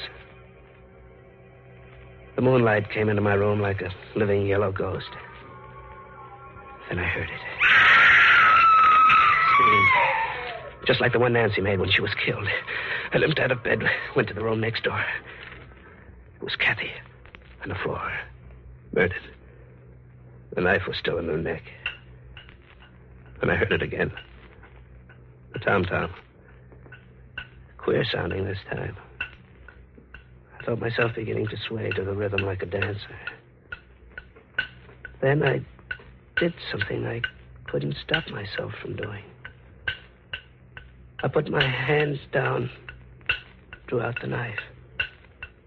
I wiped my bloody hand on my shirt. Suddenly I looked up. She was there. Claudine. Drop the knife, Larry. What have you got in your hands? These? These came from the skeleton of someone who was once alive. You're not a woman. You're a devil. I'm going to... Don't come any closer, Larry. I don't want to kill you just yet. Just yet? So we're close to the payoff. Yes. You're trembling, Larry. Who are you? There's no reason why I cannot tell you now. You don't believe, do you, that there are unseen powers that can be controlled by someone who knows how? I can believe anything about you. Thank you, Larry. Your heart is pounding like a throbbing drum, isn't it, Larry? You can feel death close, can't you? What have you got to say to me? I'm going to tell you a story, Larry.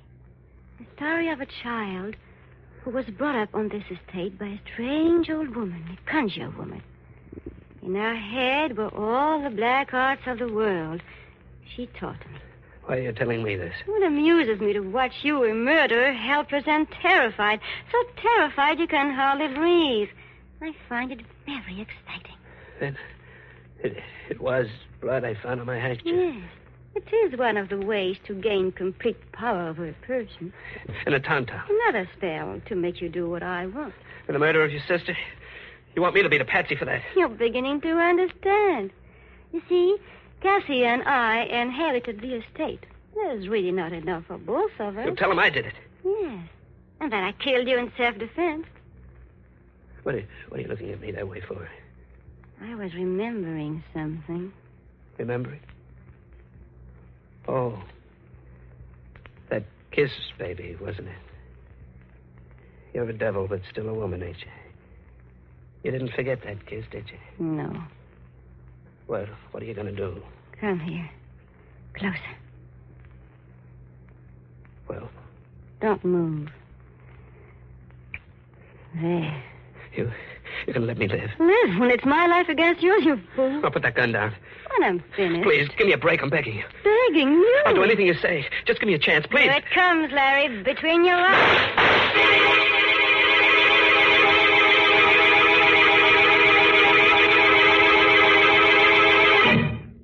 How do you feel today, Gifford?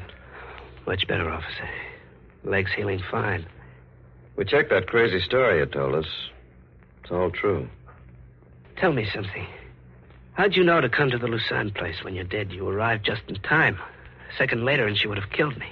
Kathy, your sister, phoned us, told us to come out. I came in the room and saw her threatening you with a gun. I shot at her. I had to. Got her in the shoulder. You should have killed her. State will take care of that. Did you believe the story she told you at first?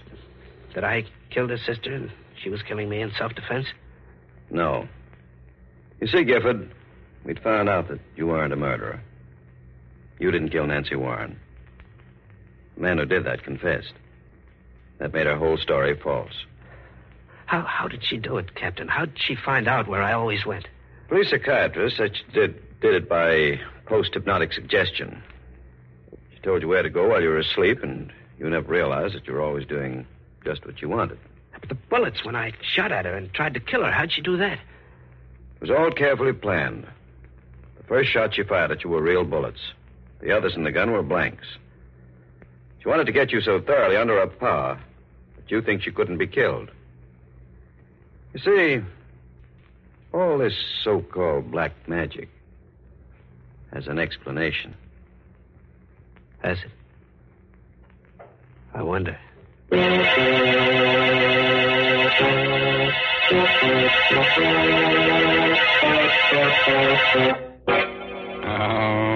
that black magic. I tell you what I'm going to do. Step right this way, friends, and get yourself a post-hypnotic suggestion. Spell it backwards, and you get murder. What's that? You can't spell. Ain't you lucky? Talking of luck, Mr. Raymond, I think Larry Gifford was mighty lucky to escape that awful woman. Oh, well, you see, Mary, it's very simple. He probably wore one of your good luck medallions. Oh, now that's plain silly. A man wouldn't wear a medallion on a black rayon satin ribbon. It's the ladies who like jewelry. Yes, that's why I know that they'll appreciate this solid sterling silver medallion that the Lipton people want to send them. And, ladies, here's how you get it. Send just 25 cents, which includes tax and postage, with a box top from a package of Liptons, the tea with the brisk flavor, to the Lipton Tea People, Box 92 in New York City.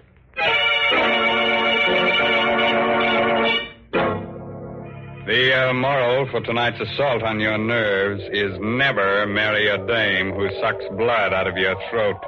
Such dames give you a pain in the neck. By the way, this month's Inner Sanctum Mystery novel is The Red Right Hand by Joel Townsley Rogers. Yes, and don't you dare miss next week's story, directed by Himan Brown and brought to you by Lipton Tea and Lipton Soup. Next week's story is about a pair of murderers who get scared to death. They're more frightened than the guy they're murdering. So if you hear some static on your radio next Tuesday, it'll just be their knees knocking together. Well, now I guess it's really time to close that there squeaking door, so good night, for real. Pleasant dreams.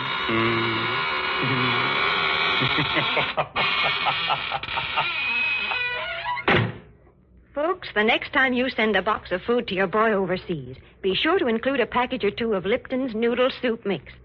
You see, Lipton's is just like a taste of home. It has the same homemade chickeny taste as the soup you make yourself. The soup your boy's always been so fond of. That's why it's such a thoughtful, welcome little gift to send Lipton's. And as you know yourself, Lipton's Noodle Soup makes a grand snack. So remember, send a package or two to your boy. And remember to tune in next Tuesday night for another Inner Sanctum Mystery. This is CBS, the Columbia Broadcasting System.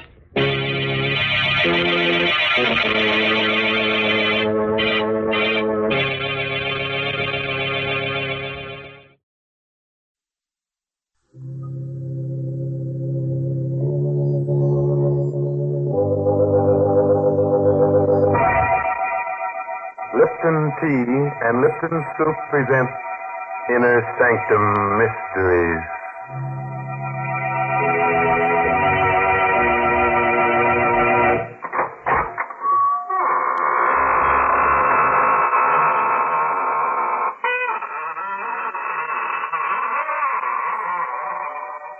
Good evening, friends.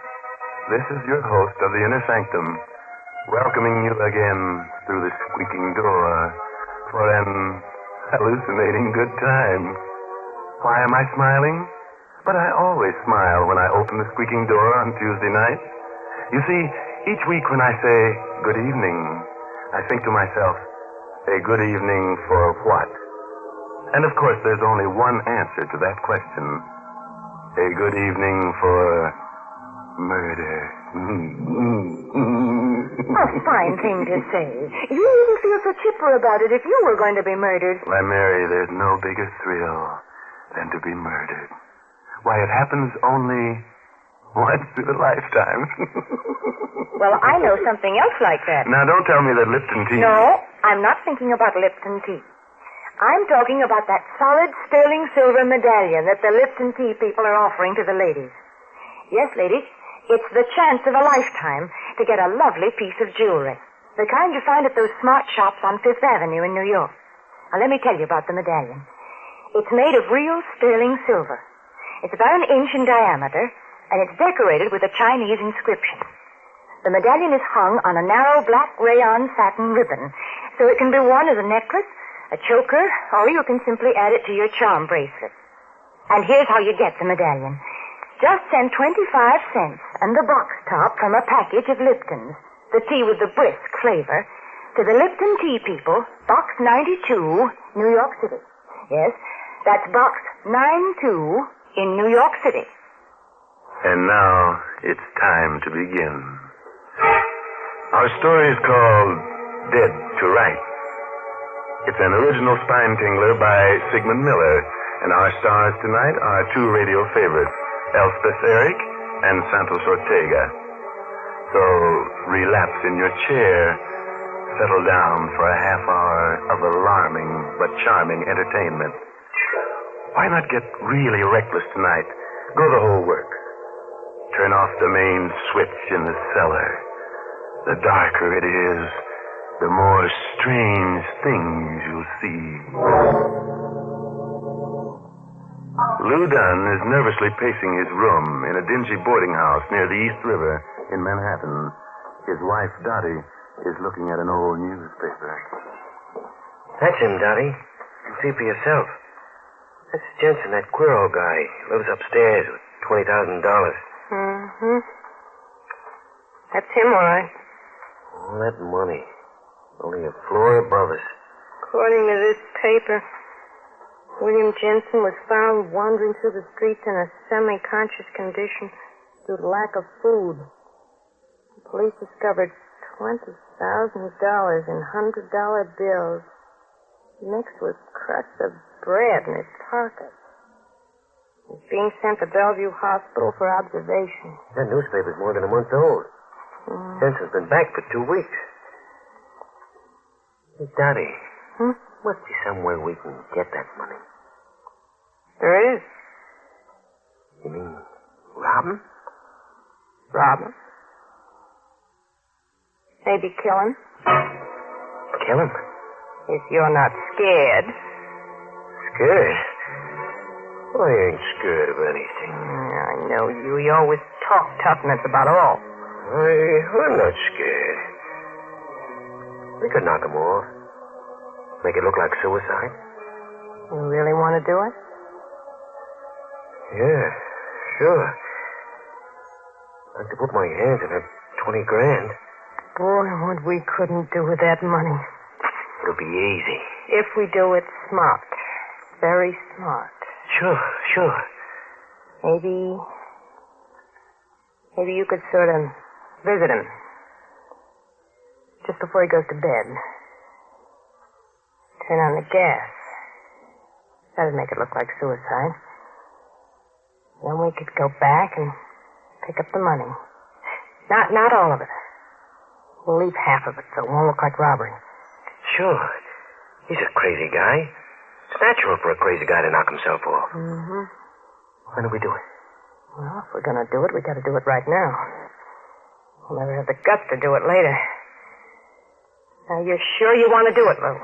Sure.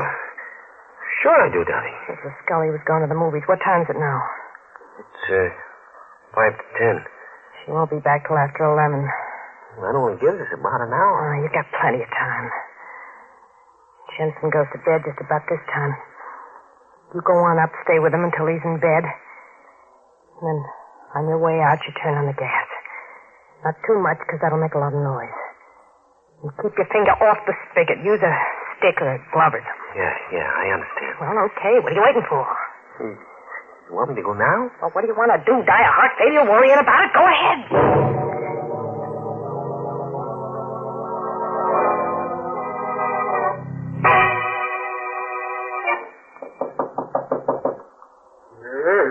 Who's there?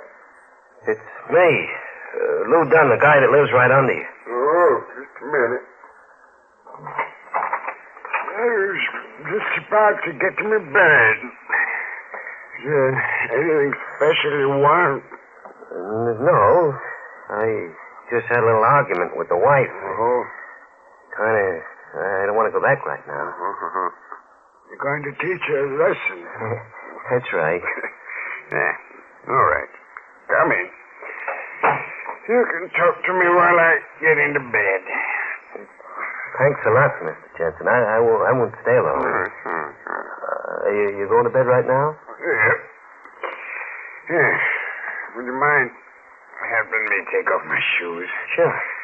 I'm getting too old to bend down. Oh, sure. Sure thing. Thank you. Oh. That's no place to hide your money behind the pillow. Huh?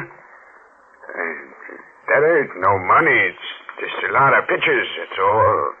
Just pictures. Oh, yeah, sure. Yeah. I ain't gonna be good company. I feel kind of sleepy. Well, maybe I'd better get back. Nice of you to come see me, Lou. It's freezing outside. I'd better close the windows or you'll catch cold.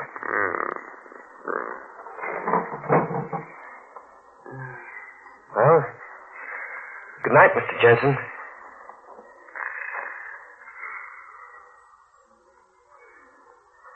Good night.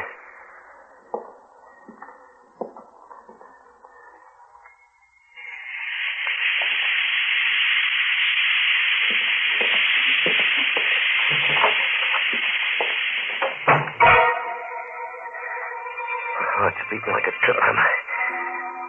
If I get downstairs without being seen, everything will be all right. Hey, someone's coming up the steps. It's Mrs. Scully, the landlady. It's dark. Maybe she won't recognize me. I'll pull my hat over my face. Mr. Dunn? I beg your pardon. Well, I'm sorry. I thought you were Mr. Dunn. It's all right. Good night. Good night.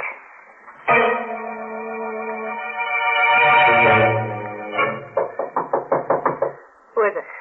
It's me, Lou. Everything all right? Close the door. What's the matter with you? Anything go wrong? We're going to be caught. Calm down. Tell me what happened. I did everything you said. Everything worked fine until I got outside.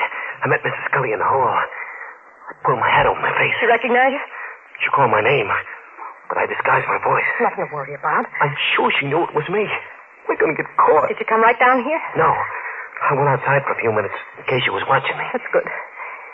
Now you got to go back and get that money.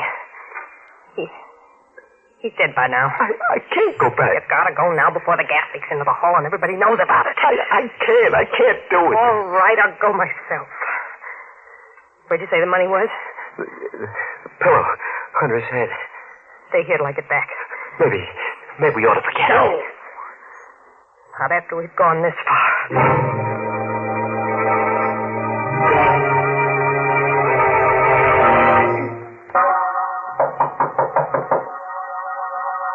Who's there? It's me, Mrs. Scully. Let me in. What do you want? Well, the people downstairs have been complaining there's water leaking down the ceiling. Water? Yes. I'd like to take a look at the sink. Sure. Funny. Pipes aren't leaking. Guess just a mistake, huh? Oh, they must be cranks. Floor's dry. Is that all, Mrs. Scully? No. You're a couple of days over on your rent. We'll have it for you tomorrow. Well, you better. I have to pay the bills, you know. Sure, I promise you. Well, all right. Say, didn't I pass you upstairs on the 4th floor a little while ago? Me? Oh, you must have me mixed up with someone else. It looked like you. Had you billed? I haven't been out of this room for a couple of hours. Okay, Lord. Dolly, Miss Scully. Oh. Hello, Mrs. Scully. Hello, Mrs. Dunn. I was just telling your husband about the rent that's... Hey, do you smell gas? Yeah. Must be a gas jet open someplace. Well, you'd better take a look at your stove. Don't want any accidents in this house. No, neither do we. Seems to be coming from the hall. I'd better take a look at that empty room. You should have knocked before you came in. You almost gave the whole thing away. Yeah, I know. Had the money right in my hand. I only took half the dough, about $9,000, I figure. The cops questioned Mrs. Scully. We'll be done for. Yeah, she smelled the gas on me. I almost died in that room. We gotta get away from here. Maybe you're right. I'm getting kind of scared myself. Things ain't working out so perfect. Let's get packed. Okay. We better hurry. No, wait a minute. We ain't gonna pack. We're not gonna stay here. Listen, if we walk out with our suitcases, we'll be giving ourselves away. We found out about Jensen. We gotta stay calm or we're dead pigeons. What should we do? We gotta get out of the house first. We can't go out the front door, not now. Maybe with all this excitement going on, we can sneak out without them noting. I tell you, I'm scared, Daddy. Oh, my. Come on. It's now or never. There's nobody at the front door. Oh, that's a break. What's going on? The cops, they just came in. Quick, get back in the room before they see us. We'll never escape. I'll escape. There must be some other way.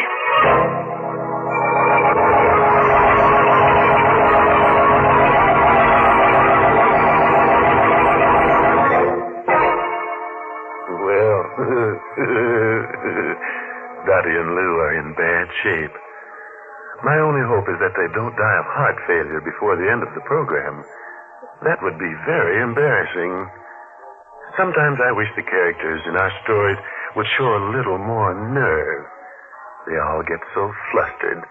It's not that they aren't first-quality villains, but they're too indecisive. Well, what do you think is going to happen to them? Oh, they'll probably turn on the gas again. Oh, please. And brew themselves a pot of Lipton tea. Well, you fooled me that time, and now I'm going to fool you. I'm not going to talk about Lipton tea. Instead, I'm going to tell you a story. Yes, it seems there's a true story behind that sterling silver medallion that the Lipton people are offering to the ladies. It's really a good luck charm. The original was given to an American flyer by Chinese guerrillas who rescued him after he'd bailed out over enemy territory. The flyer was told that the Chinese letters on the medallion would identify him and bring him safely through the lines. Well, he did get through, and only then did he learn that the medallion said, "Good luck" in Chinese. Now, ladies, there's something to tell your friends. And to get this good luck charm, this lovely sterling silver medallion, just like the one the flyer carried, all you have to do is send 25 cents and the box top from a package of Lipton's, the tea with the brisk flavor, to the Lipton Tea People, Box 92. That's Box 92, New York City. Well, now let's go back to our pale and panicky pair of murderers. If you remember, they ran back into their room when the police came in. And since then, they've been trying to figure a way out. Maybe they've got a plan. So let's take a look, shall we? We've got to think of something. How about that back stairway? I don't know where it goes. Well, it's better than staying here. Cops will see us. We got to take that chance. They're probably still upstairs. Come on. This way. Slow, you. I gotta open the door to get to the back stairway. Open it slow. Oh, the door's locked. you fool. Maybe it's just rusted. It's jammed. I suppose if it's tried open. It's no use. The cops will be down in a minute. Come on. Let's push it. Get up. It's opening. Just a little bit more. We can just step through. You all right? Like it's cold in here. Stairway goes down to the cellar, I guess. Come on.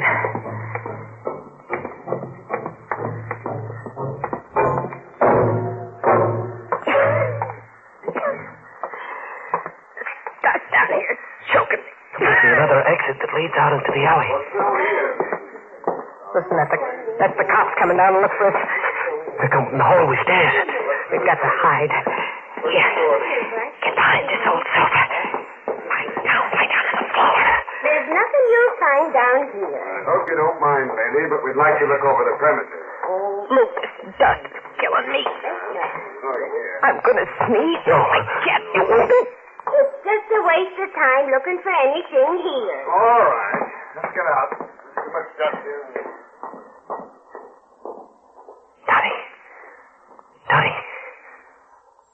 Donnie. I killed him. Donnie. Please get him.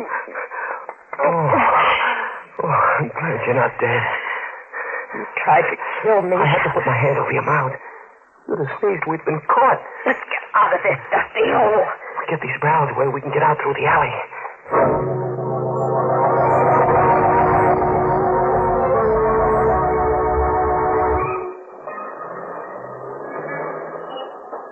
Well, you're a little safer out on the street. Please, will you stop looking back? There's someone following us. There's nobody following us. I tell you, there is. By now, all the detectives in New York must be looking for us. Stop acting so suspicious. Turning around all the time. We gotta look like normal people. Normal? I've never been so scared in all my life. I told you not to turn around. The same guy. Who are you talking about? Take up yourself. The guy with the gray hat. He could be just an ordinary guy. Maybe we just think he's following us. We gotta get away from him. No, look. Hold my hand. We'll fool him. Make believe we're in love. What's the matter with you? I don't get it. Act like you're crazy about me. Act as for real. Go on. What am I supposed to do? Say I'm wonderful. Say I'm the sweetest girl in the world. Go on. You're crazy. Do what I tell you. You're the sweetest girl in the world. Say it like you mean it. Hurry up. You're wonderful.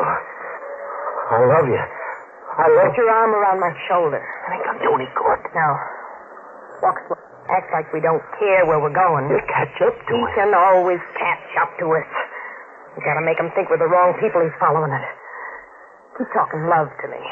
You're wonderful. I'm crazy about you. And you're wonderful, too, Lou, darling. I've waited all my life for somebody like you. I don't know what I'd do without you. You're still following us?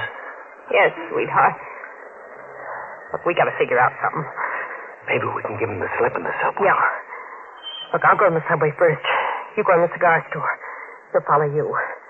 I'll wait for you on the platform. You come down a few minutes after me. Have a nickel all ready. Then as soon as the train pulls in, wait till the doors are closing, then drop your nickel in the slot. I'll hold the door open for you. Whoever's following won't be able to make it. You understand me, dear? Well, what if he arrests me first? He won't.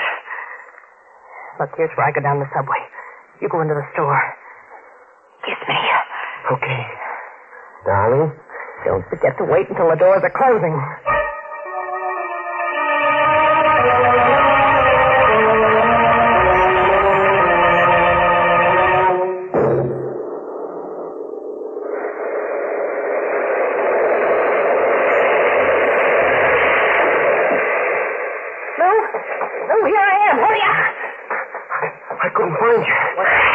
center of the platform for everybody to see me.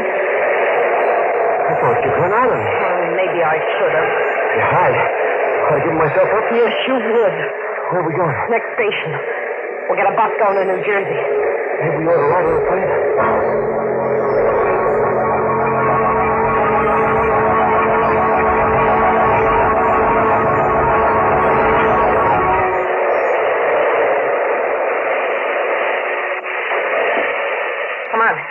for getting off here.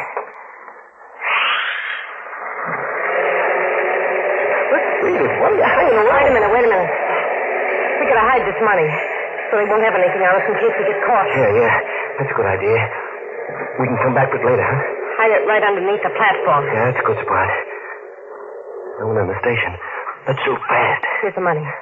I'll hold you while you bend over. Right. Be careful you don't drop it. Now, hold on good. I'm liable to fall. Hurry up before somebody comes along. Yeah. Okay. It's hidden. Let's go. We'll be back for it in a day or so.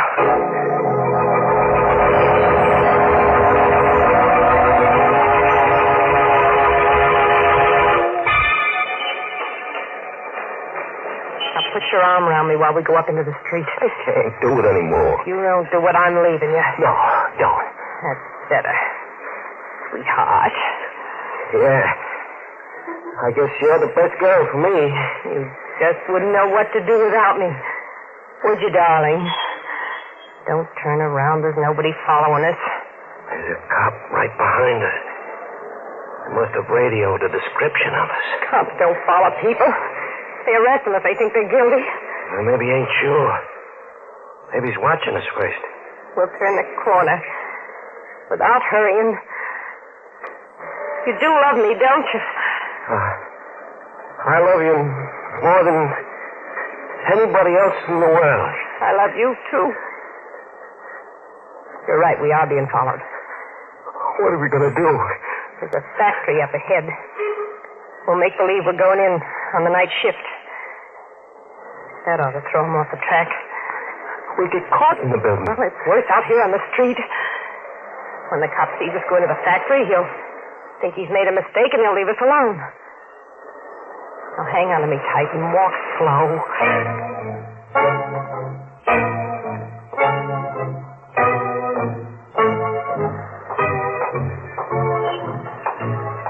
Is this the building? Yeah. We'll walk in just as if we belong here. He hasn't followed us in. No, it worked fine. Now we can stay here for a few minutes and then... It's the cop. We're caught. Let's take the elevator up. Come on. Floor, please. 16. There's no one on the 16th. It's empty, ma'am. She needs a 15th. Yeah. Hurry up, please. We're very late. In a second. There's an officer coming in. Thank you for waiting. Floor, please.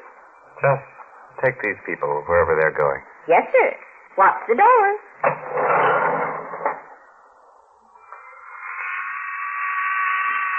Where are you two going? 15th floor. Who are you seeing on the 15th floor? What do you want with us? We didn't do anything. I just asked you who you're seeing on the 15th floor. We work up there.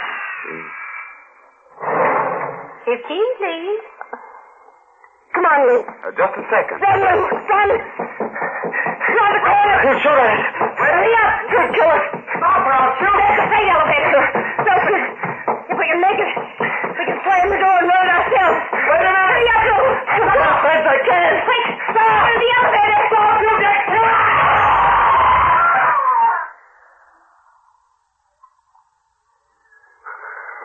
Those poor devils.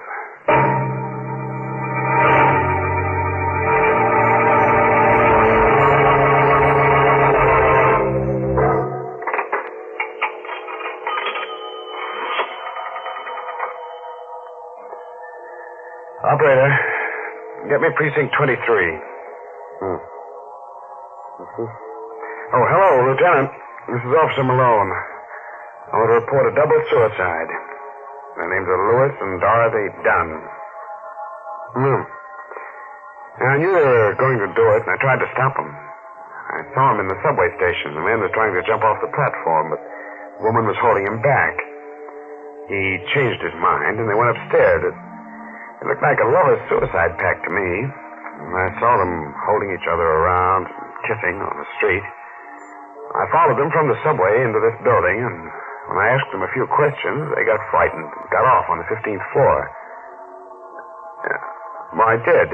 I tried to stop them, Lieutenant. They ran down the corridor and then threw themselves down an empty elevator shaft. Dead. His toenails, yeah. Lieutenant, you know, the funny part of it is, they lived in the same house where that old crackpot, Jensen, committed suicide by gas a few hours ago. You know? What? Yeah. Yeah, that sure is an unlucky house.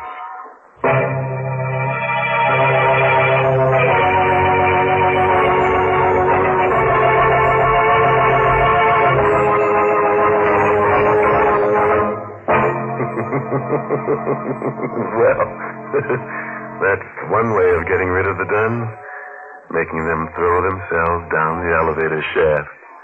Not a very pleasant way, I'll admit, but business is business. We just don't fool around with characters like that. Well, I can't help feeling sorry for them. Those poor people probably never had a lucky day in their lives. And it's your fault, Mary. You should have given them one of those good luck charms you've been talking about. You know, the medallion with the black ribbon. Yes. If the medallion didn't bring them good luck, they could always hang themselves with the ribbon. Now, you stop that kind of talk.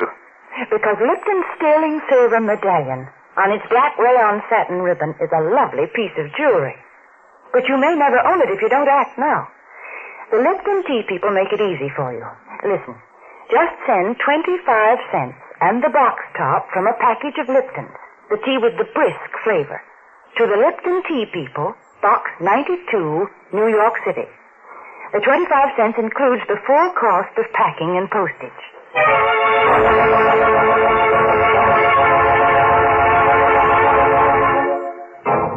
And now, a word of advice.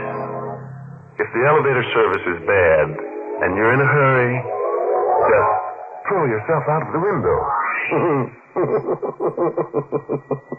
Oh, by the way, this month's Inner Sanctum Mystery novel is The Red Right Hand by Joel Rogers. Oh, and I must tell you about next week's story. It takes place on the high sea, but it's about a man who doesn't like singing. Yes, singing seems to strike the wrong note with him, and he goes around opening up throats with a knife to find out just what makes that wrong note. So, if you're one of those guys who sings in the shower, just cut it out before next week's killer does it for you.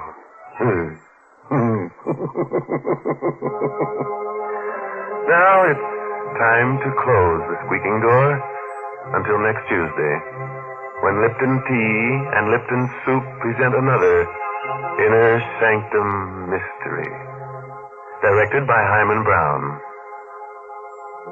Good night. Pleasant dreams.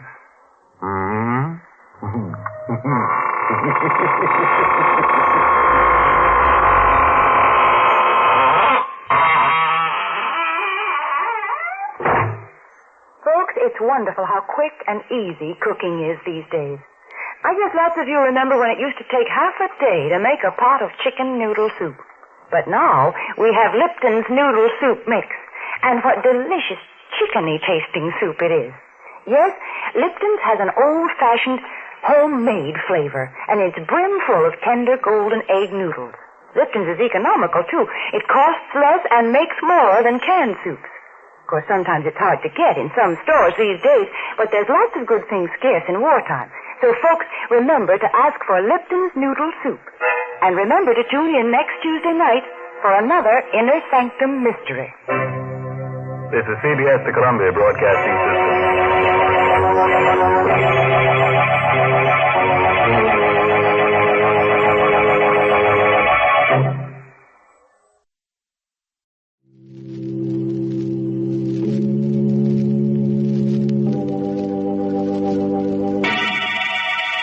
Lipton Tea and Lipton Soup present Inner Sanctum Mysteries.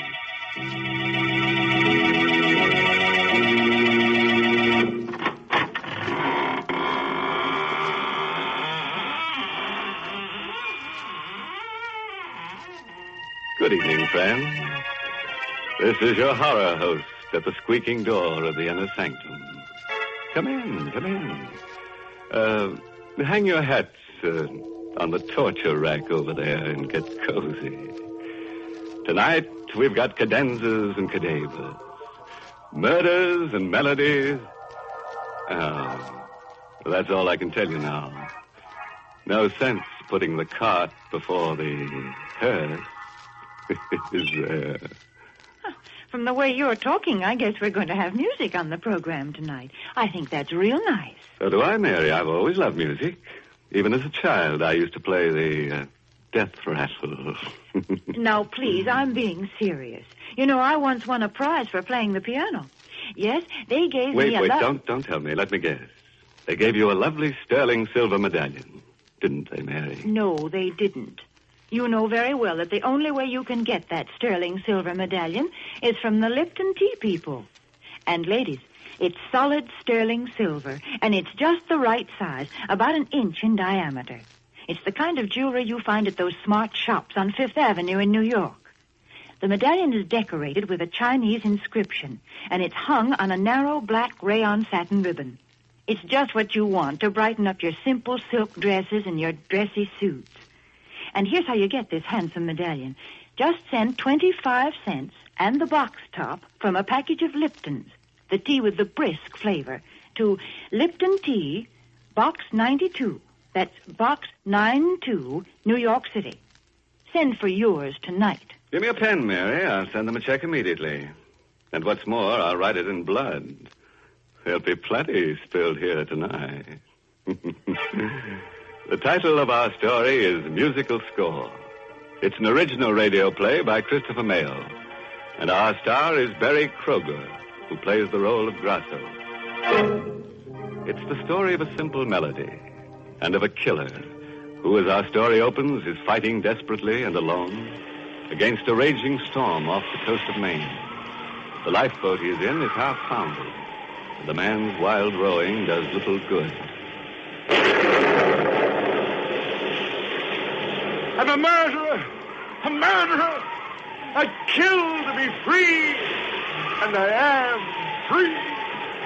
Free! Oh, am I? Did I do it all for nothing? Peter Tull and his wife. They were the first to go. Almost in the same spot. Tull, world-famous composer. Tull and that tune of his. He had all three of us on the life raft, crazy with it. That maddening tune. I could still hear him humming it, still hear it. But the sea was calm that day. Dead calm. 15 days of calm. 15 days on a raft with a sick woman and 3 men. And that sun. Tull! Stop that blasted humming! Sorry, Smythe. Just that Marcia seems to like it. Part of a symphony I'm working on. It does get on our nerves, Tull. How is your wife? I don't know, Grasso. Poor Marcia. Yes. Yes, I know. I'm hungry. Smythe, how about some ration? Ah, that fat belly of yours. I told you before, even off, as chief mate, I run this life raft. We've got rations for 1 person for 2 days. The woman eats, we don't. Now forget it. Well, we ought to be practical. Smythe, what made the Santa Margarita go down so quickly? I told you, nothing but a stray mine. It was Argentine registry, coffee boat, a neutral. That's all it could have been. Oh, cut it out, will you, Tull? Or change the tune at least? I can't stand it. Sorry. We're done for. Yeah, you may be a famous playwright, Grasso, but you don't know the sea. We're near the main fishing banks. We got a chance of beating a fisher we can hold out. Tull! Tull, will you stop that blasted tune? Yes, for heaven's sake, Tull, quit it!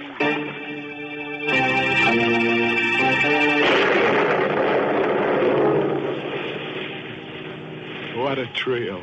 A perfume manufacturer, a playwright, and a sailor. We all wanted food. We all wanted water.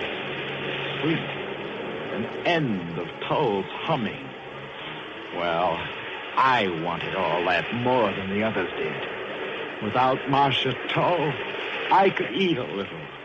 Without Peter Tull's song, I could rest. The 17th night it was. The moon painted us all in silver and black. The others slept. Tull had his wife's head cradled in his lap. I crawled over to Tull. How is she, Tull? You know, I think she's getting better. She smiled at me a minute ago. My singing helps. Go on, Tull. Hum. Hum your song.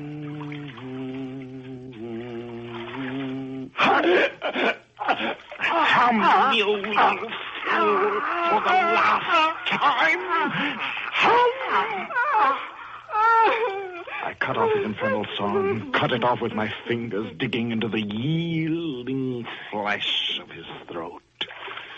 He slumped over his wife's body. I closed my ears to her moans. I pushed them both into the dark. What?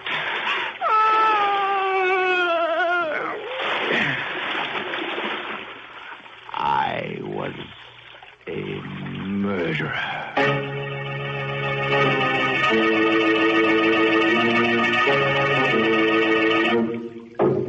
All right. So Tull's gone. So's his wife. But they didn't fall off. One of the three of us murdered them. And it wasn't me. I don't think you did, Smythe. I know I didn't. You're voting 2-1 and electing me the murderer, huh? Not necessarily, Grasso. It just looks a little like it. How are you going to prove it? Who's going to believe you any more than they'd believe me? Even I was ready to murder for a crust of bread. For all I know, Smythe, you did it to sell even off some rations. Well, we hang together or we hang separately then. Let's be practical about this, Smythe. None of us can afford to be mixed up in even the implication of murder. Suppose we have an agreement. Huh? Just in case we are picked up. What kind of an agreement, Grasso? Suppose we agree now and for all time that Tull and his wife simply died at sea and were buried at sea.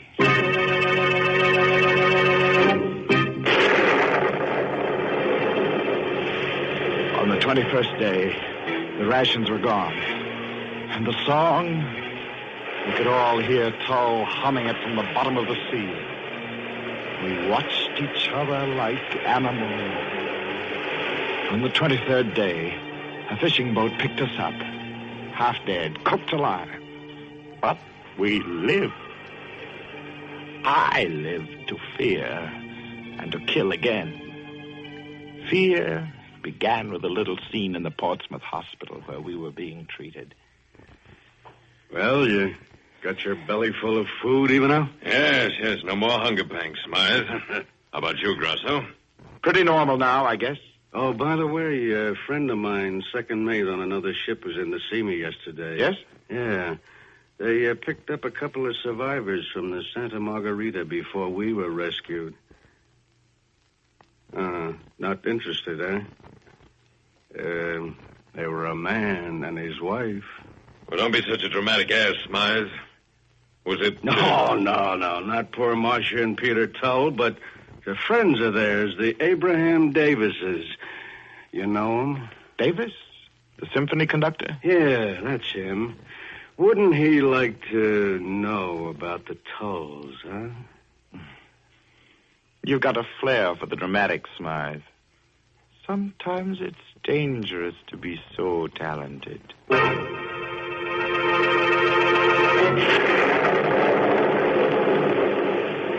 began to worry if both of them weren't ganging up on me. But days and weeks passed, and nothing happened. Only the Tull's melody was always with me, day and night. It kept ringing in my head, on and on and on. But at least I hadn't heard from the other two until one morning a letter came from Abraham Davis, the symphony conductor and dear friend of the Peter Tulls. Dear sir, it has taken me this time to locate you three who were with my lamented friends, Peter and Marcia Tull, when they died at sea. I'm giving a reading from the score of Peter Tull's last symphony. In my home, prior to his first performance, and thought you might like to hear it. Hear it? I didn't need a reading to hear it. But I'd have to be there. They would be. Maybe plotting to tell lies about me to Davis. Right then, I decided to kill them both. That way only lay freedom from anxiety. Murder would free me. Ivanov would be first. Yes. Fat, beady-eyed Ivanov. I studied their movements. Ivanov worked late at his office every Tuesday night. And on the second Tuesday of each month, the Halifax-bound cargo steamer San Luis left her New York dock. My plan was simple. It involved my waiting for Ivanov in his apartment house on the night of Tuesday, May 8th. My weapon would be simple, too. A common bread knife.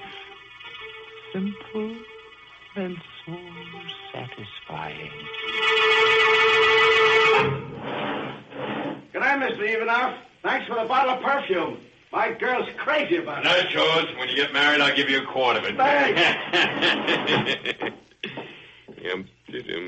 I slid the knife from my sleeve and gripped the handle. Ivanov reached his door. His broad back was a leap away. I knew where to strike. You learn those tricks in my trade. An upward thrust just below the right shoulder blade. You. It was you.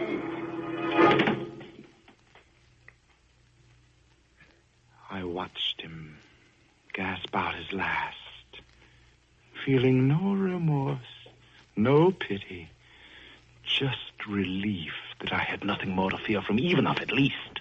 One more to kill, to be free. One more. I turned my back on the cooling mass at my feet and reached the street. I walked fast. I had only a little while to reach the docks and make my boat. Tull's melody kept beating its tireless notes against my brain.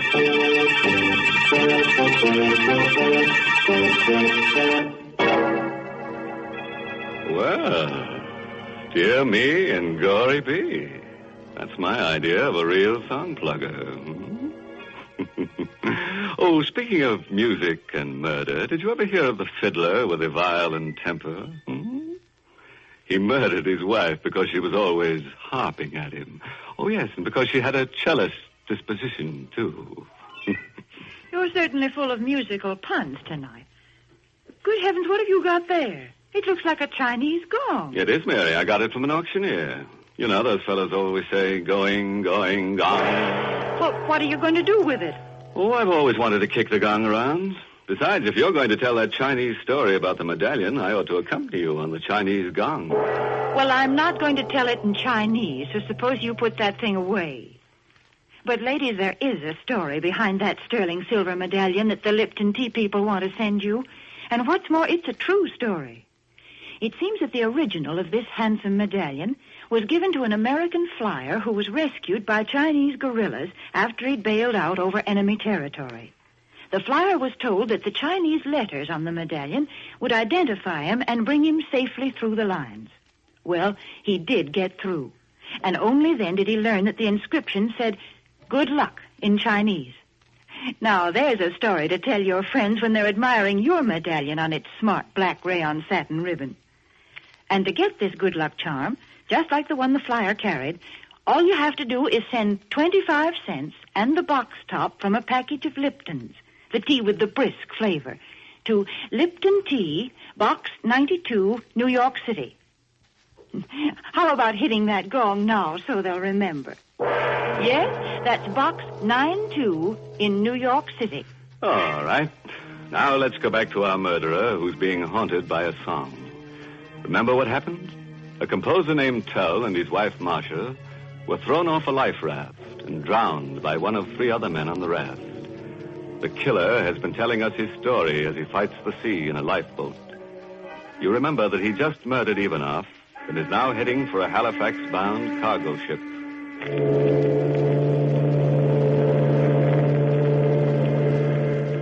This is your flight crew, Mr. Grosser. Anything I can do for you? No, thanks. Not just now. I'm going right to bed. When do we reach Halifax? Tuesday morning, sir. Yes. Good night. Thank you. Oh, wait. I'm afraid I'm rather a nervous traveler. Well, just between us, do we have competent officers aboard? You're best, sir. Captain Jarms is tops. Oh. There's no better chief mate anywhere than Mr. Smythe, sir. So he was there. I'd gone to a lot of trouble to get aboard that ship, and he was there. I kept out of his way entirely until last night. We were off the main shore. It was raining slightly. I slid the long, well-pointed bread knife into my sleeve and made my way toward the afterdeck. It lacked 3 minutes of 8 bells.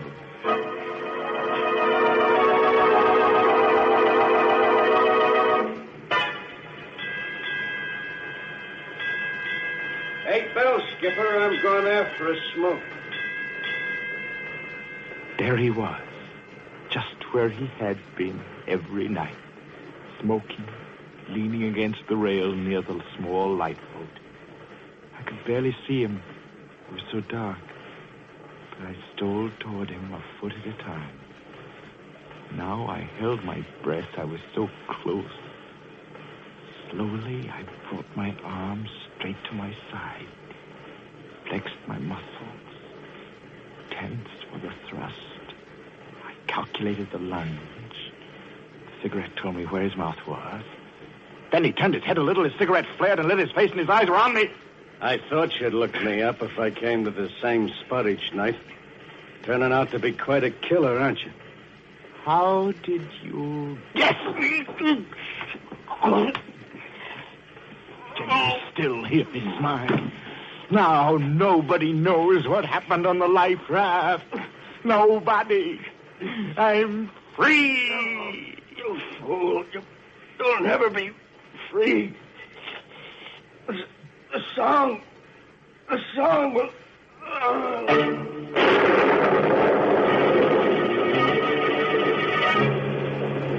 I dumped Smythe into one of the small boats and climbed in myself.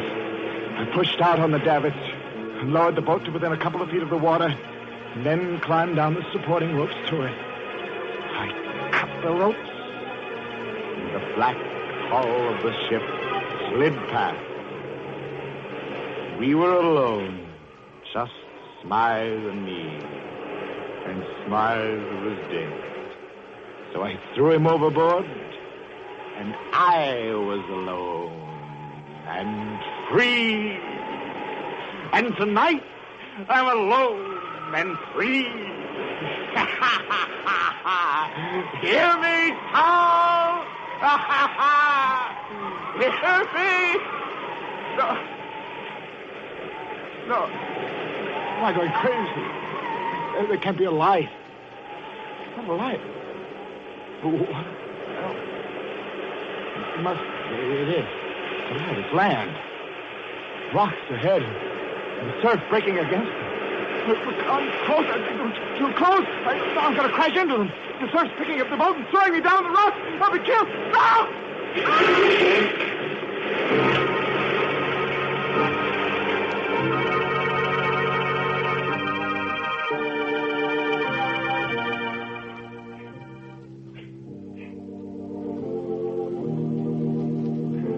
Wait, darling. I think I hear something outside.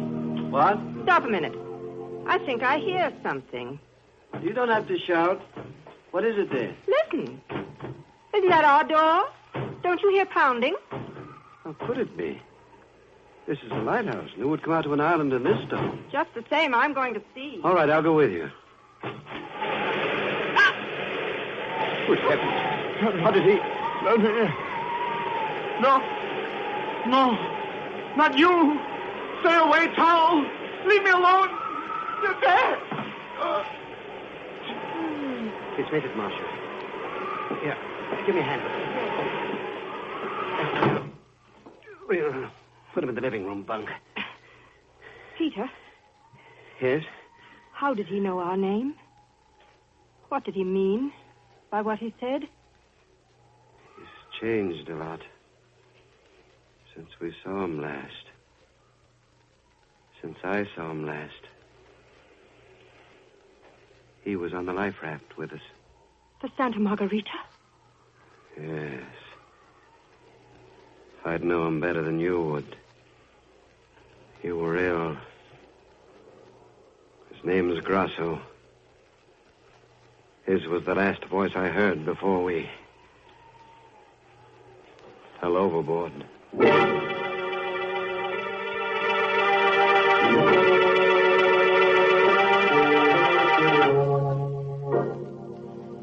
Well, Mr. Grasso, you look a lot better this morning. How is your head? It throbs. I can't move. What happened? You were washed up against the rocks in a lifeboat. Oh. You must have hit your head and banged up your side. You didn't drown. Obviously. You didn't choke me thoroughly enough, Grasso. The water revived me. And I was clutching Marcia's dress. Yes, but how did you... Get here? Yes. Fishing boat. It was almost dawn when you tried to kill us. I managed to hold Marcia up for a little while. We were lucky. What are you... Here. Put your arm around my No. neck. I'll take you to the tower. Where's your wife? Marcia's gone to the mainland to get the doctor. We're alone. Yes. We're alone. What? Relax now. No, let me go, Tal. I didn't mean to do it. I was crazy with hunger, and that tune of yours. We were all crazy, Tal. I'll pay you. No, I'll pay you. It's too late, Grasso. Anything. Don't struggle. You could start a hemorrhage that way. What are you going to do to me? Why, nothing, of course. Here we are. You're not bringing me up here for the sun and the air, Tal. You'll be very comfortable in this bed. Marcia liked it here. Wonderful view in every direction. These windows here pull to one side. What? Like this, see? Now, I'll leave you to rest. No, don't! Don't what, Grasso? What? I don't know. But you're up to something. Don't be silly. I'm just going to work on my music for a while. I'm having trouble with one part in it. It goes... Huh?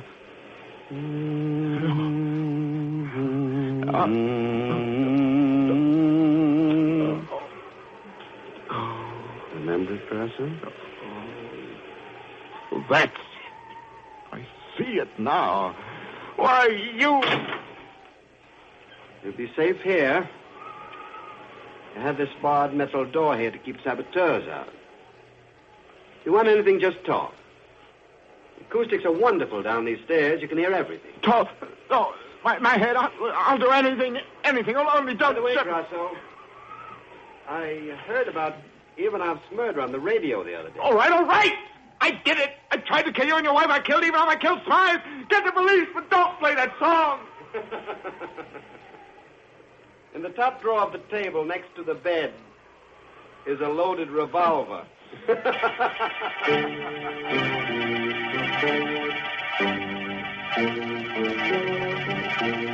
Stop, Tom! Stop! My bad. Stop! Can't go on. Revolver. God. Yeah. It'll stop it. Now I'll never hear that song again. Never. Play it! Play the melody, Tom! And the blaze is with you!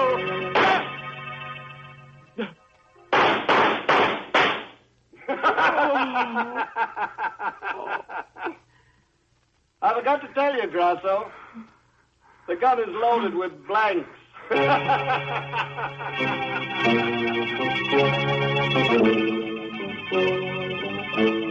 There's still a way out.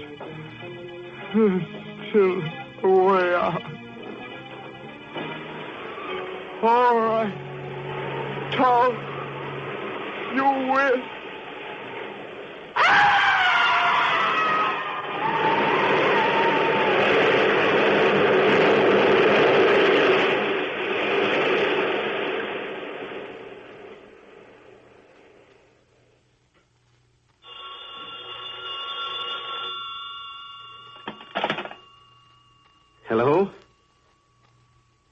Oh.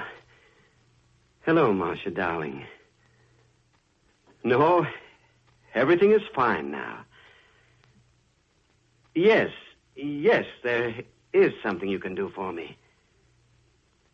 Send Davis a wire, will you? Just say, planned fall production of symphony. Have just finished. Final score.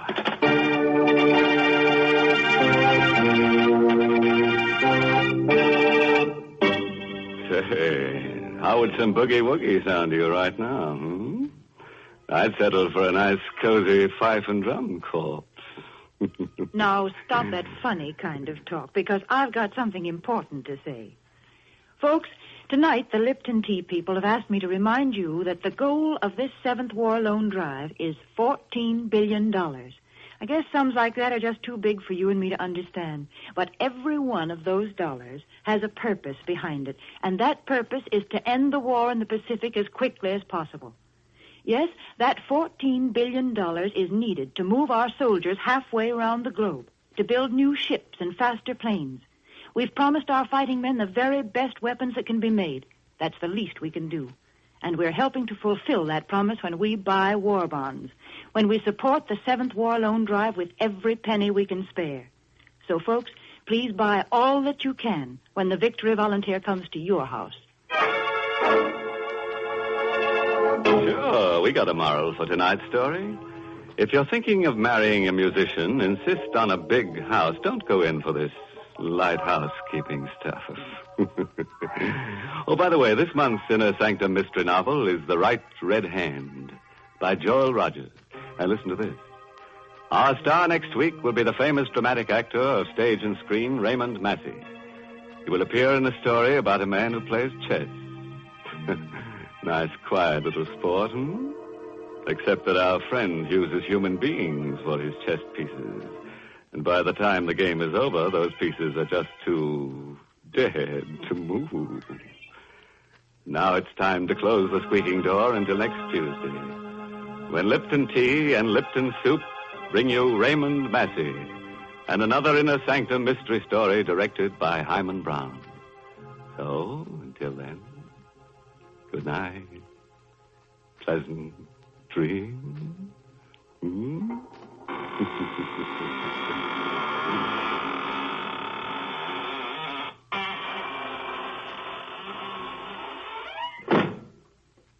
Folks, there's a modern food with an old-fashioned, homemade flavor. It's Lipton's Noodle Soup.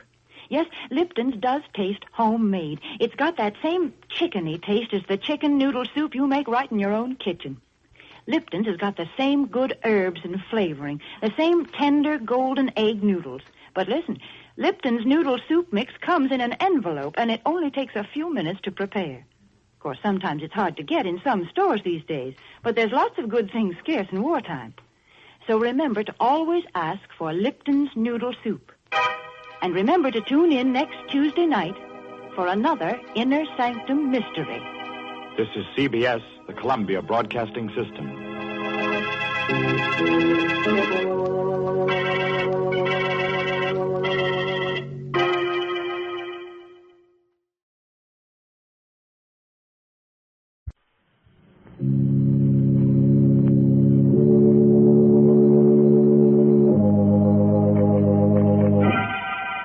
Lipton Tea and Lipton Soup present Inner Sanctum Mysteries, starring Raymond Massey.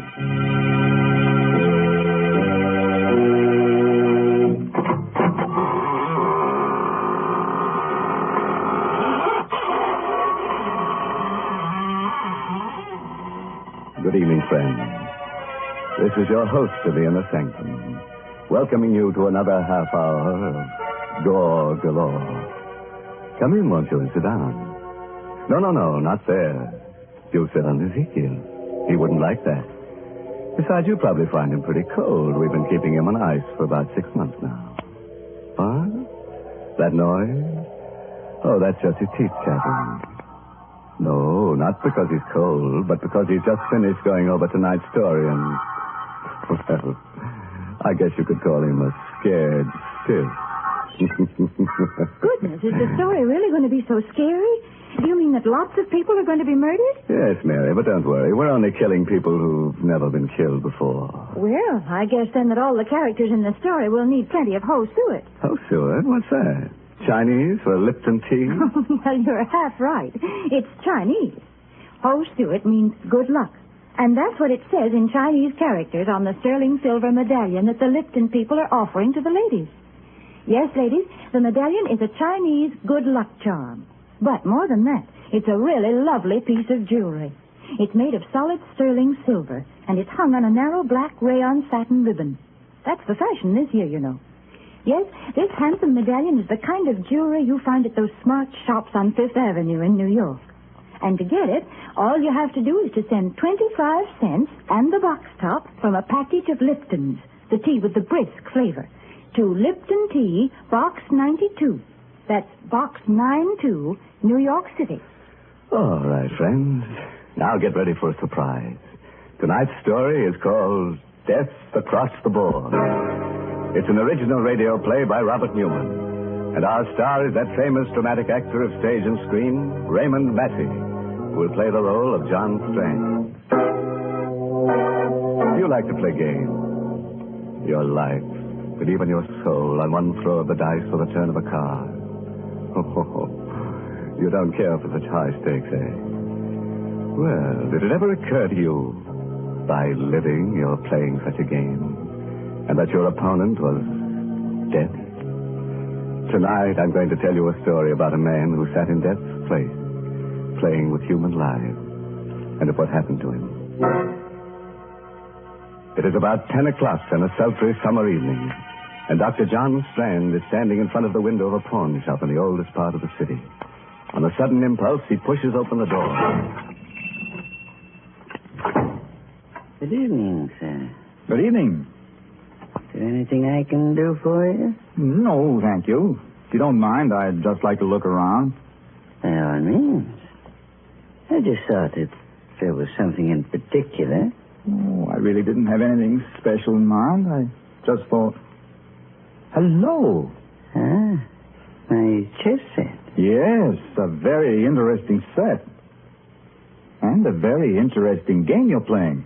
My dear sir, you have no idea how interesting. Whose move?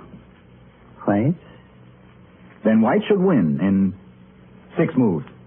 That, sir, is very much open to question. Well, perhaps we can play sometime. How much for this set? Not for sale. Oh. Too bad.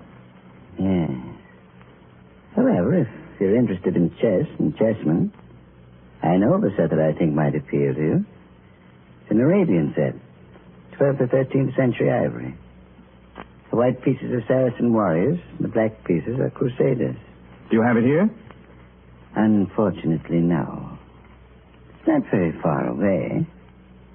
If you thought you'd like to see it. Well, if it's not too outrageously expensive, and you're sure it's no bother? My dear sir, don't give it another thought. I'd be most anxious for your reactions, even if you don't buy. The address is 23 Vallon Place. It's down 2 blocks, and 1 to your right. Go up 1 flight and ask for Felix. Tell him that Raphael sent you. 23 Vallon Place. Up 1 flight. Ask for Felix. I'll phone him and tell him to expect you. Your name is? Strand. Dr. John Strand. Very good, Dr. Strand. Somehow I have the feeling we shall see each other again. Perhaps we should even have the chance to play that game you mentioned before.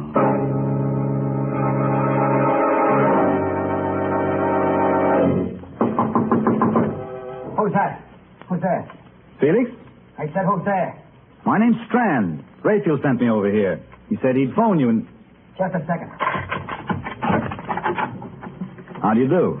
I hope I'm not disturbing you. Okay, come on in. And stick 'em up. What? I'm afraid there must be some mistake. Sure is, Bob, and you made it thinking you could come here and take me this way. Well, this is ridiculous. I said stick 'em up.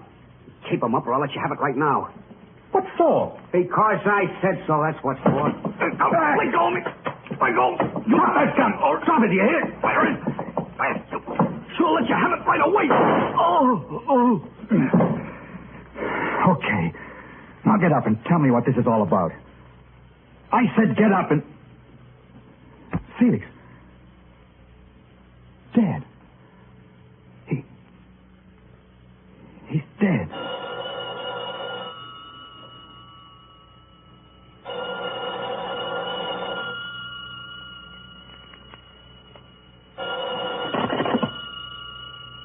Hello? Felix? I'm sorry, but he can't come to the phone right now. Oh, Strand. Congratulations. What? Who is this? This is Raphael. Now, do you think it's possible for White to win in 5 moves? What do you mean? You killed him, didn't you? Of course you did. Or you wouldn't be speaking to me now. I suggest that you go through Felix's pockets, take out the most interesting thing you find there, and bring it to my shop. What? Hello. Raphael. Go through his pockets. I've got to get to the bottom of this, find out what it's all about. A wallet. Keys and a chessman. A black rook. All right, Mr. Raphael. I think perhaps I'll take you up on that. I will go back to your shop.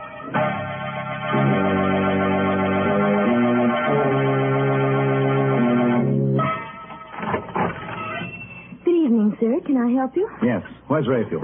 Oh, I'm sorry. He's not in right now, but are you Dr. Strand? I am. I'm Alice Hines. He must have been expecting you. He asked me to give you this. What is it? I don't know, but Another chessman. A white knight. Oh, yes. Mr. Raphael is quite a chess player. He's more than that. He's a murderer. What? What do you mean? He sent me to see someone, a man named Felix, to look at a chess set. When I got there, he pulled a gun on me and... Well, when I tried to get it away from him, it went off and killed him. Oh, no. Don't look so surprised and innocent. You work for him. You must know what it's all about. There must be some mistake, some horrible mistake. A mistake, eh? Then why did he phone Felix's while I was there? How did he know he'd been killed? Why did he laugh about it? Tell me to come here. Well, I don't know, but I can't believe that about him. I won't. No? Well, we'll see what the police have to say about it. Where's the phone? Back there. But if you're serious about it, you don't have to bother calling them. Riley just went past here a few minutes ago. There he is, up at the corner. Fine. That'll save some time. Officer! Oh, officer, would you... Good Lord. Someone shot him. That woman hiding behind that car there. The woman in black. She's coming in here. Don't just stand there. Get inside and shut the door. You shot Riley. You killed him. 6 months I've been trying to find out who got Ben. Now I can rest in peace. Where's Raphael? Raphael? He's the one that got the dope for me. Told me how to knock the cop off. Told me to come in here afterwards. Well, Mrs. Hines? Why are you looking so funny? Say, whose side are you on, anyway? Not ours, my dear. Not ours. Oh, that's it. I just took it for granted you were working for Ray. Okay, get him up and keep him up. What'll I do with him, Raphael? Where are you, anyway? Oh, I'm around here someplace. As to what to do with them, I leave that to your discretion. After all, they are witnesses. Yeah. That's right. May I recommend the cellar? Right through that door there. It's secluded and quiet. Okay. Get moving. I repeat, Miss Hines. Well? It's fantastic. What are you going to do to us? You can't be that dumb, baby face. 6 months I've been wearing black for the only guy I ever loved. I finally get the guy that got him. You think I'm going to leave the two of you around to put the finger on me? You're going to kill us? You cannot. No. Seems to me I did a pretty neat job on that flat, but after all, they can't burn you more than once. Okay, open that door and go on down. Allow me, madam. Never mind, wise guy. You go down first. Then Babyface. It's not very good manners. No, I'm not going to let you do it. Give me that gun, don't you fool! Let it go! Down after it. And hurry. Watch while I get the gun. I didn't mean to do this. I was just trying to get the gun, but she tripped. She fell. Like a tramp. Why is she lying there so funny? Her head. Let's see. Her neck's broken. She's dead. Oh, no.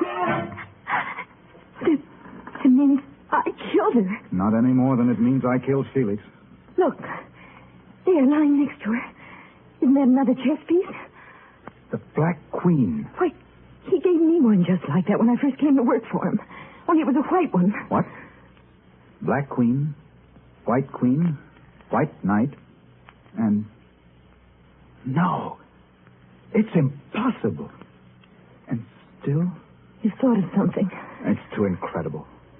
But I've had a certain nightmare vision that... Come on. We're going to the police. Maybe it's our move now.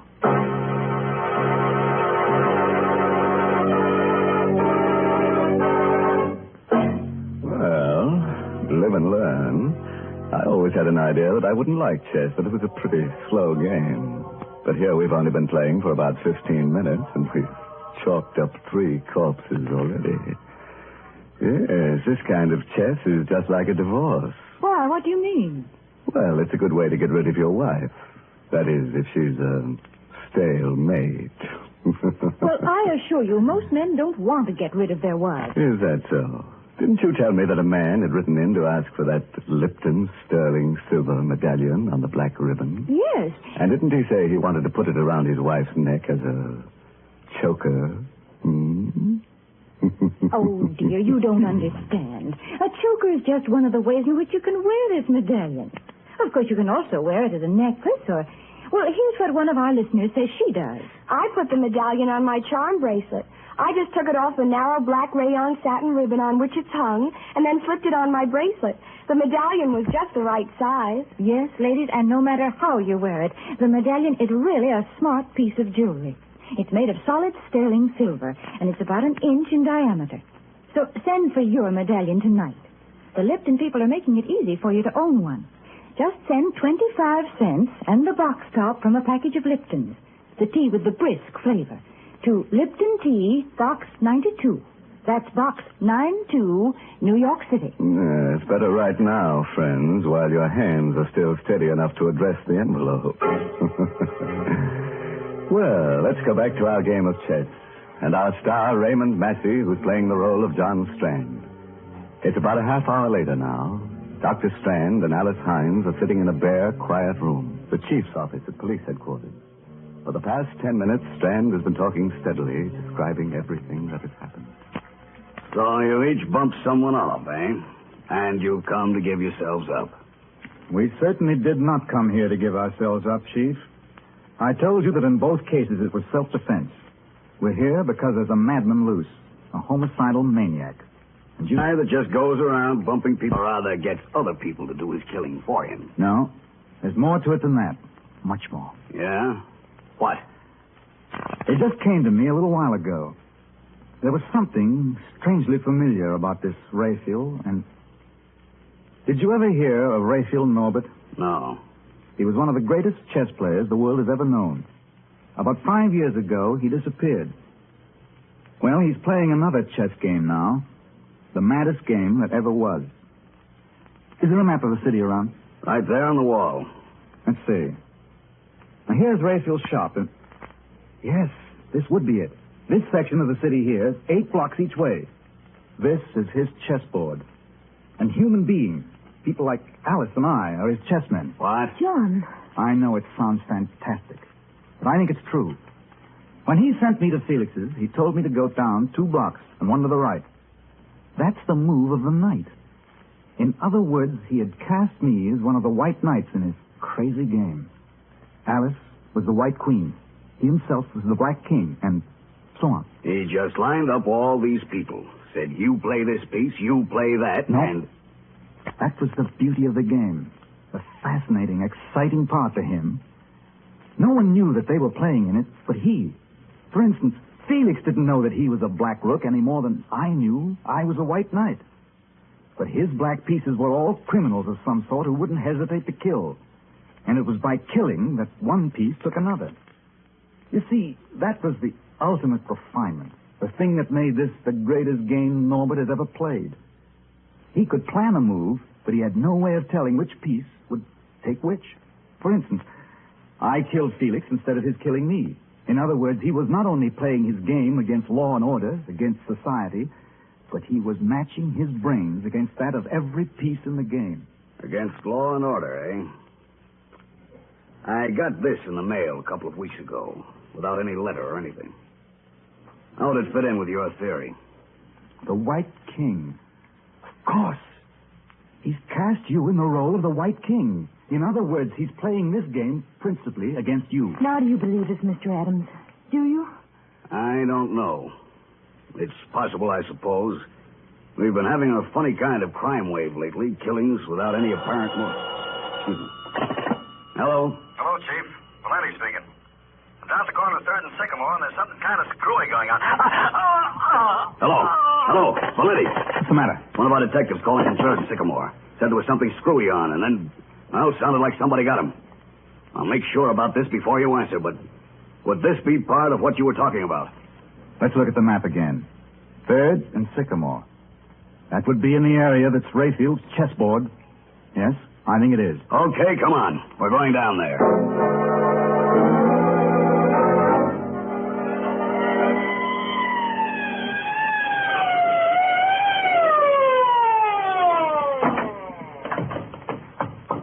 There he is, lying next to the call box. Dead. Stabbed. Look there, lying next to him. Another chess piece. A pawn. A white pawn. Of course. If you're the White King, then all your men would be pawns. Pawns, huh? They're the pieces that get pushed around, aren't they? Well, they're the ones that are usually sacrificed. 2 of my men, Riley and Valenti. Okay, Strand, you're a chess player. Do you think you can figure out what this Rayfield character's going to do next? Tell me how I can meet him? I might. I only got a very quick look at the board, but if I can remember the location of the pieces... You mean he's actually got a board set up showing where all the pieces, where everybody is? There's one set up in a little table right next to his desk. No one's allowed to touch it. That's the one. And it was because I noticed it, commented on it, that I got involved in this nightmare. I think I do remember the position of all the pieces that were left. But of course, some moves may have been made since I saw it last. Well, what are we fooling around for? Let's go to that shop and make sure.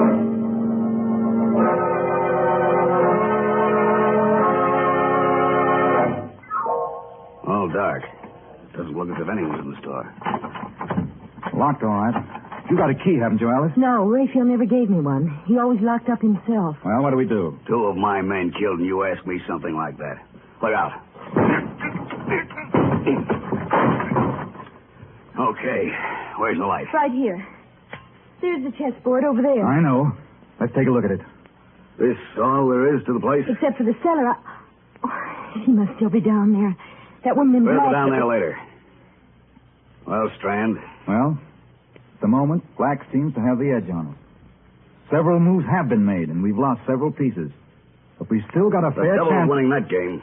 Where's this Rayfield guy, the Black King? What's he going to do next? Just give me another minute or two, will you? The Black King is still in his own square, which would seem to mean that Rayfield was still here someplace. The thing is, I'm not sure whose move it is now. You're right, Strand. I am still here. And it's mine. What in thunder? It's him speaking over some kind of loudspeaker system. Maybe from the cellar. From the cellar, huh? Now, I'm going to...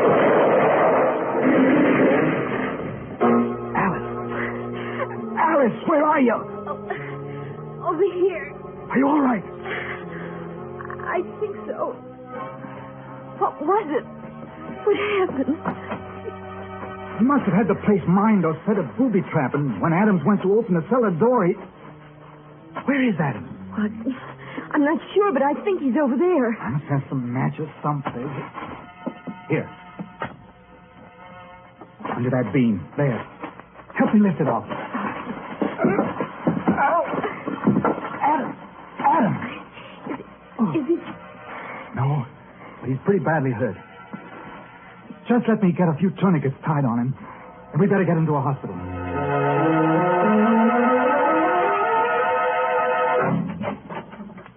This way. The emergency ward's right in there. How do you know? Well, I ought to. I interned here. Funny. There's no one around. Well, let's put him right there on the table. Gently. That's it. Hello? This is Dr. Strand speaking from the emergency ward. I've got a very severe accident case here. Is there anyone around who can take care of him? What about surgery? Crandall? Oh, fine. Will you ask him to get down here as soon as possible? Thanks. The chap I used to know is just finishing an operation. He'll be down in a few minutes. Will there still be time? Yes, I think so. We'll have to give him a transfusion once we get him patched up.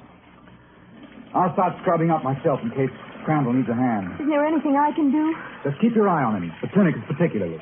It'd be too bad if he lost any more blood. Right. He's still unconscious.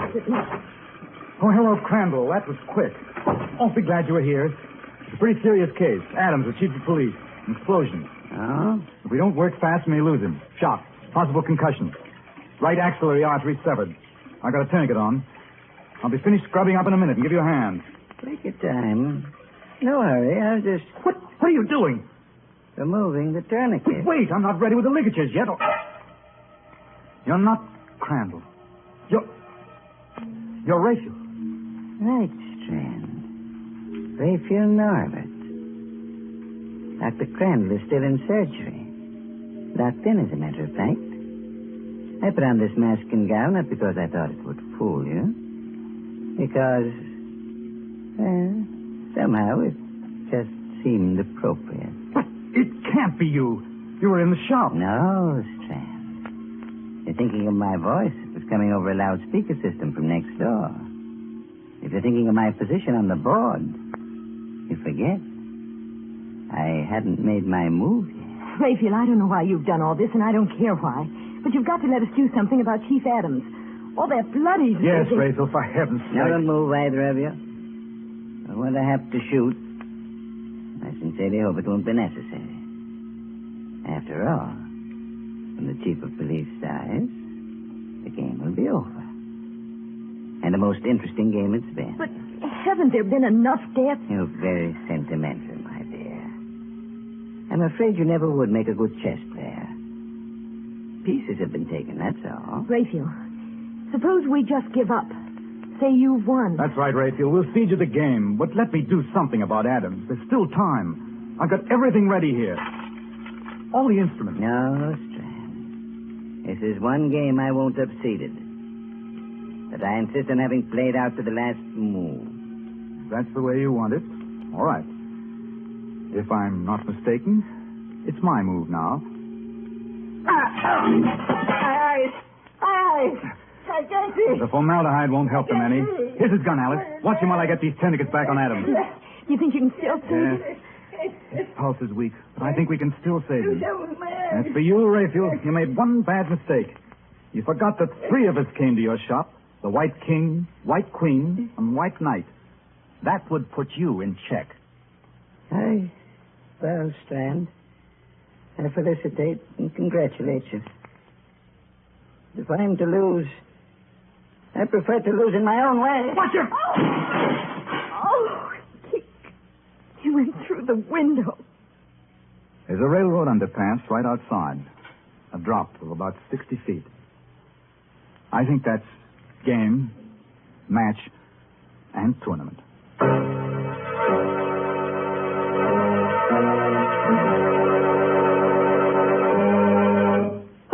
What? You mean the game's over already?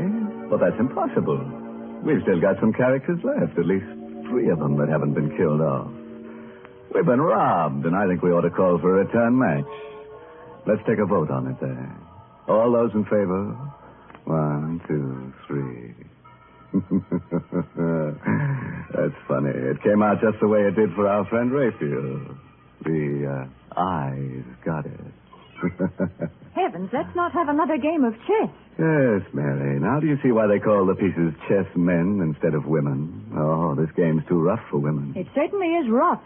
Oh, do you feel worn out and tired? Why don't you rest a while? Then you can slip into something comfortable. like a winding sheet. And if you want to be really fancy, you can put on your sterling silver medallion. What? You have no medallion? Well, here's how you get one. Just send... Never mind. I'll tell them, thank you.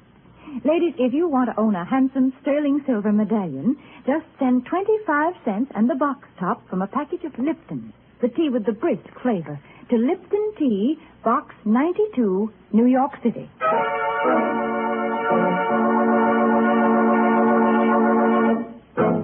Before I say goodnight, a word of advice. If you should ever get into a chess game with a stranger and you happen to notice that he's got a meat axe on his lap, don't get up and run. Just make sure that there's someone else around to help pick up the pieces. Oh, by the way, this month's Inner Sanctum Mystery novel is Lay That Pistol Down by Richard Powell. And oh yes, let me tell you about next week's Inner Sanctum story.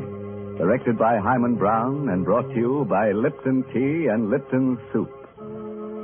Next week's story is about a picture that kills everyone who owns it. It's a masterpiece of murder.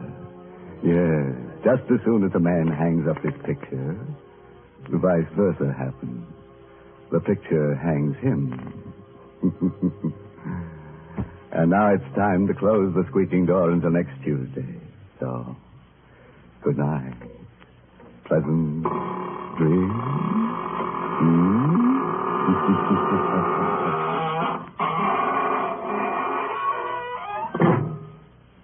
Folks, the next time you send a box of food to your boy overseas, be sure to include a package or two of Lipton's noodle soup mix. You see, Lipton's is just like a taste of home. Yes, it has the same homemade chickeny taste as the soup you make yourself, the soup your boy's always been so fond of. That's why it's such a thoughtful, welcome little gift to send Lipton's. And as you know yourself, Lipton's noodle soup makes a grand snack. So remember, send a package or two to your boy. And remember to tune in next Tuesday night for another Inner Sanctum Mystery. This is CBS, the Columbia Broadcasting System.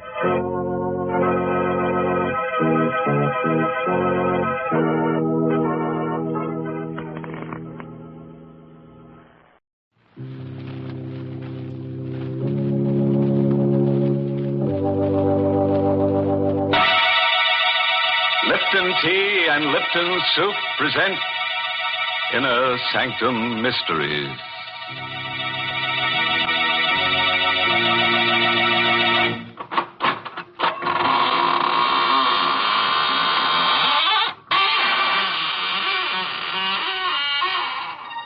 Good evening, friend. This is your host of the Inner Sanctum inviting you in through the squeaking door. Come on in. Have your picture taken with the corpse. You'll look good next to him. Poor fellow was a photographer. Passed on last winter while taking a picture. Yes, died of overexposure. Awful, isn't it? Enough to make your camera shutter. Well, let's gather around the coffin now for a nice, happy picture. Watch the body. Watch the body. Oh, dear. We'll have to take that again. Someone moved. And I think it was the corpse. Why, that's downright silly. Oh, hello, Mary. You're just in time. Come on, get in the picture. What? Do you think I'd stand next to a corpse? Oh, please, Mary. You can wear your Lipton sterling silver medallion. Then I'll send the picture to my friends in the graveyard. Why, Mary, with your figure, your symmetry, they'll probably elect you Miss Cemetery of 1945. Wouldn't that be nice? Mm-hmm. Thank you, but I can do without that honor. And as far as the sterling silver medallion is concerned, it's mighty popular right now.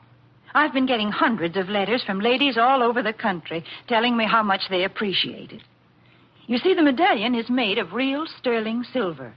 It's about 1 inch in diameter, and it's decorated with the Chinese symbol for good luck. You can wear the medallion as a necklace or a choker. You see, it's hung on a narrow black rayon satin ribbon. Or you can simply add it to your charm bracelet if you wish. It's just the thing to brighten up your simple silk dresses and your dressy suits. And ladies, here's how you get this handsome medallion. Just send 25 cents and the box top from a package of Lipton's, the tea with the brisk flavor. to Lipton Tea, Box 92.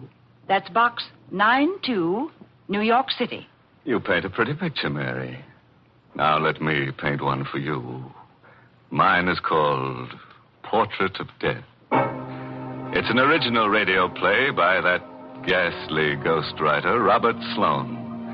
And our star tonight is Miss Leslie Woods, who plays the role of Miss Snyder.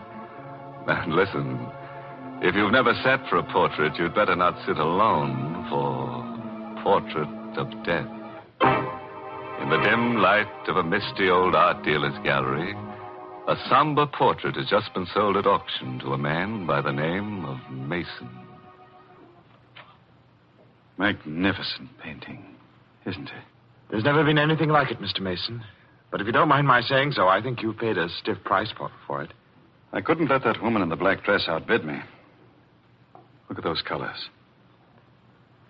Expression on the girl's face. Yes. The detail in the background. Really is a work of art. Technically speaking, yes. But the portrait has a strange history, Mr. Mason. Strange and sinister.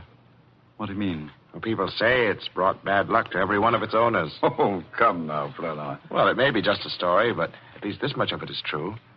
The day this portrait was finished, the artist died by his own hand. And the model who posed for him died, too, by her own hand. So that's why he painted her in black. Yes. He knew she was going to die. He even painted 2 graves into the background of the picture, you see? One grave's for him, one for her. Remarkable. Now you know why the painting is called Portrait of Death, Mr. Mason. It meant death for the artist, the model, and, oddly enough, for many of its owners. I'm sorry you bought it, Mr. Mason. I'm sorry you bought it, too, Mr. Mason. You shouldn't have taken it away from me. I beg your pardon.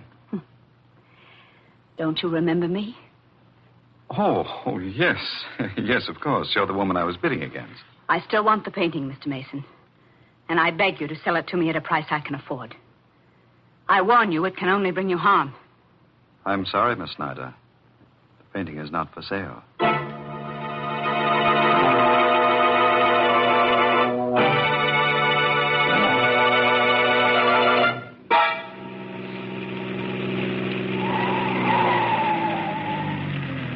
Really, Mr. Flournoy, you didn't have to drive me all the way home with this painting.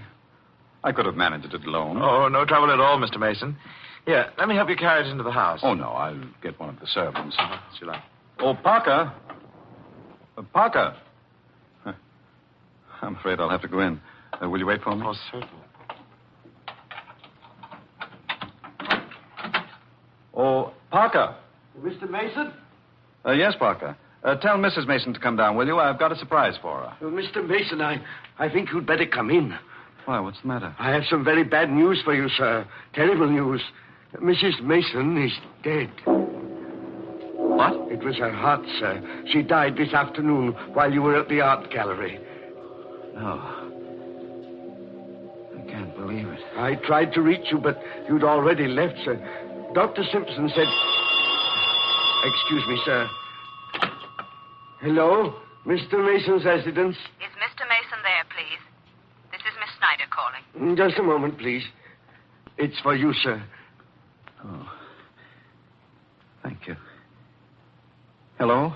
Mr. Mason, I still want that painting. What? Don't you think you'd better sell it to me? It can only bring you harm. I'll think it over. Don't wait too long, Mr. Mason. I warn you. Don't wait too long.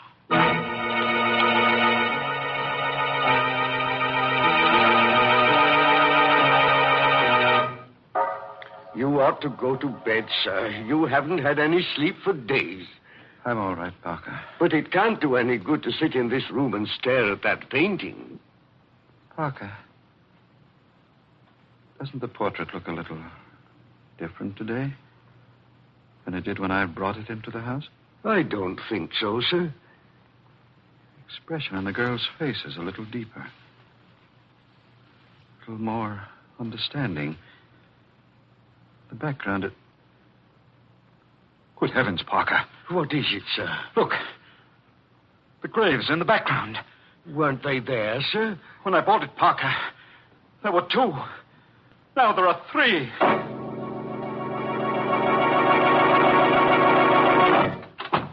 I'm so glad you could come out here, Mr. Flournoy.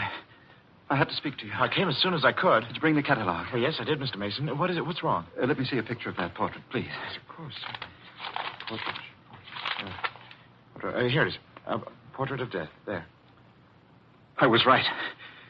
There were only 2 graves in the original painting. Well, of course, Mr. Mason. I told you there were 2 the day you bought it. But now there are 3, Flournoy. 3 graves. What? Come. I'll show you. Oh, Mr. Mason, please. There are 3, I tell you. The 3rd one's been there ever since my wife died. But that's impossible. You must be imagining. See for yourself, Flournoy. Here. 1, 2, 3. Mr. Mason.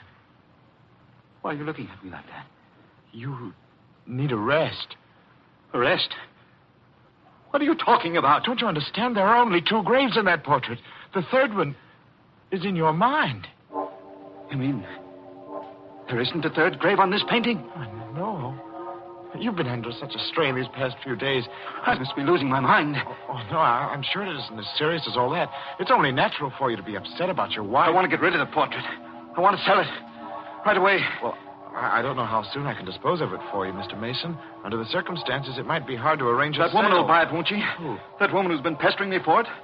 Why don't you get in touch with her? I will, first thing in the morning. No, I won't wait until morning. I want that portrait out of this house tonight.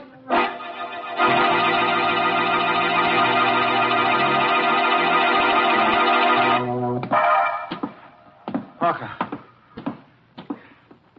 Where are you going with that painting? Why, I was taking it to the garage, sir. What for? You said you didn't want it in the house tonight. I thought I might return it to the dealer. Mr. Flournoy hasn't called back yet? No, sir. Well, I'll take it to him myself. Is the car ready? Yes, sir, but I hardly think you ought to go alone, Mr. Mason. You're in no condition. I brought that portrait into this house, and I'll take it back. Alone.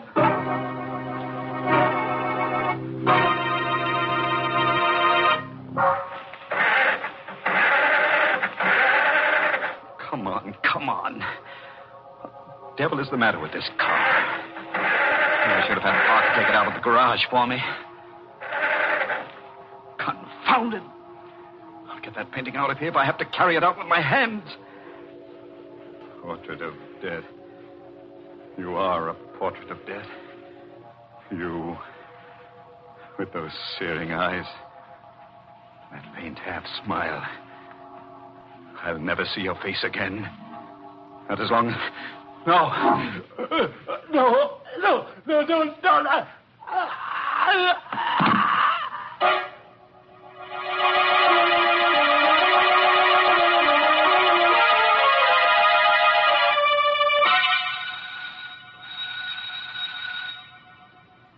This is a strange time of night to go calling for a painting, Mr. Flournoy. Mr. Mason told me to get in touch with you right away, Miss Snyder. He was determined to have you pick up the portrait tonight. Well, I hope he isn't asleep. Yes. Nobody seems to be answering the door. Oh, wait a moment. There's a light in the garage. Oh, good heavens, what was that? It sounded like a scream from the back of the house. Come on, we better hurry. Come on, Miss Snyder. There's somebody in the garage. Why, Parker. Yes, What's sir. the matter, Parker? Why'd you scream? It's Mr. Mason, sir. He's dead. What? I just found him, sir, slumped over on the floor of the car. How awful. Maybe he was asphyxiated. No, the motor wasn't running, sir. It's the portrait. The portrait killed him, just as it did the others. It does seem strange. He came to the garage about an hour ago, carrying the painting in his arms. Well, didn't you help him? He wouldn't let me, sir. He insisted on being alone. That's strange. Look at these marks on his neck. As if he'd been strangled with a fine chain. Or a woman's necklace. What do you mean by that? Nothing. Did you think I was accusing you, Miss Snyder? I don't know. Good heavens, Mr. Flournoy. Look at the portrait. Oh, what's wrong? The necklace, sir. The necklace that was painted on the girl's throat. It's gone.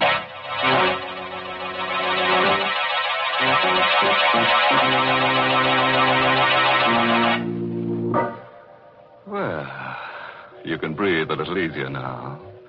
Unless you happen to be wearing that girl's necklace. If you are, just write a note to the artist that painted the portrait, and he'll answer you from the grave. Honest. He wrote to me from the grave the other day. You know what he said? Having a wonderful time. Wish you were here. I suppose you think that's funny. Why, Mary, it must be funny. The dead artist was smiling when he wrote it. Oh, but then he's always smiling. You see, he's a grinning skull. It's quite a story how he got that way. Let me tell you. Now, stop. I don't want to hear any of your morbid stories. But that's the only kind I know. Well, then you listen to me, because I know a story with a happy ending, and it's true, too. It's the story behind that sterling silver medallion that the Lipton people want to send the ladies. It seems that the original of this handsome medallion was given to an American flyer who was rescued by Chinese guerrillas after he'd bailed out over enemy territory. The flyer was told that the Chinese letters on the medallion would identify him and bring him safely through the lines. Well, he did get through, and only then did he learn that the inscription said, "Good luck," in Chinese. Now, there's a story to tell your friends when they're admiring your medallion on its smart black rayon satin ribbon. And to get this Chinese good luck medallion, all you have to do is send 25 cents and the box top from a package of Lipton's, the tea with the brisk flavor, to Lipton Tea, Box 92. That's Box 92 in New York City. Well, let's get back to that there cover girl on the Portrait of Death. It's 6 months now since she strangled old man Mason with that necklace of hers and put the Indian sign on his late wife. Parker's still around, though.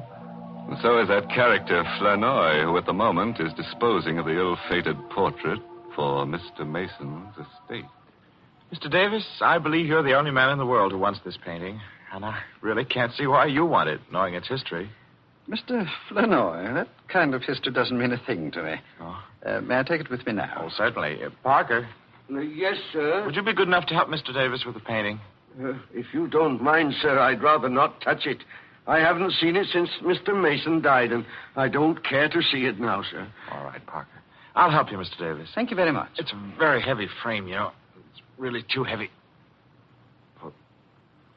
Wait, that's incredible. What is it, Mr. Flanoy? What's wrong? Parker, you say you haven't touched this painting since Mr. Mason died? No, sir. Well, look at it. The girl is wearing her necklace again.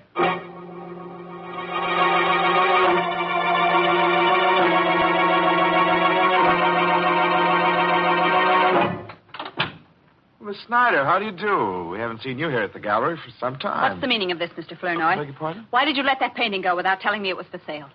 Well, I tried to tell you, Miss Snyder. I called your home several times to let you know about the auction. I was never able to reach you. Didn't you know I was away on a trip? No, I Then didn't. why didn't you find out, you stupid fool? How many times have I told you I must have that painting? Well, I'm sorry, Miss Snyder. Never mind. Who is this Mr. Davis? Where does he live and where can I find him? Why, I imagine you'll find him at his home. Here's his card. Give it to me. I don't think you'll gain anything by going up there, Miss You Snyder. keep out of this, Flournoy. I want that painting. And this time I'm going to get it.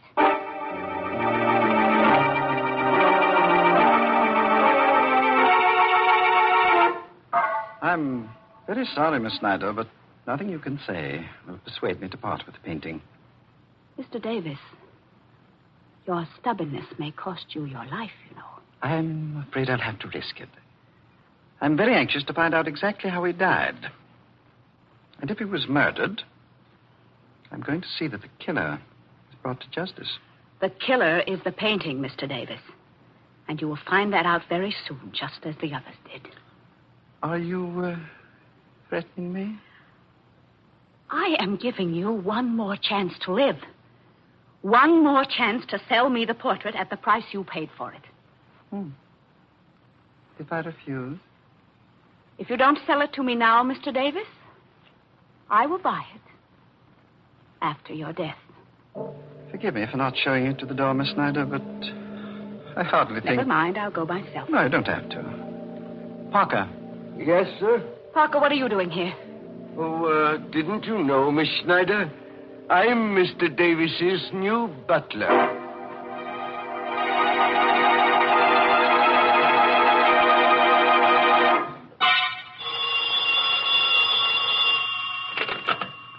Hidden Art Company, Mr. Flournoy speaking. Mr. Flournoy, Yes, this is Mr. Flournoy. you had better come over to Mr. Davis's house right away. And don't tell anyone you're coming. What?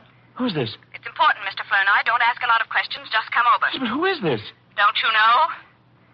It's the girl in the portrait. What? You... Hello? Hello?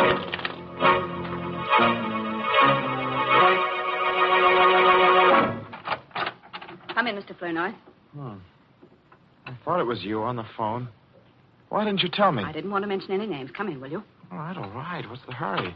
What's this all about? I'll tell you in a minute. Does anyone know you came here? No, I don't think so. Good. What are you doing here? And where's Parker and Mr. Davis? Parker's left. He's gone away.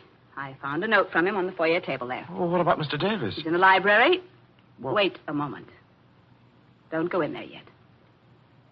He's dead. Mr. Davis? Yes, Mr. Davis. It's horrible, Flournoy. His head has been cut off.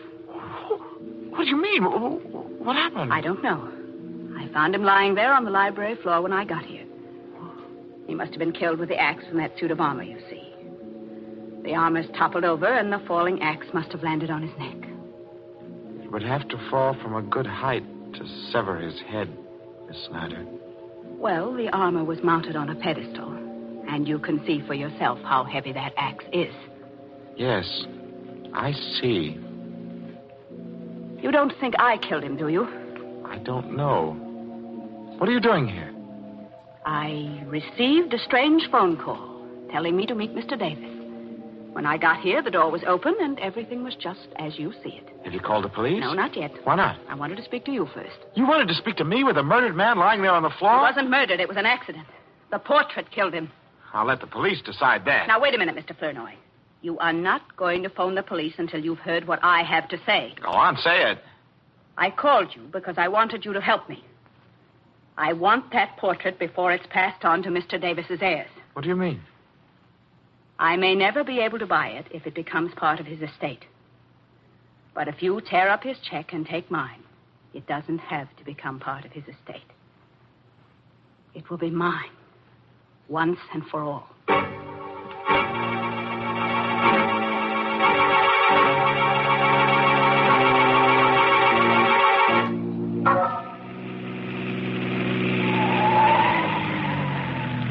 Mr. Flournoy? What? Mr. Flournoy? Why, Parker. What are you doing outside Miss Snyder's house? I've been waiting for her, sir. Have you any idea where she is? Why do you want to know? She left a photograph at Mr. Davis's house last night, and I've come to return it. Oh, I'll take it to her, Parker. If you don't mind, sir, I'll return it myself. Is it that important? The photograph is a picture of the woman and the portrait. And if Miss Snyder can explain why she's been carrying it around, we might have an answer to this mystery. You suspect her, don't you, Parker? Not any more than I suspect you. What's that? You've got the portrait in your car, Mr. Flournoy. Yes. Don't try to conceal it. I recognize that frame anywhere. I'm not trying to conceal it. I'm trying to find out what your game is. I have no game. Then why did you leave that note saying you were going away? What note? Oh, don't lie to me, Parker. I saw it myself on the foyer table. You must be mistaken, sir. Today is my day off. I left the house early this morning, and I didn't write a note. Well, if you're telling the truth, then I know who did write that note. Only I've got to prove it before I can take your word. Oh, wait a moment, Mr. Flournoy. Where are you going? I'm going into the house for this painting. I'm going to set a trap for Miss Snyder. I'll go with you. What for? To help you carry the painting, Why? Of course. But you'll spoil everything if you're seen, Parker. Then I won't be seen. I'll hide. What's the matter, Mr. Flournoy? You're not afraid of me, are you? I don't know. Every time this painting has brought misfortune to anyone, you've been alone in the house with the victim.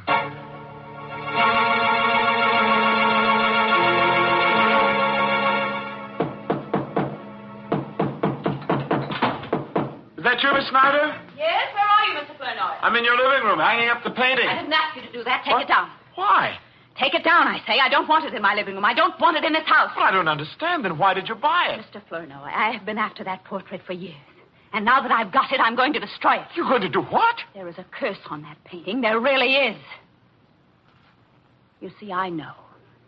Because I'm related to the girl who posed for it. You never told me that. I never saw any reason to. That girl was a sister of my grandmother. And ever since her death, my family has been haunted by that portrait. But now we'll be haunted no longer. But you can't destroy a work of art like this. It isn't fair to people who admire it. It isn't Nobody wants it, Mr. Flournoy. Nobody but me. Oh, but you're mistaken. There is somebody who wants it. Wants it very much. Parker? Oh, no. No, Parker's dead. Dead? How do you know? I know because I killed him. Right here in the living room. I'm awfully sorry I didn't have time to dispose of the body, but I'll take care of him before I go. Oh, no, Mr. Flournoy. You didn't kill him. You couldn't. I had to. You see, he discovered the painting and the cars I drove up. He would have ruined all our plans. Plans? Yes. Plans? Do you think I'd go through with any plans knowing what I know now? Well, I'm going through with mine, Miss Snyder. And I dare say I won't be suspected. What are you talking about?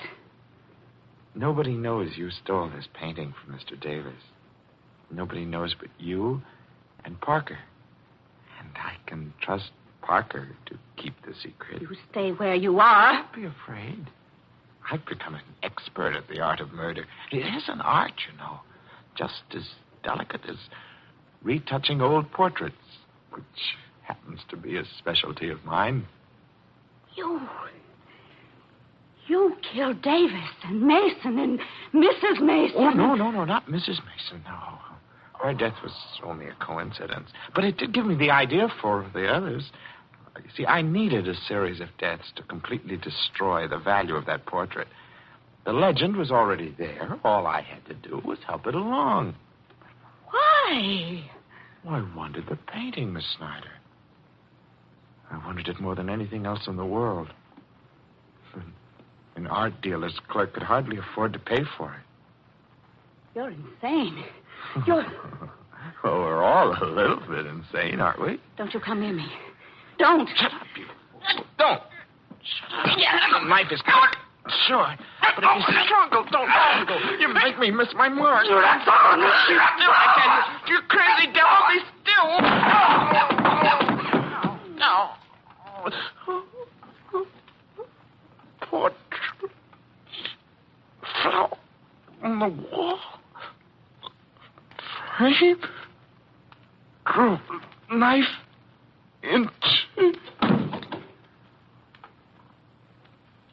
Now we'll be haunted no longer.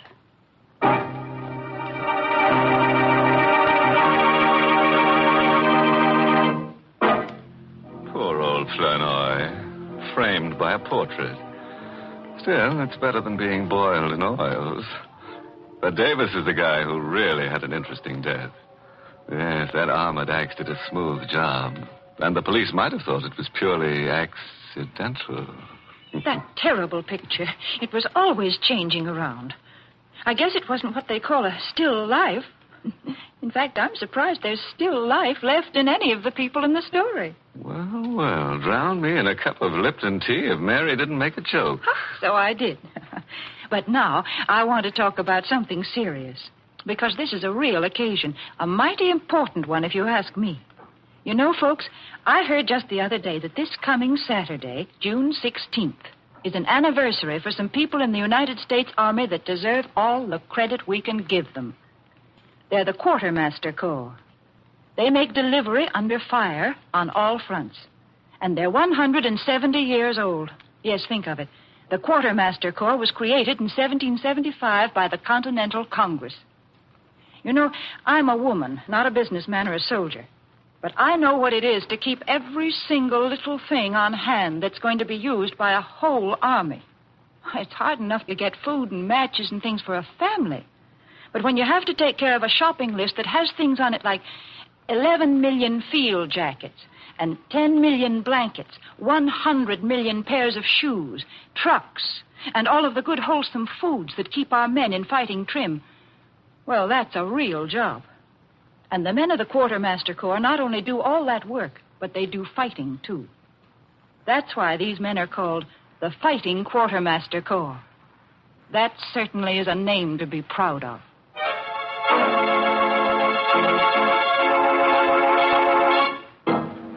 Well, it's time to go back to my slab now and swap a few stories in the smoker of the crematorium. Oh, before I leave, this month's Inner Sanctum mystery novel is Lay That Pistol Down by Richard Powell. Yes, and next week's Inner Sanctum story, directed by Himan Brown and brought to you by Lipton Tea and Lipton Soup. Next week's story is just your meat. That is, if you like human meat. It's about a man who's been dead for 6 years. So, of course, his wife doesn't recognize him when he comes home. In fact, nobody recognizes him. So he goes around killing people to refresh their memory. I guess he figures that if they can't remember him, they might just as well remember nothing. Now it's really time to close the squeaking door, so good night. Pleasant dreams.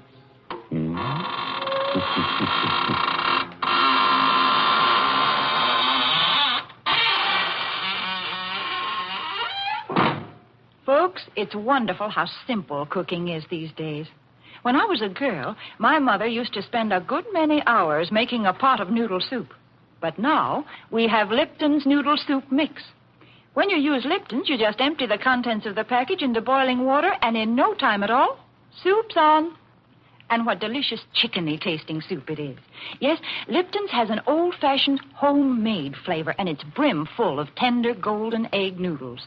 Of course, sometimes it's hard to get in some stores these days, but there's lots of good things scarce in wartime. So, folks, don't forget to ask for Lipton's noodle soup. And don't forget to tune in next Tuesday night for another Inner Sanctum Mystery. This is CBS, the Columbia Broadcasting System.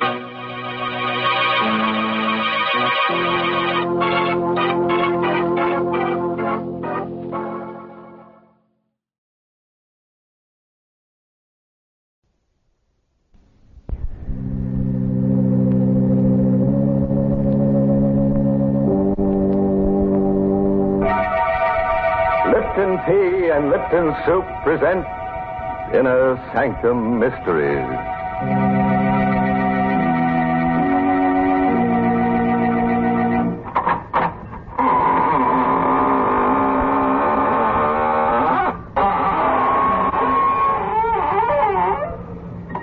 Good evening, friends.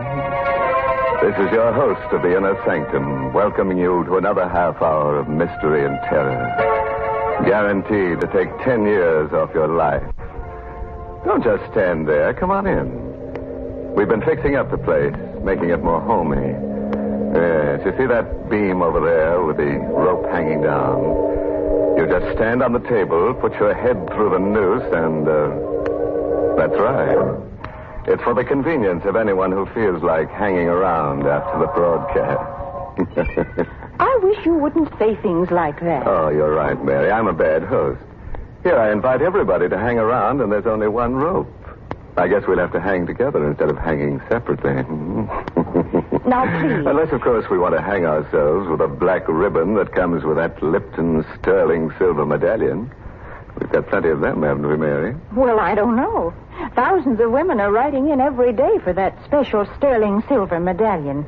So I'd advise all of you ladies who want to own one to send in for it tonight.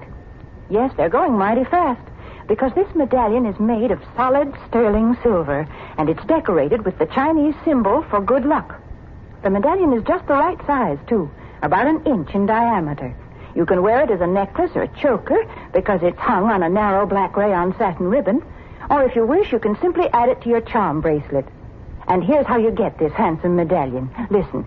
Just send 25 cents and the box top from a package of Lipton's, the tea with the brisk flavor, to Lipton Tea, Box 92. That's Box 92, New York City. All right, Mary. I'll write down the address on the cuff of my shroud. And now, friends, tell me, do you like holidays?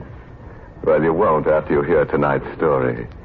It's called Dead Man's Holiday. And it's an original radio play by that cryptic mystic, Robert Sloan. Yes, and our star tonight is Myron McCormick, who plays the role of Eric. Not far from the waterfront, in a gloomy shack where death hovers near, the man stirs uneasily on a blood-stained cot. As he struggles for the last breaths of life, his tortured mind forces words to his lips. They don't have to tell me. I know I can't live more than a little while longer. And I don't want to live. I want this nightmare to end. As it should have ended. Long before that day I was hurt on the train. I remember it so clearly. Sitting in the coach, looking out the window, and then suddenly the train shuddered to a violent stop. The jolt lifted me clear out of my seat and threw me against the glass window, which broke as I hit it. For a moment, I was stunned. But in the back of my mind, I could hear the conductor quieted in the passage. All right, please, it's all right, I tell you. Nothing serious has happened. We struck an empty car on the grade crossing. The engineer had a jam on the brakes. Is anybody hurt? Anybody need a doctor around here? Are you all right? The conductor was coming down the aisle, questioning passengers, looking them over. My head was clear now. And immediately I thought of my wife in the seat next to mine. I turned to see if she'd been injured. But there in the seat which she had occupied was a man I'd never seen before. He spoke to me. You all right? Yes, I was shaken up a bit, but I'm all right now. You've got a nasty cut on your lip. I guess it was the glass. Will you excuse me, please? What's the matter? My wife. I'm looking for my wife. She was sitting right next to me. Eleanor? Eleanor, where are you? What's wrong, sir? My wife. She's gone, conductor. She's gone. All right, no. Don't get excited. She was sitting right next to me, right where this man is sitting now. You must be mistaken. What? There wasn't any woman sitting next to you. What are you trying to tell me? My wife was sitting in that seat. All right, sir. If she's on the train, we'll find her. In the meantime, you'd better come with me and have that lip of yours attended. Not until I find out what's happened. Nothing's happened, mister. You're just a little dazed, that's all. Your wife isn't on this train. That's a lie. Why would I want to lie to you? I don't know what your reason is, but you're trying to hide something from me. I'm willing to swear you boarded this train alone. How do you know that? Because I've been sitting next to you ever since you got on.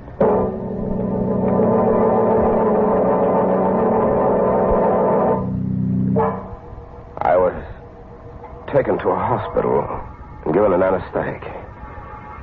When I came to, a doctor was standing over me.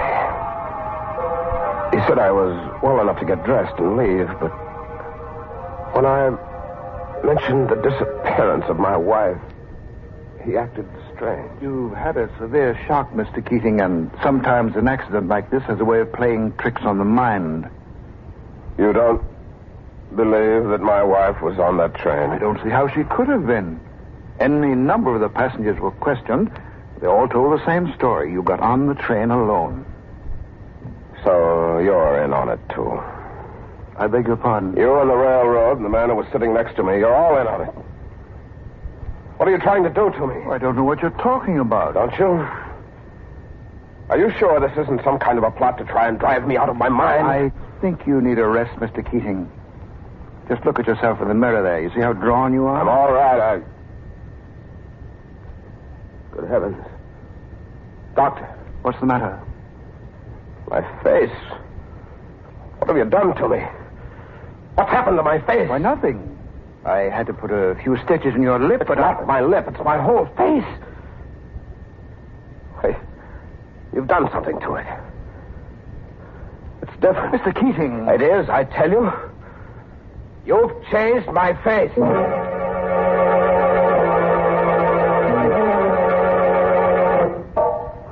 The next morning, I went straight to my house on Pine Street. I had no key, so I rang the bell, hoping against hope my wife would be there to answer it. But when the door opened, I was face to face with a gaunt, middle-aged woman I'd never seen before. Yes? Who are you? I beg your pardon. Come on, answer me. Who are you? Well, I'm the housekeeper. Don't lie to me. We don't have a housekeeper. What are you doing here?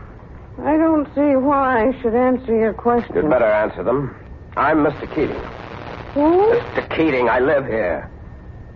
Where's Mrs. Keating? What have you done with her? You must have the wrong address. What do you mean? Nobody by the name of Keating lives here. What? I work for Mr. and Mrs. Drury. Don't you see the nameplate on the door? Yes, I see it.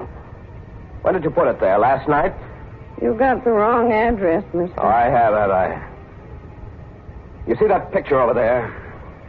The one on the hall table? Yes? That's a picture of my wife. I beg your pardon, sir, but that's the picture of Mrs. Drury. Drury. I didn't know anybody by the name of Drury. I couldn't imagine why he or anybody else would go to so much trouble to keep me from my wife. I walked down to the corner drugstore to phone the police. But just as I got there, a car drove up and stopped. In it was the man who sat next to me on the train. I hurried over to speak to him. You remember me? Why, yes, of course. Did you find your wife? No. Oh, I'm sorry to hear that. Can I be of any assistance to you? I work for the railroad, you know. Yes, I had a feeling you did. What's your name? Rory. Rory? You live in the white house around the corner? The one on Pine Street? That's right. How did you know? I was just over there. I thought it belonged to a man named Keating. Well, it did originally. You knew him? Knew him? Yes. Why do you speak in the past tense? You sound as if the man were dead. Well, didn't you know? He is dead. You can't imagine what it was like to have him tell me that Eric Keating was dead. I was Eric Keating. I hurried away from him, kept walking toward the center of town. But it wasn't long before I realized that I was being followed by a man in a gray hat. I waited until he caught up with me. And then, as he started to pass, I stopped him purposely to get a good look at his face. Excuse me. Yes? Can I trouble you for a match? Certainly. Thanks. Wait a minute. Why are you following me? Who says I am? It's pretty obvious. Now, you'd better tell me what your game is, or I'll call a cop. That wouldn't do much good, mister. I'm on the force. What? Plainclothesman. Connors is the name. I don't understand. Why are you watching me? That's my business, watching people. Your face looked kind of familiar to me. What's your name? Eric Keating. Try again, mister. You better tell me the truth this time. I am telling you the truth. Why don't you believe me? Because I happen to know where Eric Keating is right now. I saw his grave just the other day. His grave? Yes. He's buried in the same cemetery as my sister. Been buried for 6 years.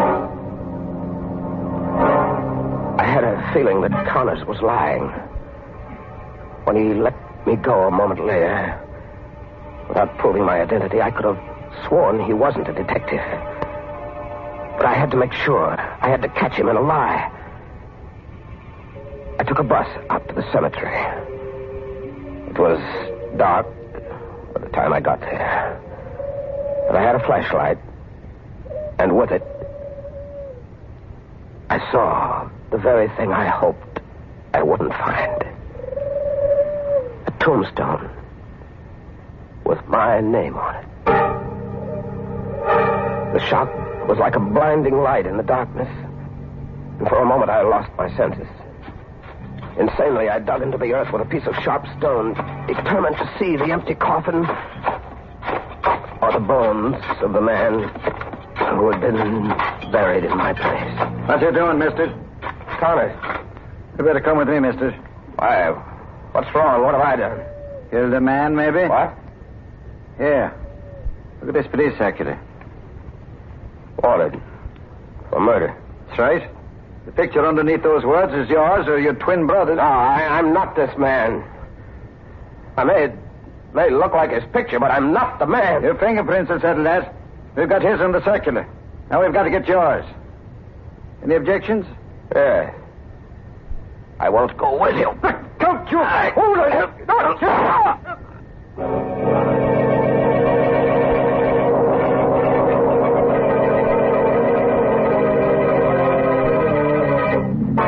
Now, there's a case of being wanted for murder, dead or alive.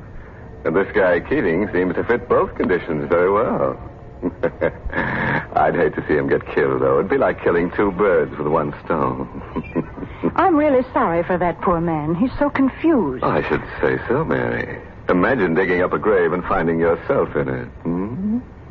Well, that proves that a man can be two places at the same time. Nonsense. That's impossible.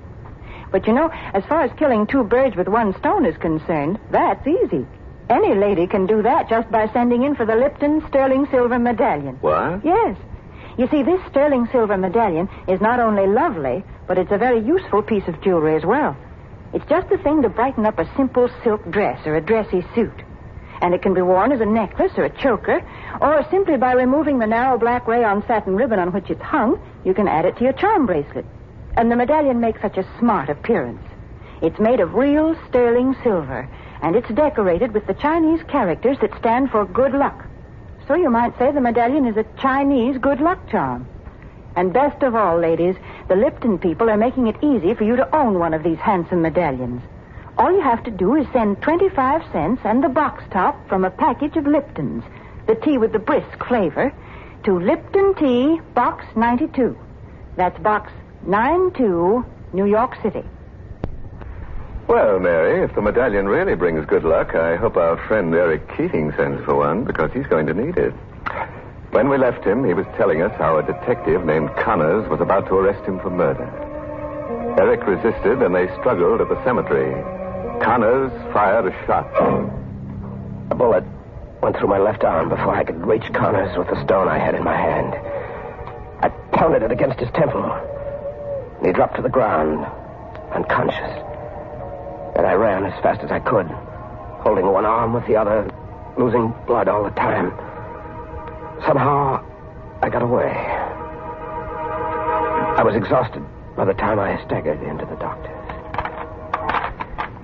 Well, I guess you'll be all right now, Mr. Keating. Thank you, Doctor.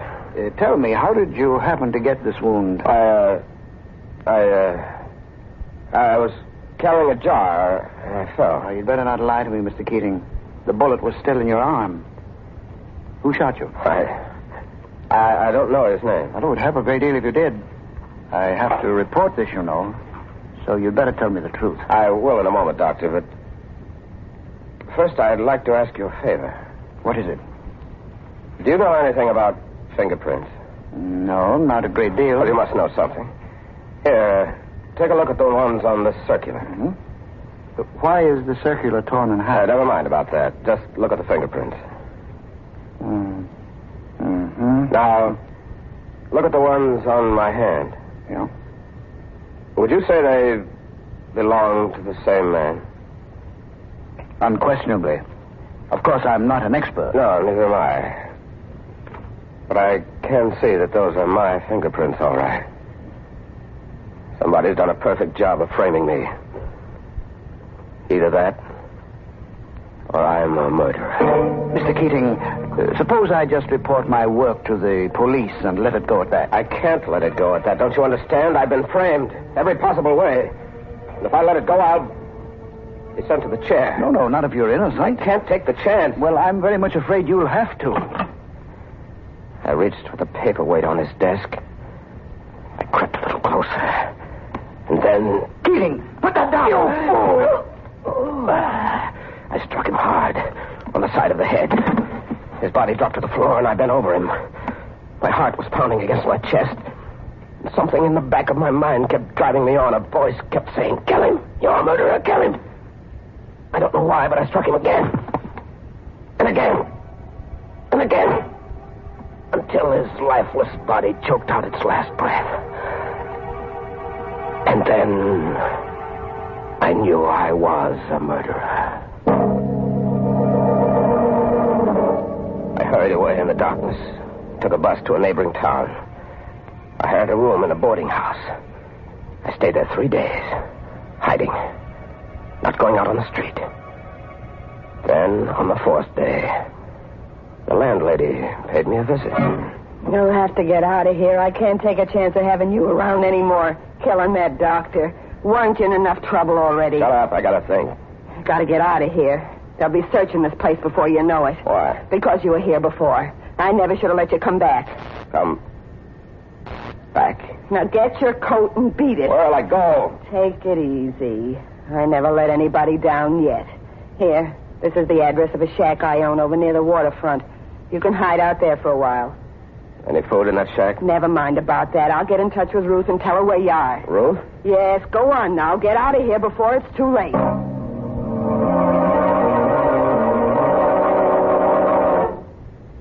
I waited in the shack for 2 days before this girl, Ruth, showed up. When she did get there, the first thing she said was, Gosh, you look terrible. Yeah, I know. I've been through a lot. Well, start working on these groceries. You must be starved. Yeah, thanks, I am. I never thought I'd see you again. Huh? Why'd you do it? I couldn't help myself. He was going to turn me over to the police. I don't mean the doctor. I mean Richie. Who? Richie. What are you looking at me like that for? I'm just trying to think. You should have done some thinking before you buried his body where you did. They found it the next day. Stop it, will you? I'm going out of my mind. What's the matter? Richie, Ruth, Drury, the landlady. When is it going to stop? Hey, take it easy. I got to get out of here. I got to get out of here right now. Don't be crazy. You'll get caught. I don't care. Have you got a car? Yeah, but... Come on. Let go of me. Let go. You hurt me. Come on. Where? Where do you want to go? Back to my house. I've got to find my wife. In the dark, we drove to my house on Pine Street. Ruth waited for me in the car as I sneaked into the garage and came up through the cellar entrance. The house was dark, except for a light in the study. My wife was sitting there, alone, reading a book. I tried not to frighten her. Eleanor? Eleanor? That you, George? No, dear. It's Eric. Oh, good heavens. Who are you? What are you doing here? Don't you recognize me, Eleanor? No. No, get out of this house. Get out before I scream. Darling, I've got to make you understand. I'm your husband, Eric. You're insane. Eric is dead. No. You mustn't believe what they've been telling you. It's all part of a scheme I can't understand, but they're against us, Eleanor. They're trying to keep us apart. Eric is dead. Don't say that, He darling. died 6 years ago. And you're in on it, too. You want it this way. What do you mean? You and Drury want to be together. That's why you framed me. George Drury is my husband. Is he? Yes, we've been married for 3 years. You can't get away with this, Eleanor. I won't let you have it. No. I tied her to a chair and gagged her so that she couldn't scream or call the police. Then I left the house and got back into the car with Ruth. We waited there about 10 minutes. And then I saw the man I'd been waiting for. George Drury. He was walking down the far side of the street on the sidewalk. And I knew he'd have to cross over to get to the house. So I started the car. What are you doing? Getting ready. He's got to cross the street. He's got to. What are you going to do? Run him over. No. Let go of me, you fool. No!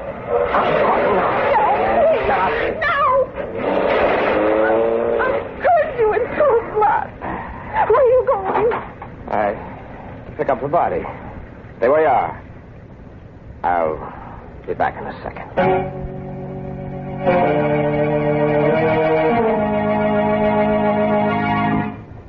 The three of us had a long ride that night. Ruth, George Drury's body, and myself. Automatically, I seemed to know where I was heading. even though I had no destination in my mind. I made one turn after another, unconsciously almost, until at last I came to a dark stretch of road along a railroad track. I stopped the car and got out. What do you think you're doing? Don't ask any questions. I'm burying the body here. Are you crazy? Why? Don't this place look familiar to you? Yes, I think it does. Can't remember why. You lost your mind completely. Will you stop talking like that and tell me what's wrong with this place? Why can't I bury the body here? Because it's the same place you buried Richie. Richie. Who is Richie? Why am I wanted for his murder? You're wanted because you killed him in cold blood just the way you killed Drury. Only Richie was your partner. You pulled all your jobs together. It couldn't have been me, Ruth. Not me. I didn't know Richie. I'm Eric Keating. Is that your real name? You never told me the real one. What's that? Sounds like... Yeah, it's the police. Quick, we've got to get out of here.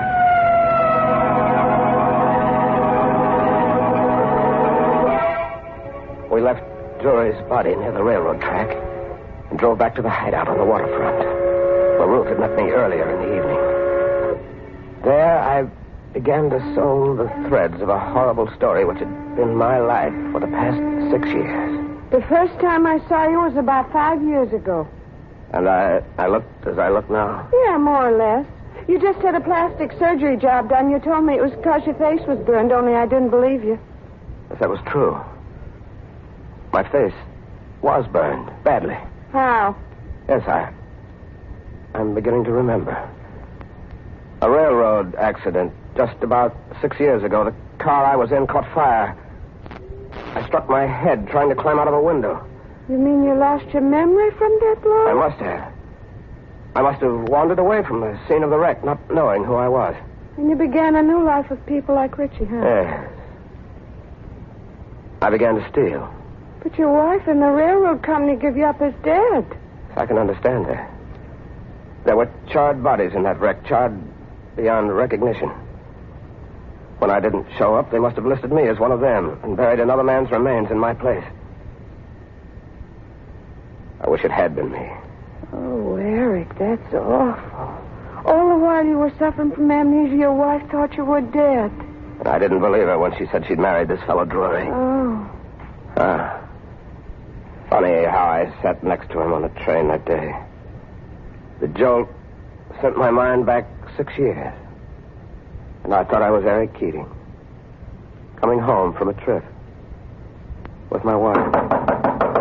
Who's there? Come out with your hands up, Keating. It's the police. They got this place surrounded. You better do what he says, Eric. What for? Why prolong the agony any more than I have to? Eric, don't call me Eric. Eric Keating is dead. Now let this other man die the way he should have died. Eric, don't be a fool. You can't get out that window. The cops got him covered. I know it, Ruth. I know it. It's all right. I wanted it just this way.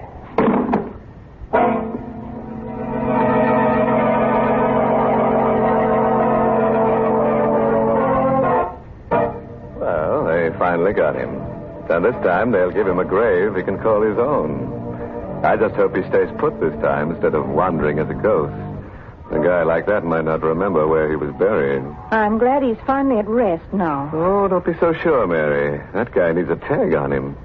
Maybe you ought to send him one of those sterling silver medallions. Yes, and we'll get all his aliases engraved on it, too, so the other ghosts will know who he is. Don't be silly. There aren't any ghosts. And besides, that sterling silver medallion has just one purpose. It's simply a lovely piece of jewelry that the ladies will enjoy wearing. And ladies, to get the medallion, all you have to do is send 25 cents and the box top from a package of Lipton's, the tea with the brisk flavor, to Lipton Tea, Box 92, New York City.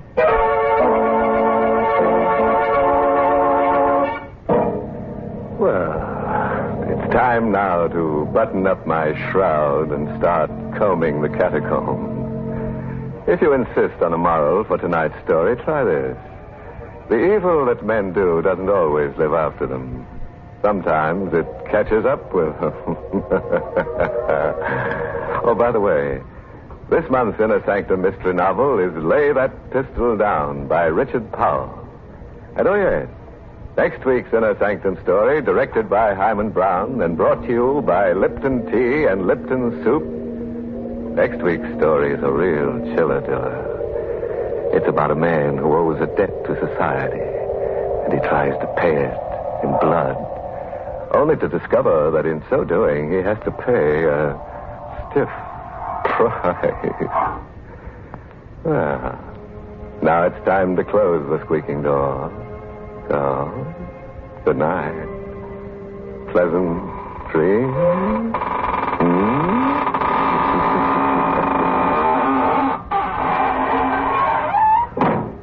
Folks, here's a modern food with an old-fashioned homemade flavor. It's Lipton's noodle soup. And now, especially when the weather's so warm, try serving Lipton's as the one hot dish in a cold meal. Your family will love Lipton's famous chickeny taste. Yes, it tastes just like the chicken noodle soup you make right in your own kitchen. And Lipton's has got the same good herbs and flavorings, too. The same tender golden egg noodles. But listen, Lipton's noodle soup mix comes in an envelope, and it only takes a few minutes to prepare. Of course, sometimes it's hard to get in some stores these days, but there's lots of good things scarce in wartime. So remember to ask for Lipton's noodle soup. And remember to tune in next Tuesday night for another Inner Sanctum Mystery. This is CBS, the Columbia Broadcasting System.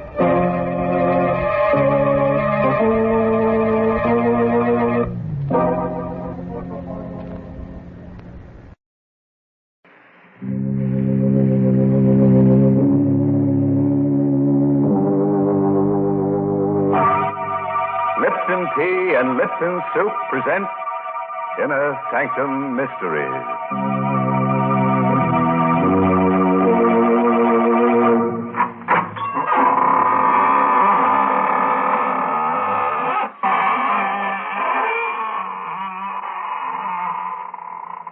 Good evening, friends of the Inner Sanctum. This is your host, welcoming you in through the squeaking door. Come in, see my latest collection of corpses. I've dug up some very interesting pieces, but of course I had to pay a stiff price. This petrified man, for instance, he's over 100 years old. They found him in a forest. That's right, aged in the woods. My goodness, do you expect folks to believe nonsense like that? Oh, but it's true, Mary. Look over here at this artist model. The last time she posed for a sketch, she was drawn and quartered. The artist wanted to paint her with her head in her hands, but he didn't have the nerve to axe her. So he sawed her in half. What an imagination you have. You don't believe me. All right. I'm not going to show you my corpse collection anymore. This is the last time. Well, I don't believe that either. But talking of last times, folks, this is the last time on Inner Sanctum that the Lipton people are offering to send the ladies that special sterling silver medallion. Yes, ladies, this is your last chance to own a really lovely piece of jewelry without spending a lot of money for it. Now, let me describe the medallion to you. It's made of solid sterling silver. It's about 1 inch in diameter. Yes, and it's decorated with the Chinese symbol for good luck. You can wear the medallion as a necklace or a choker.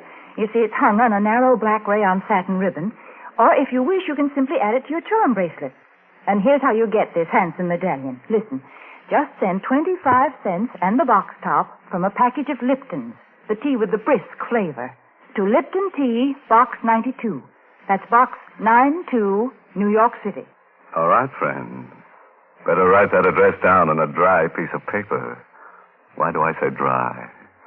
Because everything will be wet by the time we're through here. Wet with gore.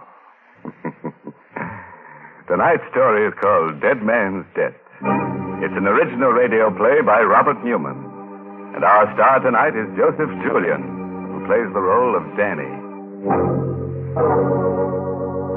The corner cell in the courthouse jail. Stone walls, stone floor, and a hard cot. Lying on the cot, huddled under the blanket, is Danny Gorman. His eyes are closed and his breathing is regular. But even he is not sure whether he's asleep or awake. For he's listening to a voice. A voice he's heard quite often during the past few weeks.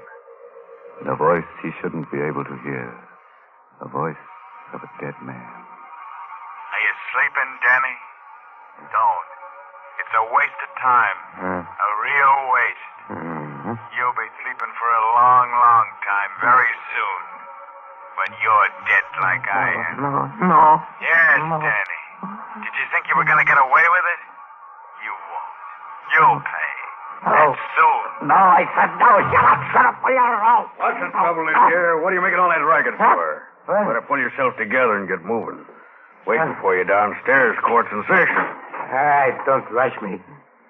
I'm coming. I'm not rushing you. Sure glad to be rid of you. Glad you won't be coming back here again. What? What do you mean? They'll wind up your case this morning. Hand down a verdict before lunch. 2 to 1, they do it without leaving the jury box. And 10 to 1, it's guilty.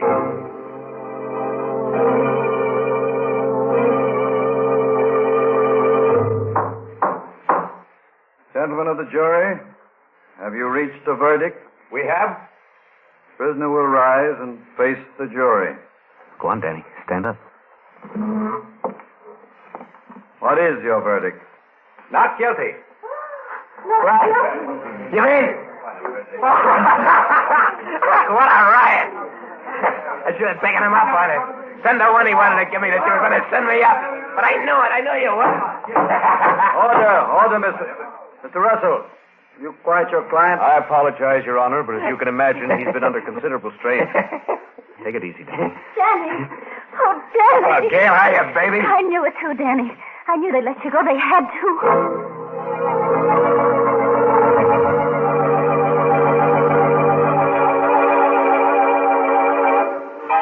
Hope you don't mind coming here to celebrate. It's not very fancy, but, well, this is where they picked me up, put the cuffs on me.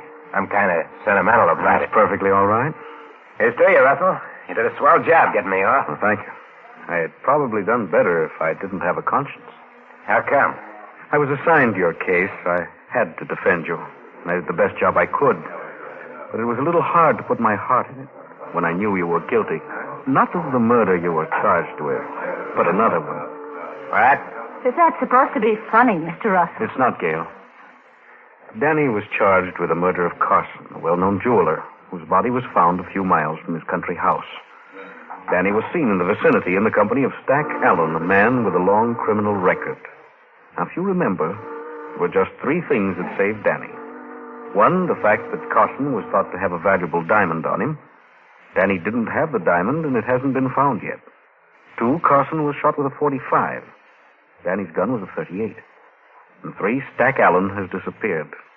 Now, on the basis of these 3 facts, I was able to convince the jury that it was Stack who killed Carson and took the diamond. And, as a matter of fact, that's what I think did happen. Well? The DA made one mistake. He charged you with a wrong murder. I don't believe you killed Carson. But I do think you killed Stack Allen. That's ridiculous. Danny, tell him it's not true. Tell him. Shut up. What are you going to do about it?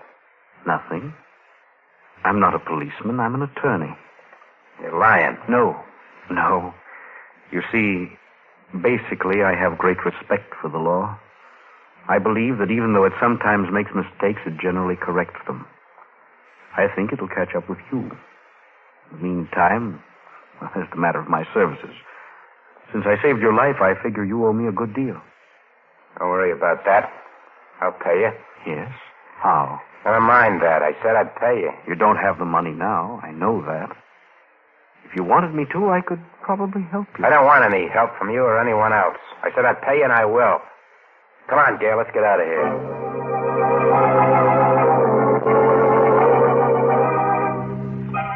Are you sleeping again, Danny?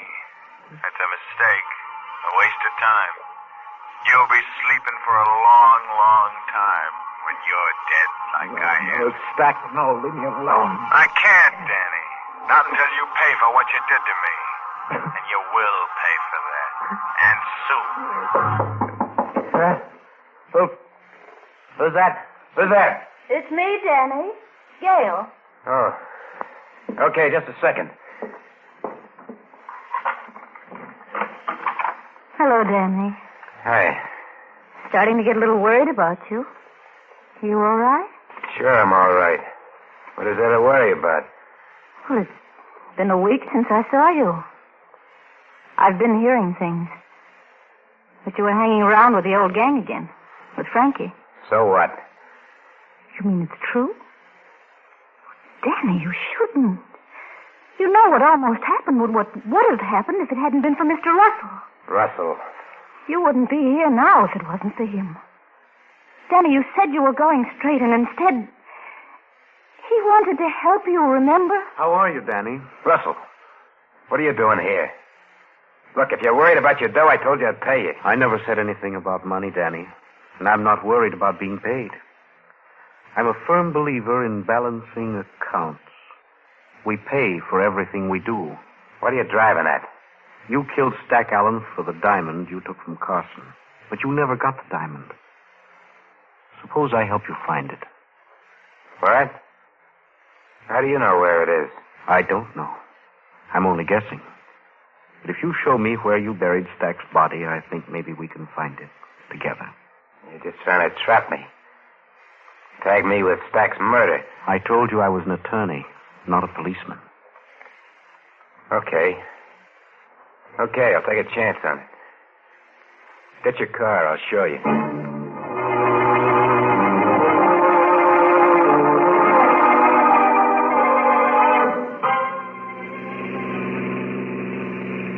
So easy now. Turn off there to the left. Into the woods? Yeah. Just a little further. All right, go slow. Okay, now stop. I think you'd better stay here, Gail. It's not going to be very pleasant. No, it's all right. I'll come. Just as you like. Now, tell me again just how it happened, Danny. Well, we drove down here after we knocked Carson off to decide just what we're going to do. I had a feeling Stack was going to plug me so he wouldn't have to split with me. And I decided to beat him to it. He went over there. He sat down on that log. And he was playing with his ear the way he used to, pulling on it.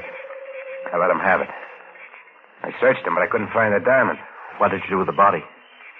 I dug a deep hole right there. I dumped him in it, and I piled wood on it, and then built a fire. And after it burned down, I covered it up. Okay. Let's get the shovels out of the car and start digging.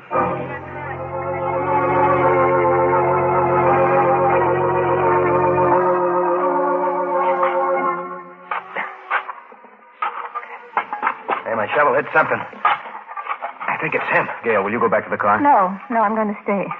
I just won't look. There he is. At least his bones. Put your shovel under his skull and lift it carefully.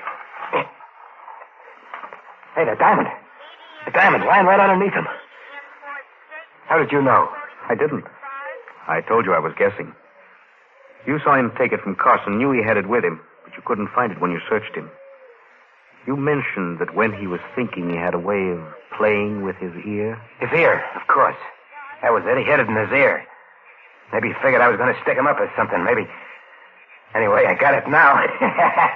We're rich, you hear, Gail? We're rich. Yes, I hear. What are you looking at me for that way? Danny, I loved you for a long time. Even when I knew there were things wrong with you. I stuck with you through the trial because I thought you were innocent. That you hadn't killed Carson. Now I hate you. I stood trial. I got off, didn't I? I paid for the diamond. And now it's mine. Yes, Danny. It's yours. But you haven't paid for it. You're only going to start paying for it.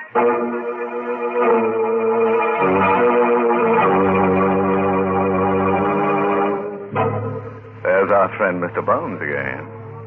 You know, I don't mind his talking from the grave, but I wish he'd stop heckling Danny and not sound so much like a bill collector. After all, he didn't do so badly. He not only got buried, he got cremated, too. Yes, he paid the penalty for his crime. Yeah. But what right has he got to be so moral after he's dead? And so vain, too. Wearing a diamond in his ear. Next thing you know, we'll see a skeleton walking around wearing a Lipton sterling silver medallion. That will never happen, I assure you. Is that so? Well, let me tell you about a skeleton who could fly. Now, stop. That's enough.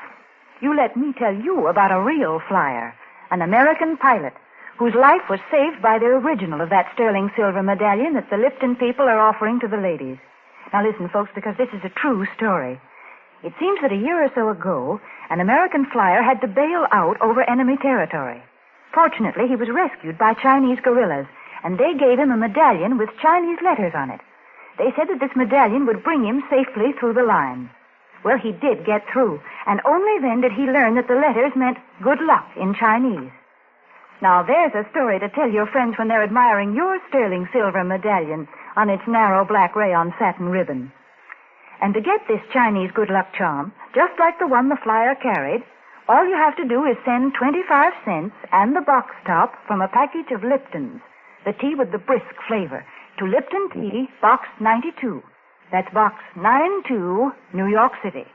And now, friends, back to the story of Danny Gorman, who was tried for the wrong murder and who's found, so far at least, that crime does pay, and very nicely, too. It's about an hour later now, and a car with 3 very silent people in it has just reached the outskirts of the town.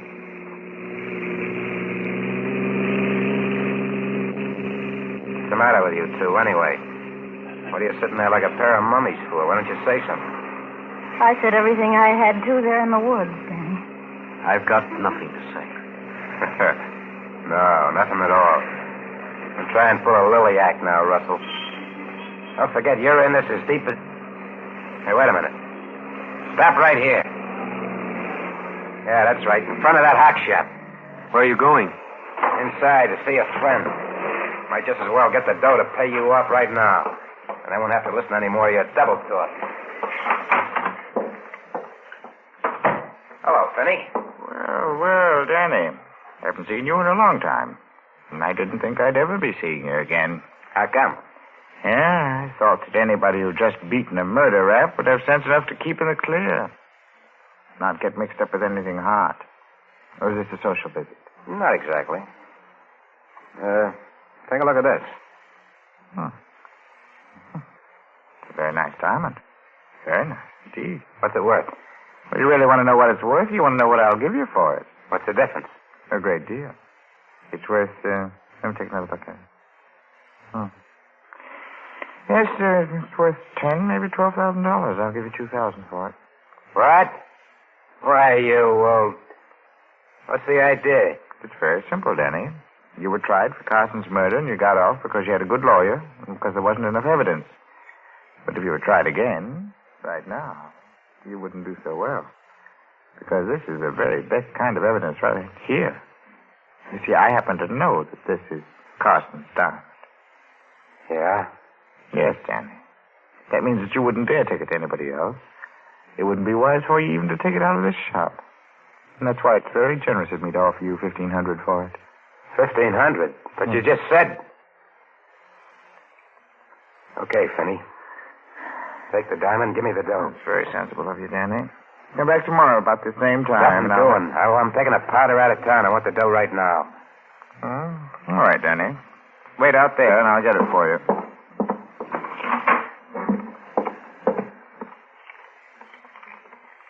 $7, 21, 4. There we are.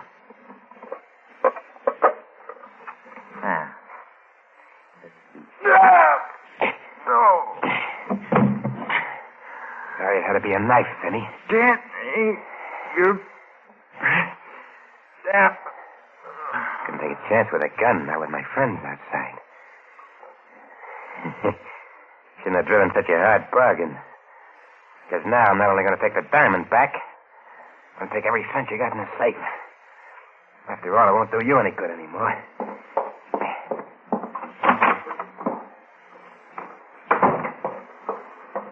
All right? Yeah, let's get going. You seem quite pleased with yourself. Why shouldn't I be? Get rid of the diamond, and I finally got my hands on some real dough. I can pay you off now. What do I owe you? I told you, Danny. A great deal. Your life. Okay, don't build it up. What do you want in cash? I never said anything about money, Danny. There is something I want. When the right time comes, I think I'll get it.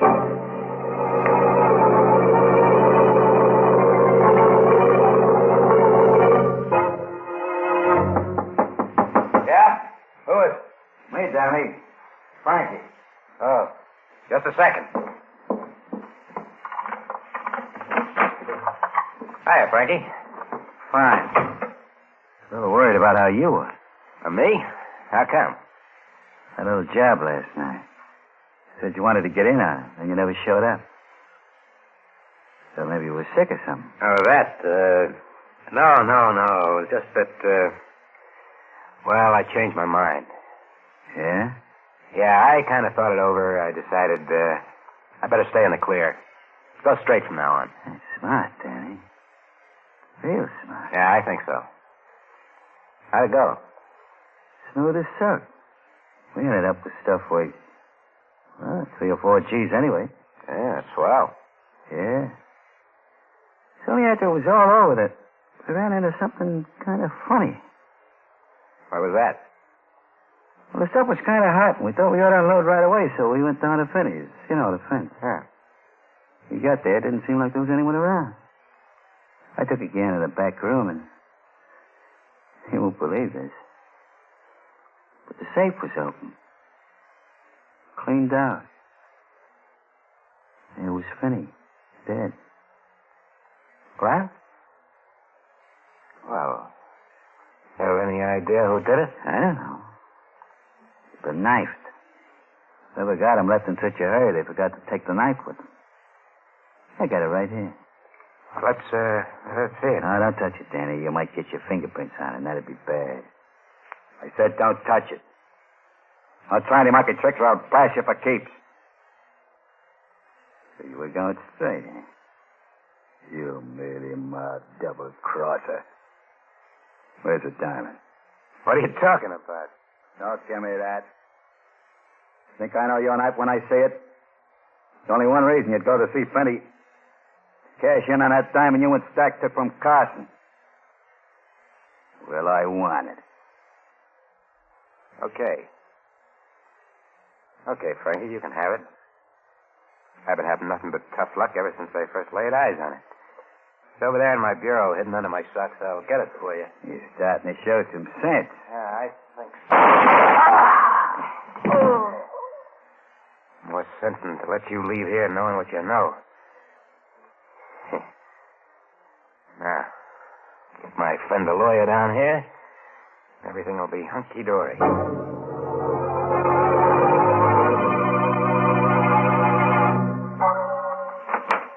Right, you sure got down here fast, Russell. Hey, what's the idea? Bringing Gail with me? I thought she might be interested in anything you might have to say to me. You said something about another case? Yeah. Look over there, in the corner. Oh. Frankie Ring. And he's dead. You killed him? Yeah. It was self-defense. He came down here to get me to go out on a job with him. I told him I wouldn't, that I was going straight, and he pulled a gun. There it is in his hand. See? I got my own rod from the bureau, and, well, that was that. Sound okay? Fine. No, it ain't going to be easy, I know. Me coming up for a second murder rap. But you can get me off. I got plenty of dough this time. I can really pay. The thing is, what do we do first? We don't do anything, Danny. There are a lot of things you can do. My suggestion is that you call the police. Give yourself up. What? You mean you're not going to take this case? No, Danny. Why not? You fought it for me the last time. Yes, Danny, and I told you why. I was assigned the case, couldn't turn it down. Besides, you were being tried for the wrong murder. But this time it won't be the wrong murder. It'll be the right one. This is the one I said was finally going to catch up with you. I see. Is your car downstairs by any chance? Yes. Why? I'm starting to feel a little restless. Let's go places. Go ahead, march. Danny, what are you going to do? Are you kidding? You know about Stack and about Freddie. Somehow I don't think I'd sleep so good knowing that you knew. Besides that, there's one more you don't know about, Finney. I got him yesterday while you were waiting in the car. After your first three, they started to come easy, even dames. We're going to take a little ride together. But I got a feeling we're not all of us coming back.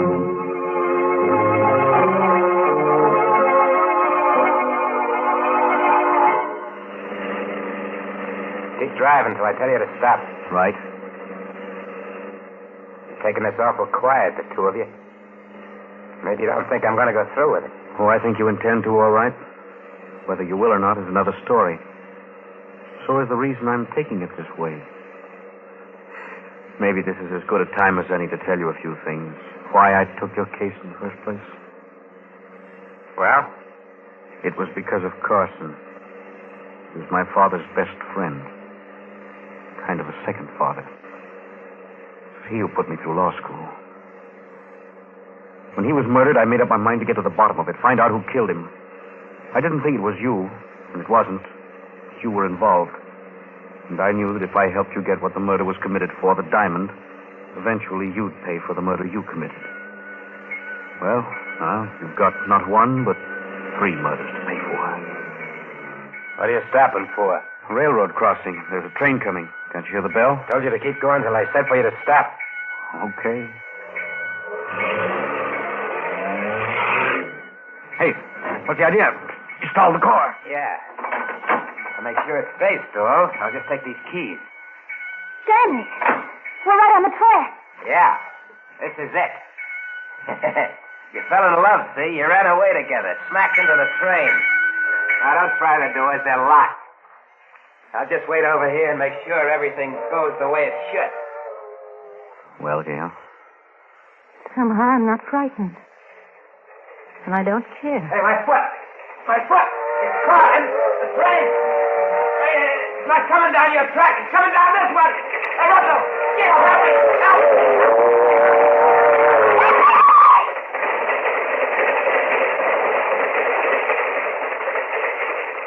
Andy. Yes. He's on the wrong track.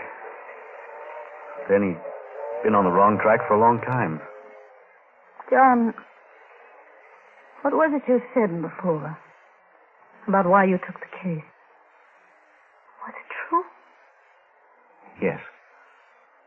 You always talked about payment, about something you wanted. I wanted justice.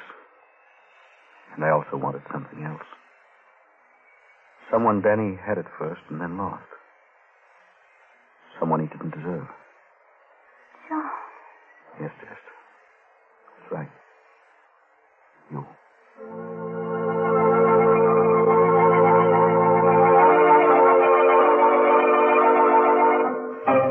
Say, what is this anyway? Inner Sanctum or Love's Old Sweet Song? You'd better get yourself another tune, Professor. Or I'd better get myself another program to haunt. That's right. One more sappy ending like that, and they can get themselves another host. Why, what was the matter with that ending? I thought it was the nicest one we've had this year. I thought it was sweet the way those two people discovered they loved each other. Listen, Mary, there's only one kind of sweet stuff that goes on this program, and that's sweet essence of cyanide. Oh, good gracious. This is the last show of the season. Can't you be human just this once? All right, Mary, I'll tell you what I'll do. When Gail and that lawyer get married, I'll send her a Lipton sterling silver medallion for a wedding present. Well, they'll have to get married real soon then, because this is the last time on Inner Sanctum that the Lipton people are offering to send that special medallion. Yes, ladies, this is your last chance to get a solid sterling silver medallion hung on a narrow black rayon satin ribbon. A lovely piece of jewelry to wear with your simple silk dresses and with your dressy suits as well. So you'd better send for your medallion tonight. Just send 25 cents and the box top from a package of Lipton, the tea with the brisk flavor, to Lipton Tea, Box 92, New York City.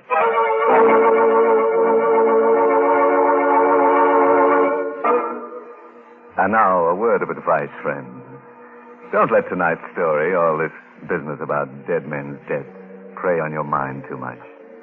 If you should wake up at about 2 in the morning and hear strange footsteps coming up the stairs toward your room, don't worry. It won't be a homicidal maniac. It will probably be the ghost of a bill collector coming to collect IOU. By the way, this month's Inner Sanctum Mystery novel is Lay That Pistol Down by Richard Powell. Well, now it's time to close up shop until the end of August. Much too hot to go around murdering people. And down at the morgue, everybody's planning to stay on ice for the summer. So we'll be back to haunt you on Tuesday, August 28th, with more Inner Sanctum stories directed by Himan Brown. Better have that date tattooed on your chest. Tuesday, August 28th. Until then, remember to serve Lipton, the tea with a brisk flavor, iced as your summertime beverage. And be sure to serve Lipton's noodle soup as the one hot dish with a cold meal. And now it's time to close the squeaking door. So, good night. Pleasant dreams.